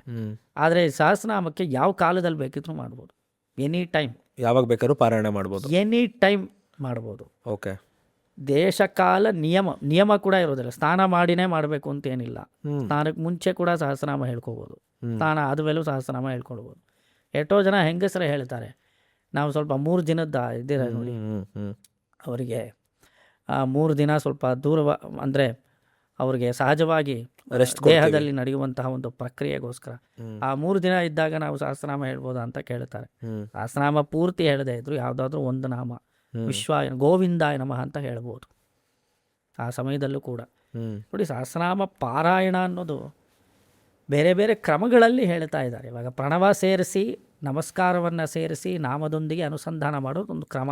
ಮಂತ್ರವಾಗಿಯೂ ಸಹಸ್ರನಾಮವನ್ನು ಹೇಳ್ಕೋಬೋದು, ಓಕೆ. ಸ್ತೋತ್ರವಾಗಿ ಪಾರಾಯಣ ಮಾಡ್ಬೋದು, ಬರೀ ನಾಮವನ್ನೇ ಉಚ್ಚಾರಣೆ ಮಾಡ್ಬೋದು. ಬರೀ ನಾಮ ಹೇಳಿದ್ರೆ ಸಾಕು, ವಿಷ್ಣವೇ ನಮಃ, ವಿಶ್ವಾಯ ನಮಃ, ಯಾರು ಬೇಕಿದ್ರು ಎಲ್ಲಿ ಬೇಕಿದ್ರು ಗೋವಿಂದ ಅಂತ ಹೇಳ್ಬೋದಲ್ಲ. ಓಕೆ. ಆದ್ದರಿಂದ ಸಹಸ್ರನಾಮ ತುಂಬ ಶ್ರೇಷ್ಠವಾದದ್ದು. ಎಲ್ಲರೂ ಎಲ್ಲ ಸಮಯದಲ್ಲೂ ಎಲ್ಲ ವಿಧದಲ್ಲೂ ಯಾವ ವಿಧದಲ್ಲಾದರೂ ಅನುಷ್ಠಾನ ಮಾಡಬಹುದಾದ ಒಂದು ವಿಶೇಷವಾದ ಆಚಾರ ಅದು ಸಹಸ್ರನಾಮ ಎಂಬುದು. ಆ ನಾಮಾನುಸಂಧಾನ, ಓಕೆ ಅಣ್ಣ, ಭಗವನ್ ನಾಮ ಸಂಕೀರ್ತನ. ಅರ್ಥ ಆಯ್ತು ಅಣ್ಣ. ಈ ಬ್ರಾಹ್ಮಿ ಮುಹೂರ್ತದ ಬಗ್ಗೆ ಮತ್ತು ಅದರದ್ದು ಇಂಪಾರ್ಟೆನ್ಸ್, ಅಂದರೆ ಬ್ರಾಹ್ಮಿ ಮುಹೂರ್ತದಲ್ಲಿ ಸಾಧನೆ ಮಾಡಿದ್ರೆ ಅದು ತುಂಬ ಬೇಗ ಫಲಿಸುತ್ತೆ. ಬ್ರಾಹ್ಮಿ ಮುಹೂರ್ತದಲ್ಲಿ ವಾಸ್ತವಿಕವಾಗಿ ನೋಡಿದ್ರೆ ಮೈಂಡು ತುಂಬ ಫ್ರೆಶ್ ಆಗಿರುತ್ತೆ. ಓಕೆ. ನೀವು ಹೇಳಿದ ತಕ್ಷಣ ಮೆಮೊರಿಯಲ್ಲಿ ಸ್ಟೋರ್ ಆಗಿಬಿಡುತ್ತೆ. ಬೇರೆ ಸಮಯದಲ್ಲಾದರೆ ನಿದ್ದೆ ಬರುತ್ತೆ, ಬೇರೆ ಕಾಲದಲ್ಲಾದರೆ ನಮಗೆ ಅಷ್ಟೊಂದು ಗ್ರಾಸ್ಪಿಂಗ್ ಪವರ್ ಇರೋದಿಲ್ಲ, ಮೈಂಡ್ ಮೇಲೆ ಕಂಟ್ರೋಲ್ ಇರೋದಿಲ್ಲ, ಫ್ರೆಶ್ ಆಗಿರೋದಿಲ್ಲ ಮೈಂಡು, ಬೇರೆ ಬೇರೆ ಆಲೋಚನೆಗಳಿರುತ್ತೆ. ಬ್ರಾಹ್ಮಿ ಮುಹೂರ್ತದಲ್ಲಿ ದೇವತಾ ಸಾನ್ನಿಧ್ಯ ಅಧಿಕವಾಗಿರುತ್ತೆ. ಸತ್ವೋನ್ಮೇಷಣ ಕಾಲ ಅಂತ ಕರೀತಾರೆ. ಸಾತ್ವಿಕತೆ ಅನ್ನೋದು ಅಧಿಕವಾಗಿರೋ ಕಾಲ ಅದು. ನೋಡಿ, ಸತ್ವ, ರಜಸ್ಸು, ತಮಸ್ಸು ಅಂತ 3 ಗುಣಗಳಿದೆ. ರಜಸ್ ಅಂದರೆ ಏನು? ಒಬ್ಬರನ್ನ ಹೊಡಿಬೇಕು, ಬಡಿಬೇಕು ಅನ್ನೋ ಭಾವನೆ ಬಂದರೆ ಅದು ರಜೋಗುಣ. ನಿದ್ದೆ ಮಾಡಿಬಿಟ್ರೆ ಅದು ತಮೋಗುಣ. ನಾನು ಉದ್ಧಾರ ಆಗಬೇಕಪ್ಪ, ಒಳ್ಳೆ ದಾರಿಯಲ್ಲಿ ನಡಿಬೇಕು ಅನ್ನೋ ಭಾವನೆ ಬಂದರೆ ಅದು ಸತ್ವಗುಣ. ಓಕೆ. ಈ ಸತ್ವ ಅಧಿಕವಾದಷ್ಟು ಜ್ಞಾನ ಅಧಿಕವಾಗಿರುತ್ತೆ. ಸತ್ವಾತ್ ಸಂಜಾಯತೆ ಜ್ಞಾನಂ ಅಂತ ಕೃಷ್ಣ ಭಗವದ್ಗೀತೆಯಲ್ಲಿ ಹೇಳ್ತಾರೆ. ಸತ್ವ ಇರೋದ್ರಿಂದಲೇ ನಿನಗೆ ಜ್ಞಾನ ಬರುತ್ತೆ ಅಥವಾ ಜ್ಞಾನ ವಿಕಾಸವಾಗತ್ತೆ. ಮಾತಾಡ್ತಾ ಇರೋದು ನೀನು ತಿಳ್ಕೊಳ್ತಾ ಇದೆಯಾ ತಾನೆ? ಹೌದು. ಸತ್ವ ಇರೋದ್ರಿಂದ ತಿಳಿಯತ್ತೆ, ರಜಸ್ಸು ತಮಸ್ಸಿದ್ರೆ ತಿಳಿಯಲ್ಲ. ಓಕೆ, ಸರಿಯಾ? ಯಾವ ಒಂದು ಗುಣ ಇದ್ದಾಗ ನಮ್ಮ ಜ್ಞಾನ ವಿಕಾಸವಾಗತ್ತೋ ಅದನ್ನ ಸತ್ವ ಅಂತ ಕರೀತಾರೆ. ಓಕೆ. ಇದು ಎಲ್ಲ ಕಡೆ ಇದೆ, ಮನುಷ್ಯನಲ್ಲಿ ಮಾತ್ರ ಈ 3 ಗುಣ ಇದೆ ಅಂತ ಇಟ್ಕೊಳ್ಬೇಡಿ. ಮರದಲ್ಲೂ ಈ 3 ಗುಣಗಳಿರ್ಬೋದು, ಪ್ರಾಣಿಗಳಲ್ಲಿ, ಆಹಾರದಲ್ಲಿ 3 ಗುಣಗಳಿದೆ. ಸಾತ್ವಿಕವಾದ ಆಹಾರ, ರಾಜಸವಾದ ಆಹಾರ, ತಾಮಸಿಕ ಆಹಾರಗಳೆಲ್ಲ ಇದೆ. ಪ್ರಾಣಿಗಳಲ್ಲೂ ಈ 3 ಗುಣಗಳಿರ್ಬೋದು. ಕೆಲವು ಸಾತ್ವಿಕವಾದ ಪ್ರಾಣಿಗಳಿರುತ್ತೆ. ಹೌದು. ಆ ಥರ ವೇಳೆ, ಕಾಲದಲ್ಲಿ ಸಾತ್ವಿಕವಾದ ವೇಳೆ ಬ್ರಾಹ್ಮಿ ಮುಹೂರ್ತ.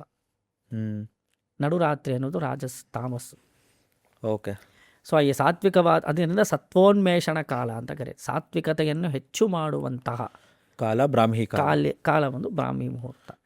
ಆ ಸಮಯದಲ್ಲಿ ನಾವು ಕೂತು ಜಪ ಮಾಡೋದ್ರಿಂದ, ಧ್ಯಾನ ಮಾಡೋದ್ರಿಂದ ಅದು ಬೇಗ ಸಿದ್ಧಿ ಆಗತ್ತೆ. ನಮ್ಮ ಮೈಂಡ್ ನಮ್ಮ ಕಂಟ್ರೋಲ್ನಲ್ಲಿಗೆ ಪಾಸಿಬಿಲಿಟೀಸ್ ಜಾಸ್ತಿ compare to other time. Okay. ನಮ್ಮ ಗುರುಗಳು ಒಂದು ಬ್ಯೂಟಿಫುಲ್ ಆಗಿ ಎಕ್ಸ್ಪ್ಲೈನ್ ಮಾಡ್ತಾರೆ, ನಿಮ್ಗೆ ವ್ಯೂವರ್ಸ್ ಜೊತೆ ಅದನ್ನು ಶೇರ್ ಮಾಡ್ತೀನಿ. ಹೇಳಿ. ಎಲ್ಲರೂ ಕ್ರಿಕೆಟ್ ಮ್ಯಾಚ್ ನೋಡ್ತಾರೆ. ಹೌದು. ಇವಾಗೂ ತುಂಬ ಫೇಮಸ್ ಆಗಿ ವರ್ಲ್ಡ್ ಕಪ್ ನಡೀತಾ ಇದೆ. ಒಬ್ಬ ಬ್ಯಾಟ್ಸ್ಮನ್ ಇದ್ದಾನೆ, ಬೌಲರು ಬಾಲ್ ಹಾಕ್ತಾನೆ, ಬ್ಯಾಟ್ಸ್ಮನ್ನು ಸಿಕ್ಸರ್ ಹೊಡಿತಾನೆ. ಬ್ಯಾಟ್ಸ್ಮನ್ ಕೈಯಲ್ಲಿ ಬ್ಯಾಟ್ ಇರುತ್ತೆ, ಬಾಲು ಬ್ಯಾಟಿನಿಂದ ಹೊಡಿತಾನೆ ಬಾಲನ್ನು, ಅದು ಬೌಂಡ್ರಿಗೋ ಸಿಕ್ಸ್ಗೋ ಹೋಗುತ್ತೆ. ಕಾಮೆಂಟ್ರಿನಲ್ಲಿ ಏನು ಹೇಳ್ತಾರೆ? ಗುಡ್ ಟೈಮಿಂಗ್ ಅಂತಾರೆ. ಇವಾಗ ವಾಟ್ ಇಸ್ ದಿಸ್ ಟೈಮಿಂಗ್ ಅಂತ ಕೇಳಿದ್ರೆ, ಬ್ಯಾಟ್ ಬೀಸೋದಿಕ್ಕೂ ಬಾಲ್ ತಾಕೋದಿಕ್ಕೂ ಒಂದು ಸರಿಯಾದ ಸಮಯ ಇರಬೇಕು. ಹೌದು. ಆ ಟೈಮ್ ಕರೆಕ್ಟಾಗಿದ್ದರೆ ಬೌಂಡ್ರಿ ಹೊಡಿಬೋದು.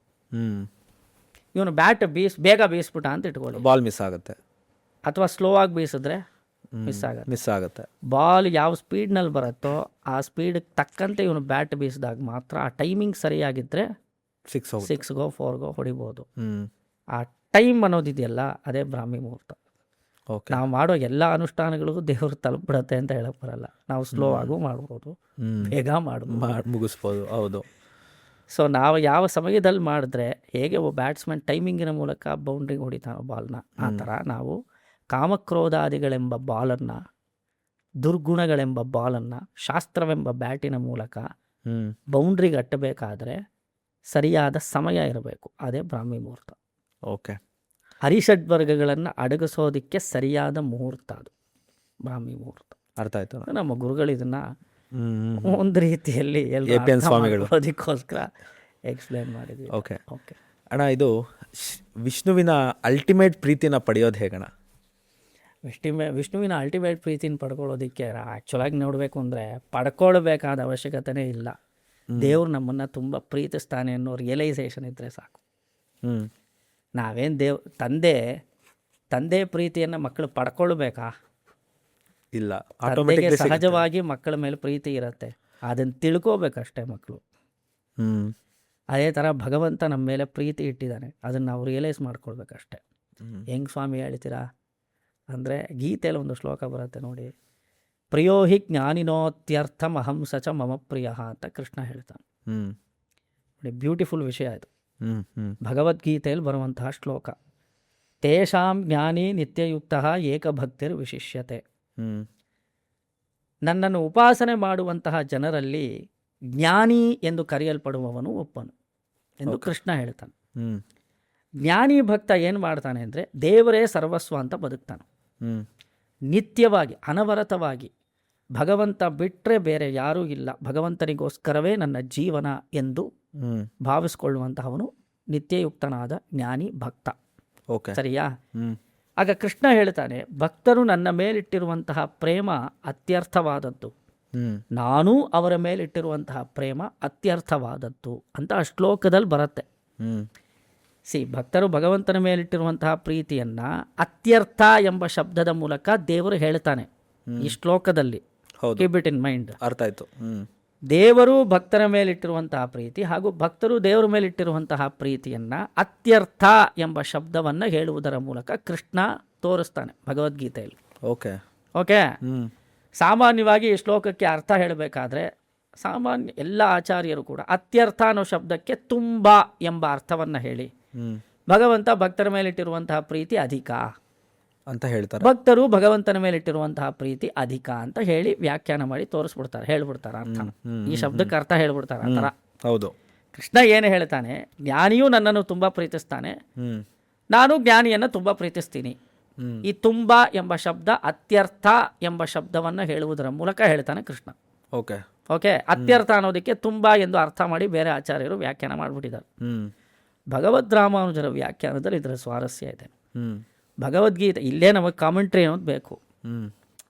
ಆಗ ಅತ್ಯರ್ಥ ಅನ್ನೋ ಶಬ್ದ ಇದೆಯಲ್ಲಪ್ಪ ಈ ಶ್ಲೋಕದಲ್ಲಿ, ಅದರ ಲಿಟ್ರಲ್ ಮೀನಿಂಗ್ ಏನು ಅಂತ ಮೊದಲು ನಾವು ತಿಳ್ಕೊಳ್ಬೇಕು.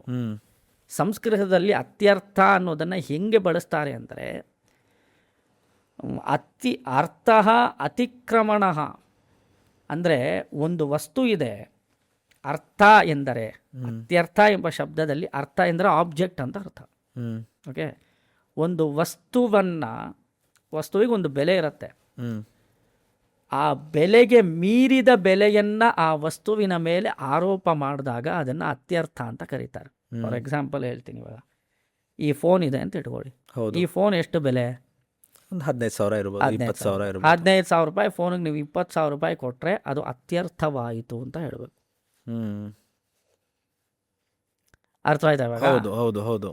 ಇವಾಗ ಕಾಂಚೀಪುರದಲ್ಲಿ ಸೀರೆ ತುಂಬ ಫೇಮಸ್ ಅಂತೆ, ಕಾಂಚೀಪುರಂ ಸಿಲ್ಕ್ ಸ್ಯಾರೀಸ್. ಹೌದು. ಆ ಸಿಲ್ಕ್ ಸ್ಯಾರೀಸ್ ಬೆಲೆ ಎಷ್ಟು ಅಂತ ಕೇಳಿದ್ರು ಒಬ್ರು. 8,000 ಅಂದರು. ಅಯ್ಯೋ, 5,000 ರೂಪಾಯಿ ಕೊಡಬೇಕಾಗಿರೋ ಸೀರೆಗೆ 8,000 ರೂಪಾಯಿ ಕೊಟ್ಬಿಟ್ರಿ, ಅದು ಅತ್ಯರ್ಥವಾಯಿತು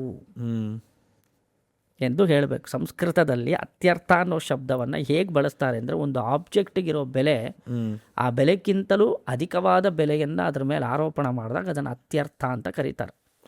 ಸಂಸ್ಕೃತ ಭಾಷೆಯಲ್ಲಿ ಅತ್ಯರ್ಥ ಅನ್ನೋ ಶಬ್ದಕ್ಕೆ ಅರ್ಥ ಆಯ್ತು. ಇವಾಗ ಕೃಷ್ಣ ವಾಟ್ ಈಸ್ ಈ ಮೀನಿಂಗ್ ಅಂತ ಕೇಳಿದ್ರೆ, ಭಕ್ತರೆಲ್ಲರೂ ಇವಾಗ ಕೃಷ್ಣ ನಮ್ಮ ಮೇಲೆ ಅತ್ಯರ್ಥ ಪ್ರೀತಿ ಇಟ್ಟಿದ್ದಾನೆ ಅಂದರೆ ಅದು ಸರಿ ಹೊಂದತ್ತೆ. ಏಕೆಂದರೆ ನಾವು ತುಂಬ ಕೆಳಮಟ್ಟದಲ್ಲಿರೋ, ನಮ್ಮ ಬೆಲೆ ಇಷ್ಟೇ, ನಾವು 2 ರೂಪಾಯಿಗೆ ಹೋಗೋರು.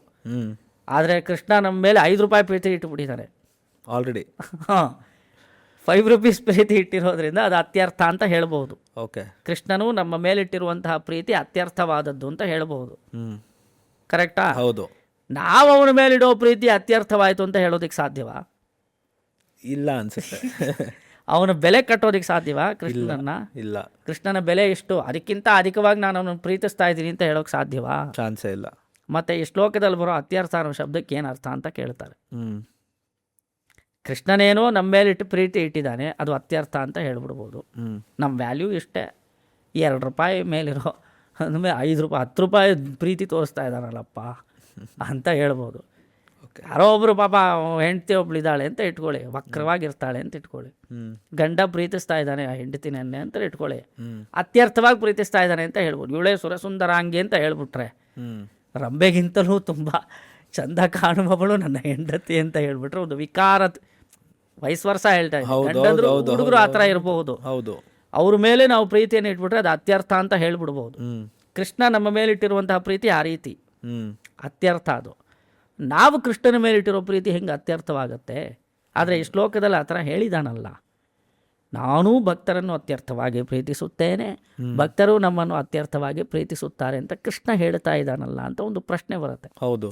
ಅದಕ್ಕೆ ರಾಮಾನುಜರು ಬ್ಯೂಟಿಫುಲ್ ಆಗಿ ಇದನ್ನು ಯಾವ ರೀತಿ ಅರ್ಥ ಮಾಡಬೇಕು ಅಂತ ತೋರಿಸ್ತಾರೆ. ಅತ್ಯರ್ಥ ಅನ್ನೋ ಶಬ್ದದಲ್ಲಿ ಅರ್ಥ ಅನ್ನೋ ಶಬ್ದಕ್ಕೆ ಆಬ್ಜೆಕ್ಟ್ ಅಂತ ಒಂದು ಅರ್ಥ, ಅರ್ಥ ಅನ್ನೋದಕ್ಕೆ ಮೀನಿಂಗ್ ಅಂತ ಇನ್ನೊಂದು ಅರ್ಥ ಇದೆ. ಓಕೆ. ಅರ್ಥ ಅಂದರೆ ಮೀನಿಂಗ್ ತಾನೇ? Meaning is equal to word, because without meaning there cannot be a word. ಒಂದು ವರ್ಡ್ಗೆ ಯಾವುದೋ ಒಂದು ಮೀನಿಂಗ್ ಇರುತ್ತೆ.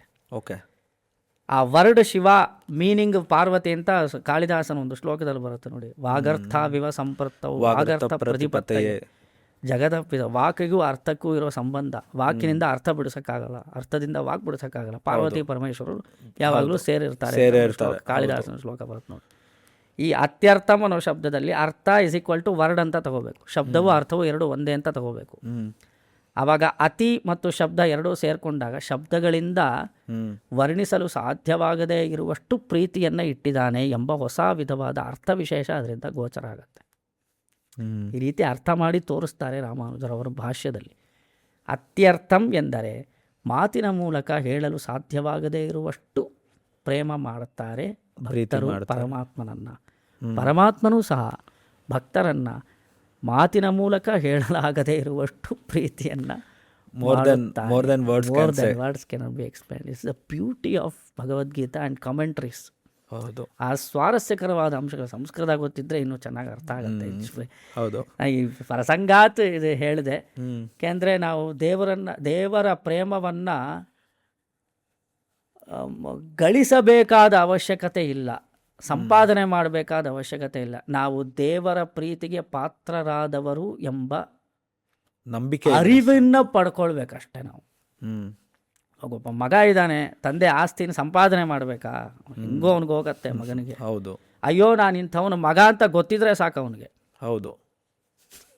ಅದೇ ಗೊತ್ತಿಲ್ಲದೆ ಇರ್ತೀವಲ್ಲ, ಅದೇ ಸಮಸ್ಯೆ ಅಲ್ವಾ? ಹೌದು. ನಾನು ಇಂಥವ್ರು ದೊಡ್ಡ ಶ್ರೀಮಂತನ ಪುತ್ರ ಅಂತ ನನಗೆ ಗೊತ್ತಾಗ್ಬಿಟ್ರೆ ನಾನೇನು ಸಂಪಾದನೆ ಮಾಡಬೇಕೇನು? ತಂದೆ ಆಸ್ತಿನ ಮಕ್ಕಳು ಆಟೋಮೆಟಿಕ್ಕಾಗಿ ಬರುತ್ತೆ. ಅದೇ ರೀತಿ ದೇವರು ನಮ್ಮ ಮೇಲೆ ಪ್ರೀತಿ ಇಟ್ಟಿದ್ದಾನೆ. ನಾವೇನು ಅವನನ್ನು ಪ್ರೀತಿ ಗಳಿಸ್ಕೋದಕ್ಕೆ ಏನಾದರೂ ಏನೂ ಮಾಡಬೇಕಾಗಿಲ್ಲ. ನಾನು ಭಗವಂತನಿಗೆ ಸಂಬಂಧಪಟ್ಟವನು ಎಂಬ ಅರಿವಿದ್ದರೆ ಸಾಕು. ನಾನು ಭಗವಂತನಿಗೂ ನನಗೂ ಸಂಬಂಧ ಇದೆ, ಅವನು ಬಿಟ್ಟು ನಾನಿಲ್ಲ, ನಾನು ಬಿಟ್ಟು ಅವನಿಲ್ಲ ಎಂಬ ಅರಿವು ಮೂಡಿದರೆ ಅಷ್ಟೇ ಸಾಕು. ಅದೇ ಪ್ರೇಮವಾಗತ್ತೆ. ಅದರಿಂದಲೇ ಮೋಕ್ಷ ಸಿದ್ಧಿ ಆಗ್ಬಿಡತ್ತೆ. ಸಂಬಂಧ ಜ್ಞಾನ ಇದೇ ಶ್ರೀ ವೈಷ್ಣವರ ಸಂಪ್ರದಾಯ. ಸಂಬಂಧ ಜ್ಞಾನ. ನಾವು ಯಾವಾಗ ತಪ್ಪು ಮಾಡ್ತೀವಿ ಸರ್? ನಾವು ಯಾವಾಗ ತಪ್ಪು ಮಾಡ್ತೀವಿ ಗೊತ್ತಾ? ನಮಗೂ ದೇವ್ರಿಗೂ ಸಂಬಂಧವೇ ಇಲ್ಲ ಅಂದಾಗ ನಾವು ತಪ್ಪು ಮಾಡ್ತೀವಿ. ಆ ಅರಿವು ಇಲ್ಲದೆ ಇದ್ದಾಗ, ಇಲ್ಲ ನಮಗೂ ದೇವ್ರಿಗೂ ಸಂಬಂಧ ಇದೆ, ತಪ್ಪು ಮಾಡಿದ್ರೆ ಬಾರಿಸ್ತಾನೆ, ಪ್ರತಿಯೊಂದು ಹೆಜ್ಜೆಯಲ್ಲೂ ನೋಡ್ತಾ ಇರ್ತಾನೆ ಅನ್ನೋ ಜ್ಞಾನ ಇದ್ರೆ ತಪ್ಪು ಮಾಡಲ್ಲ. ಅಷ್ಟೇ ವಿಷಯ. ದೇವರು ಯಾವಾಗಲೂ ನೋಡ್ತಾ ಇರ್ತಾನೆ, ದೇವ್ರು ನಮ್ಮ ಜೊತೇಲಿ ಇರ್ತಾನೆ, ದೇವ್ರಿಗೂ ನನಗೂ ಸಂಬಂಧ ಇದೆ ಅನ್ನೋ ಅರಿವಿದ್ದರೆ ಅದೇ ಭಕ್ತಿ.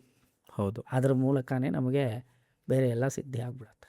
ಓಕೆ ಅಣ್ಣ, ಇನ್ನೊಂದು, ಈ ಶರಣಾಗತಿ ಅನ್ನೋ ಕಾನ್ಸೆಪ್ಟ್ನ ತುಂಬ ಈಸಿಯಾಗಿ ಸುಲಭವಾಗಿ ಅರ್ಥ ಮಾಡಿಸೋದು ಬ್ಯೂಟಿಫುಲ್. ಇವಾಗ ಅದನ್ನೇ ಹೇಳಿದೆ ನಿಮಗೆ. ಶರಣಾಗತಿ ಅಂದರೆ ನಾನು ಭಗವಂತನಿಗೆ ಸಂಬಂಧಿಸಿದವನು ಎಂಬ ಜ್ಞಾನವನ್ನು ಪಡೆದುಕೊಳ್ಳುವುದು, ಅಥವಾ ಆ ಒಂದು ಅರಿವನ್ನು ಪಡೆದುಕೊಳ್ಳೋದು. ಇವಾಗ ವಿಭೀಷಣ ದೇವ್ರಿಗೆ ಶರಣಾಗತಿ ಮಾಡಬೇಕಾದ್ರೆ ಹ್ಮ್ ತವಾಸ್ಮೀತಿ ಚ ಯಾಚತೆ ಅಂತ ಹೇಳ್ತಾನೆ. ಸಕೃದೇವ ಪ್ರಪನ್ನಾಯ ತವಾಸ್ಮೀತಿ ಚ ಯಾಚತೆ ಅಭಯಂ ಸರ್ವಲೋಕ ಶರಣ್ಯಾಯ ರಾಘವಾಯ ಮಹಾತ್ಮನೆ ನಿವೇದಯತಮಾಂ ಕ್ಷಿಪ್ರಂ ವಿಭೀಷಣ ಉಪಸ್ಥಿತಂ ಎಂದು ಹೇಳಿ ಶರಣಾಗತಿ ಮಾಡ್ತಾನೆ ವಿಭೀಷಣ. ಹ್ಮ್ ರಾಮ ಅಂಗೀಕಾರ ಮಾಡಬೇಕಾದ್ರೆ ವಿಭೀಷಣನನ್ನು ಸಕೃದೇವ ಪ್ರಪನ್ನಾಯ ತವಾಸ್ಮೀತಿ ಚ ಯಾಚತೆ ಎಂದು ಹೇಳ್ತಾನೆ. ಹ್ಮ್ ಇಲ್ಲಿ ರಾಮ ಹೇಳಬೇಕಾದ್ರೆ ಯಾವೊಬ್ಬ ವ್ಯಕ್ತಿ ತವಾಸ್ಮಿ ಎಂದು ಹೇಳಿ ನನಗೆ ನಮಸ್ಕಾರ ಮಾಡ್ತಾನೋ ಅವನನ್ನು ನಾನು ಸಂರಕ್ಷಣೆ ಮಾಡುತ್ತೇನೆ, ಇದೇ ನನ್ನ ವ್ರತ ಅಂತ ಹೇಳ್ತಾನೆ. ಹ್ಮ್ ತವಾಸ್ಮಿ ಅಂತ ನಾವು ಯಾವಾಗ ಹೇಳ್ತೀವಿ? ತವಾಸ್ಮಿ ಅಂದರೆ ನಾನು ನಿನಗೆ ಸೇರಿದವನು ಎಂದು. ಹ್ಮ್ ದೇವರಿಗೆ ನಮಸ್ಕಾರ ಮಾಡಬೇಕಾದ್ರೆ ಈ ಶಬ್ದ ಹೇಳ್ಕೊಳ್ಳಿ. ಹ್ಮ್ ದೇವಸ್ಥಾನದಲ್ಲಿ ತವಾಸ್ಮಿ ಅಂತ ಹೇಳಿ ನಮಸ್ಕಾರ ಮಾಡಬೇಕು, ಅದೇ ಶರಣಾಗತಿ. ಓಕೆ, ಅಷ್ಟೇ ವಿಷಯ. ನೀವು ದೇವಸ್ಥಾನಕ್ಕೆ ಹೋಗಿ ಸಾಷ್ಟಾಂಗ ಪ್ರಣಾಮ ಮಾಡಬೇಕಾದ್ರೆ ತವಾಸ್ಮಿ, ನಾನು ಸ್ವತಂತ್ರನಲ್ಲ, ನಿನಗೆ ಸಂಬಂಧಿಸಿದವನು, ಹ್ಮ್ ನಾನು ನಿನ್ನ ಕೈಂಕರ್ಯಕ್ಕಾಗಿ ಏರ್ಪಟ್ಟವನು, ಹ್ಮ್ ನಿನ್ನ ಕೈಂಕರ್ಯಕ್ಕೆಂದು ನೇಮಿಸಲ್ಪಟ್ಟ ವ್ಯಕ್ತಿ ಈ ದಾಸನನ್ನು ನೀನು ಕೈಂಕರ್ಯಕ್ಕೋಸ್ಕರ ಸ್ವೀಕರಿಸಬೇಕು ಎಂದು ಪರಿಪೂರ್ಣವಾಗಿ ದೇವರಲ್ಲಿ ಶರಣಾಗತಿ ಮಾಡುವುದು. ನಾನು ನಿನ್ನವನು ಎಂದು ಹೇಳುವುದು. ನಾನಲ್ಲ, ನಾನು ಸ್ವತಂತ್ರನಲ್ಲ, ನಿನಗೆ ಸಂಬಂಧಿಸಿದವನು ಅಂತ ಹೇಳೋರು. ಇದನ್ನು ನಾವು ಗುರುಗಳ ಮೂಲಕ ಶರಣಾಗತಿ ಮಾಡ್ಕೊಳ್ತೀವಿ. ಓಕೆ, ಅದೆಲ್ಲ ಸಂಪ್ರದಾಯದಲ್ಲಿ ಬರುವಂತಹ ಸೂಕ್ಷ್ಮವಾದ ಅಂಶಗಳು. ಓಕೆ, ಅದು ಉಕ್ತಿನಿಷ್ಠೆ, ಶರಣಾಗತಿ, ಅದೆಲ್ಲ ಬೆಲೆ ಅರ್ಥ ಆಯ್ತು. ವಿಷಯಗಳು ಹೋಗುತ್ತೆ. ಸಿಂಪಲ್ ಆಗಿ ಹೇಳಬೇಕು ಅಂದರೆ ದೇವರನ್ನ ಪರಿಪೂರ್ಣ ನಿನ್ನವನು ಅಂತ ದೇವರಿಗೆ ಬಿದ್ದು ಶರಣಾಗತಿ ಮಾಡೋದು. ಓಕೆ, ಇಂದ್ರಿಯಗಳನ್ನು ಮನಸ್ಸನ್ನು ದೇವರಿಗೆ ಅರ್ಪಣೆ ಮಾಡೋದು, ಆತ್ಮ ಸಮರ್ಪಣೆ ಮಾಡೋದೇ ಶರಣಾಗತಿ. ಓಕೆ ಅಣ್ಣ, ಕೊನೆ ಮುಗಿಸೋಣ ಇವಾಗ. ಈ ಕೊನೆ ಒಂದು ಪ್ರಶ್ನೆ, ಶ್ರೀ ಮಹಾವಿಷ್ಣು ಯಾರು? Who is Vishnu? ವಿಷ್ಣು ಈ ಸರ್ವವ್ಯಾಪಕ. ನೋಡಿ, ವಿಷ್ಣು ಸಹಸ್ರನಾಮ, ಅದರಲ್ಲಿ ಎರಡನೇ ನಾಮವೇ ವಿಷ್ಣು. ವಿಶ್ವಂ ವಿಷ್ಣು ವಷಟ್ಕಾರ ಅಂತ ಬರುತ್ತೆ ನೋಡಿ. ವಿಷ್ಣು ಸಹಸ್ರನಾಮದಲ್ಲಿ ಬರುವಂತಹ ಎರಡನೇ ನಾಮ ವಿಷ್ಣು. ಈ ಶಬ್ದಕ್ಕೆ ಶ್ರೀ ಪರಾಶರ ಭಟ್ರವರ ಭಾಷ್ಯದಲ್ಲಿ ಅರ್ಥ ವಿವರಿಸಬೇಕಾದ್ರೆ ಅಶೇಷ ಚರಾಚರ ಶರೀರೇಶು ವೇಷನಾದ್ ವಿಷ್ಣು ರುಚ್ಯತೆ ಅಂತ ಹೇಳಿದರು. ಓಕೆ, ಚರಾಚರಭೂತವಾದ ಈ ಪ್ರಪಂಚದಲ್ಲಿ ಅನುಪ್ರವೇಶಿಸಿ ಅಂತರ್ಯಾಮಿಯಾಗಿ ನೆಲೆಸಿರುವಂತಹ ಪರಮಾತ್ಮನನ್ನ ವಿಷ್ಣು ಅಂತ ಕರೀತಾರೆ. ಚರ ಮತ್ತು ಅಚರ ಇದೆ ನೋಡ್ರಿ. ಚರ ಅಂದರೆ ಚಲಿಸುವುದು, ಅಚರ ಅಂದರೆ ಚಲಿಸದೇ ಇರುವಂತಹದ್ದು, ಅರಿವುಳ್ಳದ್ದು, ಅರಿವಿಲ್ಲದೆ ಇರುವಂತಹದ್ದು. ಇದೆರಡು ಕ್ಯಾಟಗರಿಯಲ್ಲಿ ನಾವು ಪ್ರಪಂಚನ ತೋರಿಸ್ತೀವಿ, ಡಿವೈಡ್ ಮಾಡಿ. ಜಡ ಪದಾರ್ಥ ಮತ್ತು ಚೈತನ್ಯ, ಇದೆರಡಕ್ಕೂ ಅಂತರ್ಯಾಮಿಯಾಗಿರುವಂತಹವನು ವಿಷ್ಣು. ಓಕೆ, ಎರಡರಲ್ಲೂ ನೆಲೆಸಿರುವವನು ಅಂತ ಅರ್ಥ. ವೇಷನಾಥ್, ಎಲ್ಲ ಕಡೆ ವ್ಯಾಪಕನಾಗಿರೋದ್ರಿಂದ ಅವನನ್ನು ವಿಷ್ಣು ಅಂತ ಕರೀತಾರೆ. ಓಕೆ, ಇವಾಗ ಕಡೆಯದಾಗಿ ಇದನ್ನು ಅರ್ಥ ಮಾಡ್ಕೊಳ್ಳೋದಕ್ಕೋಸ್ಕರ ಒಂದು ಪುಟ್ಟ ಕತೆ ಹೇಳಿ ಈ ಒಂದು ಕಾರ್ಯಕ್ರಮವನ್ನು ಮುಕ್ತಾಯ ಮಾಡೋ ಹಂತಕ್ಕೆ ಮಾಡೋಣ. ಗೋಕುಲದಲ್ಲಿ ಕೃಷ್ಣಾವತಾರ ನಡೆದಂತಹ ಸಂದರ್ಭ. ಗೋಕುಲದಲ್ಲಿರುವಂತಹ ಎಲ್ಲರ ಮನೆಗೂ ಕೃಷ್ಣ ಹೋಗಿ ಬಾನೆ ಒಡೆದು ಬೆಣ್ಣೆ ತಿಂದು ಕದ್ದು ಅವ್ರ ಹತ್ರ ಎಲ್ಲ ಬಯಸ್ಕೊಳ್ತಾ ಇದ್ದಂತಹ ಒಂದು ಪರಿಸ್ಥಿತಿ. ಅದರಲ್ಲಿ ಒಂದು ಮನೆ, ಆ ಮನೆಯಲ್ಲಿ ಗಂಡ ಹೆಂಡತಿ, ಒಬ್ಬಳು ಮಗಳು. ಅವ್ರಿಗೆ ಮಗಳಿಗೆ ಶಾಂತ ಅಂತ ಹೆಸರು. ಓಕೆ, ಆಯಿತಾ. ಈ ತಂದೆ ತಾಯಂದರು ಗೋಕುಲದಲ್ಲಿ ಗರ್ಗಾಚಾರ್ಯರ ಪ್ರವಚನ ಕೇಳೋದಕ್ಕೋಸ್ಕರ ಹೊರಟಿದ್ದಾರೆ. ಗರ್ಗಾಚಾರ್ಯರು ವಿಷ್ಣು ಸಹಸ್ರನಾಮವನ್ನು ಎಕ್ಸ್ಪ್ಲೈನ್ ಮಾಡ್ತಾ ಇದ್ದಾರೆ. ಅವಾಗ ತಂದೆ ತಾಯಂದರು ಮಕ್ಕಳನ್ನು ನೋಡಿ ಹೇಳ್ತಾರೆ, ಶಾಂತೆ ಅವಳು ಹುಡುಗಿನ ನೋಡಿ, ನೀನು ಜೋಪಾನವಾಗಿ ಇಲ್ಲೇ ಇರು, ಮನೆ ಬಾಗಿಲು ಹಾಕೊಂಡಿರು. ಈ ಕೃಷ್ಣ ಬಂದು ಮನೆಯಲ್ಲಿರೋ ಪಾನೆಯನ್ನೆಲ್ಲ ಹೊಡೆದು ಬೆಣ್ಣೆ ಕದ್ಕೊಂಡು ಹೋಗ್ಬಿಡ್ತಾನೆ. ಅವನು ಬರ್ತಾನೆ ಹೋಗ್ತಾನೆ, ಗಮನಿಸ್ತಾ ಇರು. ಬಾಗಿಲು ಮಾತ್ರ ಯಾರು ತಟ್ಟೋದು ತೆಗಿಬೇಡ, ನಾವು ಗರ್ಗಾಚಾರ್ಯ ಪ್ರವಚನಕ್ಕೆ ಹೋಗ್ತೀವಿ ಅಂತ ಹೇಳ್ತಾವೆ. ಶಾಂತಾಗಿ ಹೇಳ್ತಾರೆ, ನಾನು ಕೇಳೋದಕ್ಕೆ ತುಂಬ ಇಂಟ್ರೆಸ್ಟ್ ಇದೆ, ನನ್ನನ್ನು ಕರ್ಕೊಂಡು ಹೋಗಿ. ಇಲ್ಲ, ಅವರಲ್ಲಿ ವೇದಾಂತ ಎಲ್ಲ ಹೇಳ್ತಾರೆ, ನಿನಗೆ ಅರ್ಥ ಆಗೋದಿಲ್ಲ, ನೀನು ಇಲ್ಲೇ ಕೂತ್ಕೊಂಡಿರು ಅಂತ ಹೇಳ್ಬಿಡ್ತಾರೆ. ಓಕೆ, ಸರಿ, ಓಕೆ. ಅವರು ಡಿಸಪಾಯಿಂಟ್ ಮಾಡಿಬಿಡ್ತಾರೆ ತಂದೆ ತಾಯಿ. ಮಗು ಪಾಪ ಇಲ್ಲೇ ಕೂತಿದೆ, ಅವ್ರು ಹೊರಟರು, ಬಾಗಿಲು ಹಾಕೊಂಡಿದ್ದಾಳೆ, ಜೋಪಾನವಾಗಿರು ಅಂತ ಹೇಳಿ ಎಚ್ಚರಿಕೆ ಕೊಟ್ಟು ಹೊರಟರು. ಶಾಂತ ಏನು ಮಾಡ್ತಾಳೆ, ಅವತ್ತಿನ ವಿಷ್ಣು ವಿಷ್ಣು ವಿಷ್ಣು ಅಂತ ಜಪ ಮಾಡ್ತಾ ಇದ್ದಾಳೆ. ಜಪ ಮಾಡಿ ಒಬ್ಬಳೇ ಕೂತಿರ್ಬೇಕಾದ್ರೆ ಬಾಗಿಲು ತಟ್ಟೋ ಶಬ್ದ ಕೇಳಿಸುತ್ತೆ. ಬಾಗಿಲು ತೆಗೆದ್ರೆ ಅಲ್ಲಿ ಬಾಲ ಸನ್ಯಾಸಿ ಒಬ್ಬ ನಿಂತಿದ್ದಾನೆ. ಸನ್ಯಾಸಿನ ಒಳಗಡೆ ಕರ್ಕೊಂಡ್ಬಂದು ಅವ್ರು ಹೇಳ್ಕೊಟ್ಟಿದ್ದಾರೆ ಸಂಸ್ಕಾರ. ಯಾರಾದರೂ ಸನ್ಯಾಸಿಗಳು ಬಂದರೆ ಉಪಚಾರ ಮಾಡಬೇಕು ಅಂತ ಹೇಳ್ಕೊಟ್ಟಿರ್ತಾರೆ. ಅವ್ರಿಗೆ ಕರ್ಕೊಂಡ್ಬಂದು ಅವನಿಗೆ ಅರ್ಘ್ಯ ಪಾದ್ಯ ಆಚಮನ ಕೊಟ್ಟು ಸಂಸ್ಕಾರ ನಮಸ್ಕಾರ ಮಾಡಿ, ಸರಿ ಅಡುಗೆ ಕೋಣೆಯಲ್ಲಿ ನಾನು ಹಾಲಿಟ್ಟಿದ್ದೀನಿ, ಕಾಯಿಸ್ಕೊಂಡು ಬರ್ತೀನಿ, ಅಲ್ಲಿವರೆಗೂ ಇಲ್ಲೇ ಕೂತಿರಿ ಅಂತ ಹೇಳಿ ಹೊರಟಿದ್ದಾಳೆ ಈ ಶಾಂತೆ. ಅವಳು ಹೋಗಿ ಹಾಲು ಕಾಯಿಸ್ಕೊಂಡು ಒಳಗಡೆ ಬರೋಷ್ಟೊಳಗಡೆ ಇವನು ಬಾನೆನೆಲ್ಲ, ಯಾರು ಬಾಲ ಸನ್ಯಾಸಿ ಕೃಷ್ಣ, ಶ್ರೀಕೃಷ್ಣ, ಅವನೇ ಸನ್ಯಾಸಿ ವೇಷದಲ್ಲಿ ಬಂದಿದ್ದಾನೆ. ಹ್ಮ್ ಇವಳು ವಿಷ್ಣು ವಿಷ್ಣು ಅಂತ ಜಪ ಮಾಡ್ಕೊಂಡು ಕೂತಿದ್ರಿಂದ ವಿಷ್ಣು ಬಂದ, ಹೌದು, ಕೃಷ್ಣನಾಗಿ ಬಂದ. ಹ್ಮ್ ಬಾನೆ ನೋಡ್ದ, ಬೆಣ್ಣೆ ತಿಂತಾ ಇರಬೇಕಾದ್ರೆ ಇವಳು ಕೋಪ ಬಂದ್ಬಿಡತ್ತೆ. ಅಯ್ಯೋ, ನಿನ್ನಿಂದ ಈ ಬೆಣ್ಣೆಗಳನ್ನು ಕಾಪಾಡೋದಕ್ಕೋಸ್ಕರನೇ ನಮ್ಮ ತಂದೆ ತಾಯಿ ಹೆಚ್ಚಿಗೆ ಕೊಟ್ಟಿದ್ರು ಎಚ್ಚರಿಕೆ, ಹ್ಮ್ ನಿನಗೇನು ಮಾಡ್ತೀನಿ ನೋಡು ಅಂತ ಕೈಯಲ್ಲಿ ಒಂದು ದೊಣ್ಣೆ ತಗೊಂಡು ಕೃಷ್ಣನ ಬೆನ್ನ ಮೇಲೆ ಒಂದು ಬಾರಿಸ್ತಾಳೆ. ಅಯ್ಯಯ್ಯೋ, ಹ್ಮ್ ಯಾವ ಸ್ಥಳದಲ್ಲಿ ಆ ದೊಣ್ಣೆಯ ಪೆಟ್ಟು ಬೀಳತ್ತೋ ಕೃಷ್ಣನಿಗೆ ಹ್ಮ್ ಬೆನ್ನ ಮೇಲೆ ಹೊಡಿತಾಳವಳು. ಕೃಷ್ಣನ ಬೆನ್ನಿಗೆ ಹೊಡೆದಿದ ತಕ್ಷಣ ಶಾಂತೆಯ ಬೆನ್ನು ಕೂಡ ನೋವೋದಕ್ಕೆ ಶುರುವಾಗತ್ತೆ. ಓ, ಅಲ್ಲಿ ಗರ್ಗಾಚಾರ್ಯರ ಬೆನ್ನು ನೋವತ್ತೆ, ಹಾಂ, ಅಲ್ಲಿ ಪ್ರವಚನ ಕೇಳ್ತಾ ಇದ್ದಂಥವ್ರಷ್ಟು ಬೆನ್ನು ನೋವೋದಕ್ಕೆ ಶುರುವಾಗತ್ತೆ. ಹ್ಮ್ ಆಗ ಶಾಂತೆ ಕೂಡ ಅದನ್ನು ಎಕ್ಸ್ಪೀರಿಯೆನ್ಸ್ ಮಾಡ್ತಾಳೆ. ನಿನಗೆ ಹೊಡೆದ್ರೆ ನನಗೆ ಹೇಗೆ ನೋವಾಗ್ತಾ ಇದೆ ಅಂತ ಕೇಳ್ತಾಳೆ. ಹ್ಮ್ ಆವಾಗ ಕೃಷ್ಣ ಹೇಳಿದಂತೆ ಇದೇ ವಿಷ್ಣು ಶಬ್ದದ ಅರ್ಥ. ಹ್ಮ್ ನನಗೆ ಹೊಡೆದ್ರೆ ನಿನಗೆ ಹೇಗೆ ಪೆಟ್ಟಾಗ್ತಾ ಇದೆಯೋ, ಯಾಕೆ ಆಗ್ತಾ ಇದೆ ಅಂದರೆ ಇಲ್ಲಿರೋದು ನಾನೇ, ನಿನ್ನೊಳಗಿರೋದು ನಾನೇ, ಅಶೇಷ ಚರಾಚರಭೂತವಾದ ಪ್ರಪಂಚದಲ್ಲಿ ನೆಲೆಸಿರೋದು ನಾನೇ, ಎಲ್ಲ ವಸ್ತುಗಳಲ್ಲೂ ನಾನಿರೋದ್ರಿಂದ ನನ್ನನ್ನು ವಿಷ್ಣು ಅಂತ ಕರೀತಾರೆ. ಬ್ಯೂಟಿಫುಲ್. ಆದ್ದರಿಂದ ನೀವು ನಮಗೆ ಕೃಷ್ಣುವಿಗೆ ನೈವೇದ್ಯ ಮಾಡಿಬಿಟ್ರೆ ಈ ಜೀವಕೋಟಿಗಳೆಲ್ಲ ತೃಪ್ತಿಯಾಗಿರುತ್ತೆ.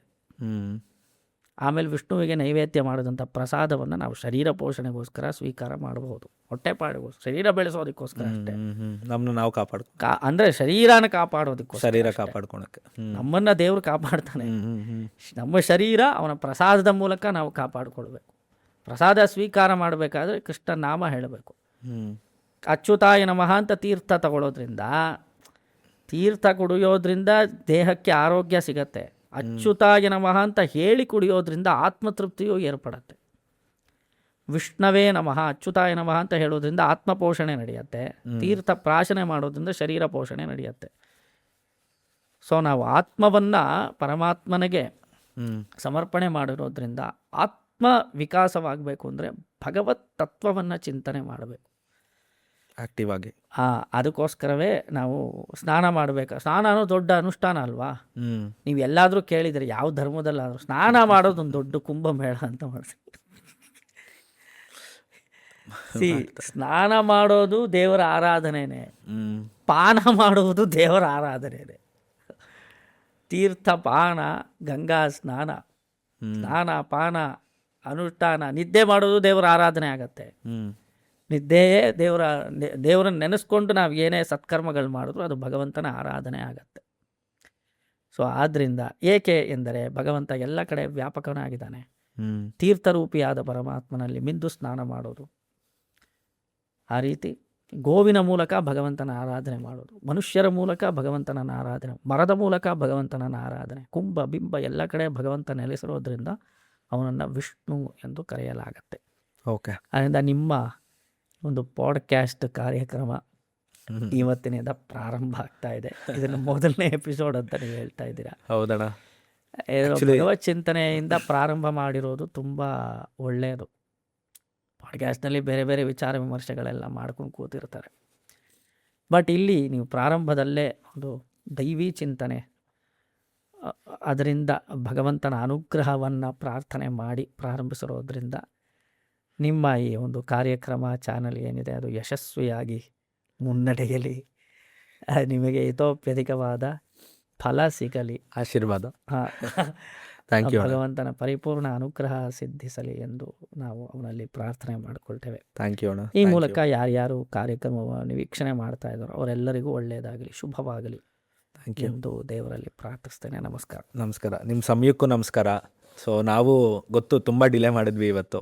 I am very sorry for that. So ತುಂಬ ಥ್ಯಾಂಕ್ಸ್ ಫಾರ್ ಯುವರ್ ಟೈಮ್. ಅಣ್ಣ, ನಿಮ್ಮ ಟೈಮ್ಗೆ ಮತ್ತು ನೀವು ನನಗೆ ಕೊಟ್ಟಿದ್ದ ಸಪೋರ್ಟ್ಗೆ, ಎಂಕರೇಜ್ಮೆಂಟ್ಗೆ, ಪ್ರತಿಯೊಂದಕ್ಕೂ I am very thankful for that ಅಣ್ಣ. Thank you very much.